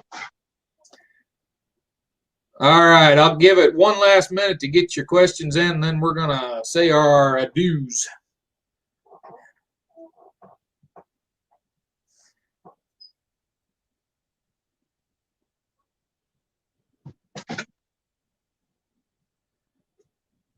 Which usually by this late in the night, there's just a handful of people, and there's not a lot of questions that come in.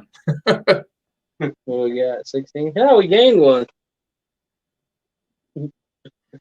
Yeah, we average, usually my chats average between 16 and 20. Okay. Yeah, but if you didn't notice in the black powder world, when you get Plowboy and you get Dustin in there and Hootie Hoo, that's a pretty big crowd, even if it is just 20. Dustin's channel really blew up. Holy crap. He got Oh, I know. Red Dead Redemption. Red Dead Redemption did a lot for a lot of people, didn't it? And he'll tell you that too. If it wasn't for that one video on Red Dead Redemption, he wouldn't be any higher than the rest of us. We missed that wave by about 2 years. Yeah. Yeah. Well, We need him to put out a movie about the Revolutionary War and using smoothbores or a game. Yeah. That would be. I don't see it happening. I don't see it happening either. Let's see. Young of the Mill asked if I make bandolier holster rigs. I sure don't. Because that would require me making a belt, and I don't mess with belts and belt loops, and they're a pain in the butt. I got one more question for you. What's your hat band made out of? It's a hemp string. It's what came Just a on it. hemp string. Yeah. This is what's his name? Little Grizz made this hat for me. He's from your part of Kansas, I think, or north of you. Yeah. But he makes the old style hats. He's got an Etsy page. That's where I ordered my from. Yeah. We got inventive with this. This is match cord from the matchlock, so we don't want to light him on fire. Oh, Jesus. It's pretty flammable. It'd be like Blackbeard. You never know when you might use a match, still match. Well, All it looks like we're losing people. Yep. All right. Well, I want to thank you, gents, for coming on tonight. Had a wonderful chat here. I think this is the longest one we've had in a long while. But thanks again, and we'll have to do this sometime again here in the future. And I want to thank all the viewers that have come over and watched. This has been one of the best chats we've had in a long time. So thank you all again for watching, and we'll catch you maybe next week here on Tuesday. If we do another chat next week, it'll be on Tuesday. So again, thanks everybody. Y'all have a good night. Take care. Thank you, dude, for having us. Yeah, You bet. And we'll catch you on the next one. All right. Thank you.